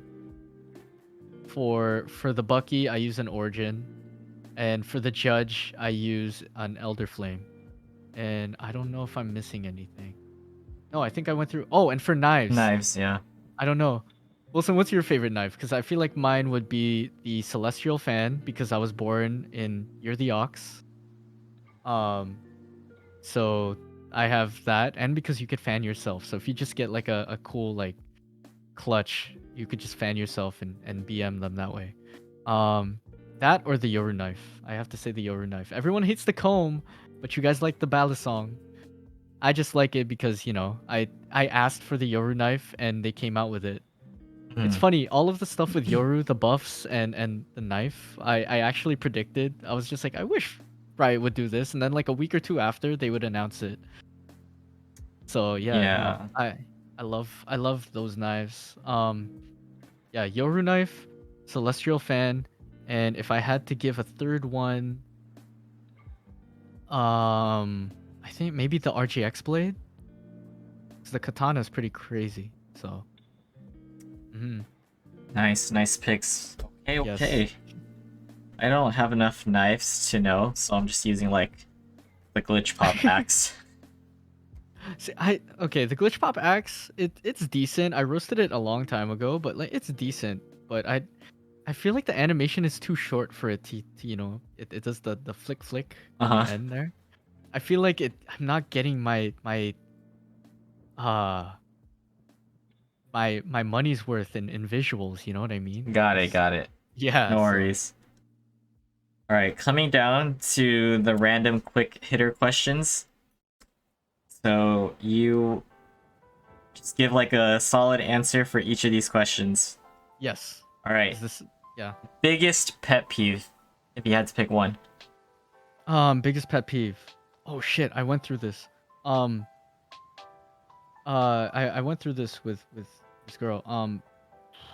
Biggest pet peeve would be lack of communication, but if people chewing with their mouths open. I hate okay. that. Nice. Not people just chewing with their mouths. Yeah. How else are you supposed to eat? No, chewing with their mouths open, and you know when they do that, like that clicking thing. Yeah, Oh, yeah. Yeah, no. How about lack of communication? greatest fear? Ooh, biggest fear. To have some form of my body paralyzed. Ooh, okay. I feel like, yeah. Death doesn't like I don't fear death, but like being paralyzed somewhere, I feel like is so scary for me because I wouldn't be able to do the stuff that I used to do before. Like if I could not move like my arm or something, yeah, no, I feel like to me, like I don't mean it in any way, but like to me, it feels like that would be worse than death to me because I'm very energetic and yeah, I don't think like I could do it. Favorite food? Favorite food, noodles. Yes. I love noodles. Any type of noodles. Favorite one for sure, Cantonese beef brisket noodles. But yeah, no, noodles in general, I love it. And then I guess fried chicken afterwards. Yeah.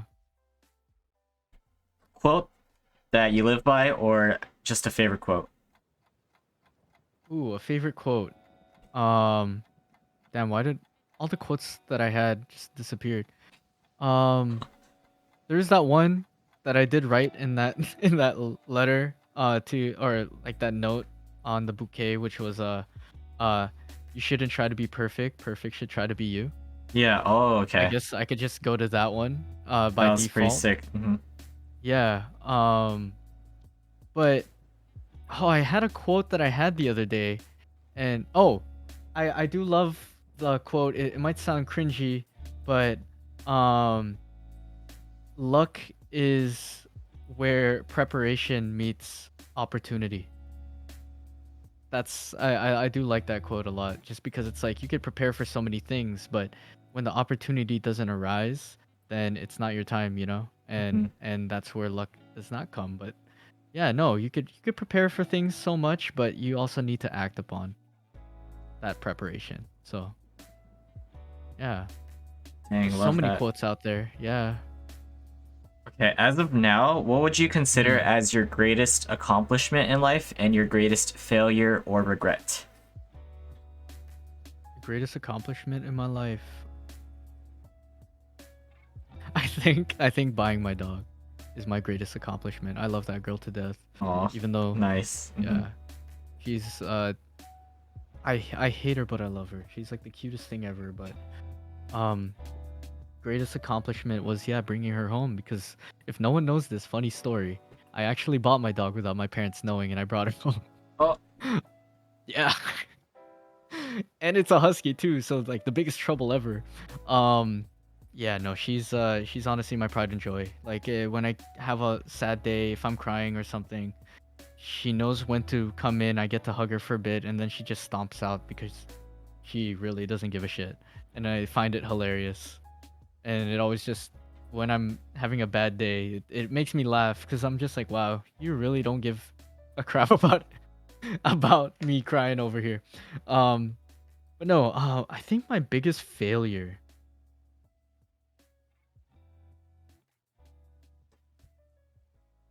I feel, I don't know. Biggest failure, if I'm just gonna talk about, because I failed a lot in life, and I feel like that's what made me become a greater person. mhm. Um, if without failure, I wouldn't be where I'm at, and I wouldn't be the like person that I am today. I would say the biggest failure though in life as of recent would be fail like my relationship failing.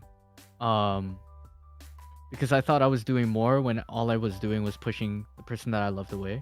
Yeah. Um, and but again, I learned from my failures, and I wouldn't have gotten uh better if it wasn't for breaking up. But yeah, no, it's I feel like that would be my greatest failure thus far, because it was 3 years in the making.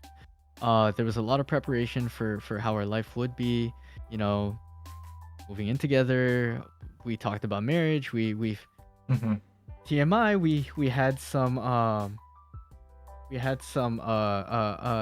think 2 points where we had a pregnancy scare, but yeah, other than that, it's it that would be a failure. Other than that, like, yeah, no, we're all cool. Yeah, but yeah, no, all of our stuff was I feel like all the failures is what dictates me being a better person. So yeah. Dang, love that. Okay. Yeah. Learn from your both accomplishments and failures. Yeah. All right, so down to my last three. And at this point, if anyone else Yeah. in the chat has a question, feel free to Yeah. tag me and ask away, and then I'll just read it to you. Yeah, yeah, of course. Okay, so what was your first impression of me? Oh, okay. I remember this because I was actually thinking about this earlier. Um, Okay. yeah, yeah. Okay, so I first heard about you, and your my first impression of you. Don't take this the wrong way, because I think he's also a handsome man. I was just like, this guy looks like the younger version of JYP. I Oh, don't I do. get that a lot. Yes, and I'm just like, Honestly. and Hmm. yeah, and I'm just like, yo, and then when you were dyeing your hair and that stuff, I was always just like, yo, you were bold, because I've always wanted to dye my hair, but I just don't know what to do it as. And then I'm like, I always thought you were cool for being able to host these tourneys and stuff, and it got me thinking, I'm like, how do I host my own tournaments? You know? Hmm. And yeah, no, I genuinely, I always thought you were a cool guy. Thank you. Appreciate that. Yeah. Okay, okay. So, as of now, who are the top 5 channels that you find yourself watching nowadays on Twitch? Like, Top actually 5 channels. watching? Actually watching. Mhm. Um, top 5 channels. I'm more of like a silent lurker than anything, but I do support friends. I think it rotates every week, just because like I like to give love to a lot of people. Um, right now I am on Strawberry Cat. Katie is so funny and hilarious. Um, I've been on your streams a lot, just watching and thing. Uh, Annie's I've been on as well recently, just because she did like start up again. So I guess she's one that I'm watching. Uh-huh. Um, but no, if we're gonna discount Annie just because she did start yesterday, you, Strawberry Cat, who else? Oh, one of our really good friends, Dennis, Better Kang. Um, I also gotta give a shout out to this very beautiful and lovely person who she rated me because I was doing Yoru impressions. Um, Vicariously X. Her name is Vicky. She Hmm. carries me in Val. She she always says that I carry her. No, she carries me. Um, I love her a lot. She's amazing. And one of my homies that I met through when I was having those dark times and I needed a friend. His name is Fairy Odd. Um, yeah, Fairy Odd. He's crazy. I like him. I taught him how to he was bronze 2 at the time when he was playing Val, and I would always tune into his streams and I would be like, "Hey man, just do this, do this. You'll start to get it soon." And he was always so frustrated. He actually quit Val for a bit in February, and then when he came back, guess what? This guy is he's past my rank right now. He passed my peak. He hit plateau the other week. Hmm. And this is someone that I taught how to play Val. So there's a bit of jealousy there, but I love this guy. Andreas, his very odd. He's probably one of the ones I for sure keep an eye out for. Um, but yeah, no, you, Strawberry Cat, very odd, vicariously, um, and who else did I say? Kang, right? Dennis, yeah, Dennis. I love Dennis a lot. Mm, yeah. Alrighty, alrighty. Mhm. So, what's your favorite color? Favorite color from Annie. Yeah. Uh, I got you, love. It is either navy blue or royal blue. I love the color blue. Hmm. Can you even tell because my room and Yoru? Yeah, yeah, Yeah. Honestly, that's the reason why I picked Yoru, because he was blue. yeah. Okay. Yeah. So, from K revised, how does it feel to be tied Hmm. for the hottest man on Twitch with K himself? I concede. I So concede. You. K's the Yeah. hottest. Yes. Yeah, yeah. Yes. Okay, okay. I like the answer. Nice, nice. Mm-hmm. What was your first impression of Hein? First impression of Hein, I was just like, is that voice even real? No lie, Hein. I did not know if their voice was real or not.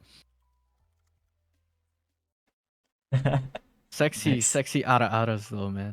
Jesus Christ. Like oh, during the tournament, it was so hard not to, keep my excitement. Okay, and then from me, this is Mm-hmm. my last question, at Okay. least. So, using your connection, who would you like Yeah. to see as a future guest on this podcast and why? Future guest on this podcast. Ooh. God. I don't know. There's so many people I would want on your stream, to be honest. Okay, first names to come to mind. Okay. I would say Dennis, because Dennis is such a sweetheart, and he's like he's Russ from Up, all grown up, you know. Hmm. I wanna hear more from him. I love that guy to death. Dennis, I would say I would want. Has Bonnie been on your stream? Bunny C? Yeah, Bunny C. No. No, Bonnie. I would love Bonnie to be on your podcast. She's me and Interesting. Bonnie. Yeah, we we Okay. talk, and she's actually hilarious. So you guys could see me like roasting her on my Twitch. I mean, not Mhm. my Twitch, my Twitter. Like I post like our screenshots. Okay, okay. Um, yeah. And I guess I don't know. Who else would I want on your stream? I don't know. Kat hasn't been on your podcast, has she? No. Caliente? No, I'd love to hear more from Kat because I Okay, always hear okay. like snippets of her life, whenever like me and her play and like talk and that stuff. But Yeah. no, it would be nice to hear about her too. Nice, nice. Gotcha. And from Hein, why are you so hot and cute? I don't. I wouldn't know because I'm not. I dude, I have to try my best just to look this way. Oh, by the way, guys, another skill that you guys don't know, I cut my own hair.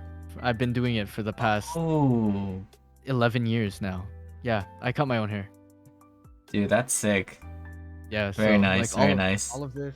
Yeah. I was gonna cut it shorter and stuff, and Sheesh. yeah, but and what else? I also my hair is naturally curly. I know how to finish a Rubik's cube, and yada yada. So, and I've built my own PC three times. So Dang. Jack of all trades. yes, sir. You right, you right. Yeah. All right, at this Oh, point. Oh, yeah. sorry. Go ahead. Oh no, I was gonna say I also know since I am a barista, I know how to do latte art, and I Hmm. also did a tutorial on how I brew coffee in a Chemex during tourney day 2. So Yeah, I remember you talked about the coffee. yeah. Okay, yeah. So, to close things out, do you want to sing for us? Oh fuck. Are we are we all gonna sing? No, Oh no, no. it's just you. It's your podcast episode, which is gonna go on Oh YouTube. You could sing a song. You could even like share your screen, and then I'll hey, close this out for YouTube. And yeah, we'll jeez. wrap it up. What was I singing? Okay, wait. Does anyone have go-to karaoke songs? Can I ask the chat that? What's your go-to Yeah. karaoke song, Wilson? I have a redeem for "Make a Man Out of You," so I've been doing that. Oh yes, yes, I remember you were saying that. Yeah. I don't know. Have I even practiced? Linkin Park's Numb. I remember Heinz said that. Yeah, go with I your don't know. comfy pick. Well, I do If I Ain't Got You by Alicia Keys, but I feel like I'd butcher that. I was singing Chip Skylark's Shiny Teeth in Me earlier because I did have like a costume for it for Halloween. Hmm. Um there's also Sun and Moon by Anise, but I feel like I'd butcher that. Oh my god. The pressure. Um what to sing? How's let me see if I can get the Chip Skylark song. Jennifer Lopez, someone in the chat? What? Dang. You're crazy. I can't even. I don't know. If I Ain't Got You is honestly such a banger of a song to sing. So, but I don't. It's so weird singing the verses because it's more like you're talking to the audience. But yeah, no. Go for it, man. Just pull something up, and then we'll God go with damn. that. Oh, I always sing "Beautiful Girls" by Sean Kingston. You know, you're way too beautiful, girl. You know, that's why it'll never work. You at me suicidal, Sheesh. suicidal when you say it's over. Damn all. Yeah. Dude, you gotta sing a song. Let's go. Let's go. That was but great. I can't. Ah, Yo, if you want to sing I. that one, that's totally cool too. I mean, I sing snippets. I don't know. Like, some people want it all, but I don't want nothing at all. If it ain't you, baby. If I ain't got you, baby. Some people want diamond rings. Some just want everything. But everything means nothing if I ain't got you. I I sing Damn, too snippety good, songs. I too don't know. good. Fine, dude. Do we all want to sing a thing? Oh, I got rated. Sorry. Hi, No, Raiders. no, I'm no, on a you're fine, you're podcast right fine. now. Fine. What was it? Shiny teeth in me, cause everyone Okay, was okay, just like, "Yo, okay. sing Yeah, to me." yeah. What was it? Dun, dun, dun, dun, dun.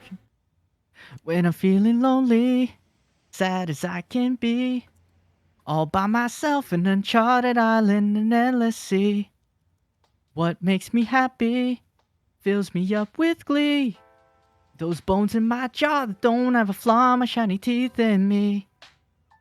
My shiny teeth that twinkle just like the stars in space. My shiny teeth that sparkles, adding beauty to my face. Shiny teeth, I love them, and they all love me. Do I walk 'em out just to see me smile? My shiny teeth and me. Yes, they're all so perfect, so white and pearly.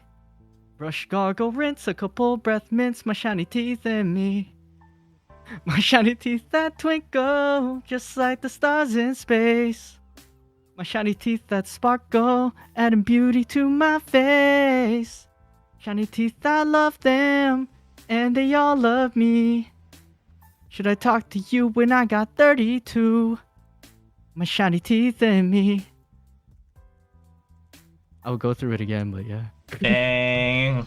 Let's I don't go. know. Round of Let's applause. go. Thank you for that. Alrighty. So, how are you feeling now that you finished the podcast at this point? Oh, I wish it was still going. Don't cap. I feel like I could keep going and going. I don't know. Dude, I love that. But I'm definitely gonna let Yeah. you just do your Hell thing yeah. on your stream. What are you Mhm. planning to do after? I don't know actually. Maybe play Val. I don't know. I was trying to just play Val and like get this one account to level 20. Mhm. Shoutouts to my account. It's called Bunbobe. It's I was making a lot of stupid accounts. I also have Kimchi Kitten. So if you guys want a sage, pocket sage, I got you. I just made Damn. yeah, but yeah, no, I'm probably gonna play some Valorant probably and just chill for a bit and then Mhm. yeah, end it off.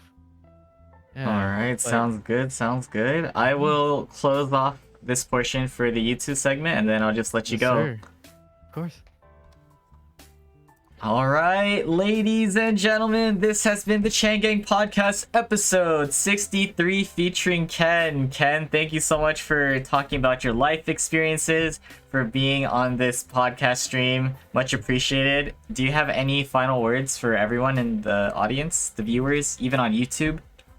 Ooh, I don't know. Spread the love, positivity, and that stuff. That's all I'm trying to do with my streams. It's unite the community under one, loving, positive banner. I don't want anyone to feel ostracized or anything. So just spread the love, support each other, and yeah, no, it's been fun. Thank you, Wilson, for having me. Dude, absolutely my pleasure. Guys, remember, there is the exclamation guest command. Ken is a fellow streamer. Show him some love by dropping him a follow. This has been episode 63. Stay tuned for 64. This will be on YouTube within the next few days or so. But like Ken said, keep the positive vibes going. Show love to everyone.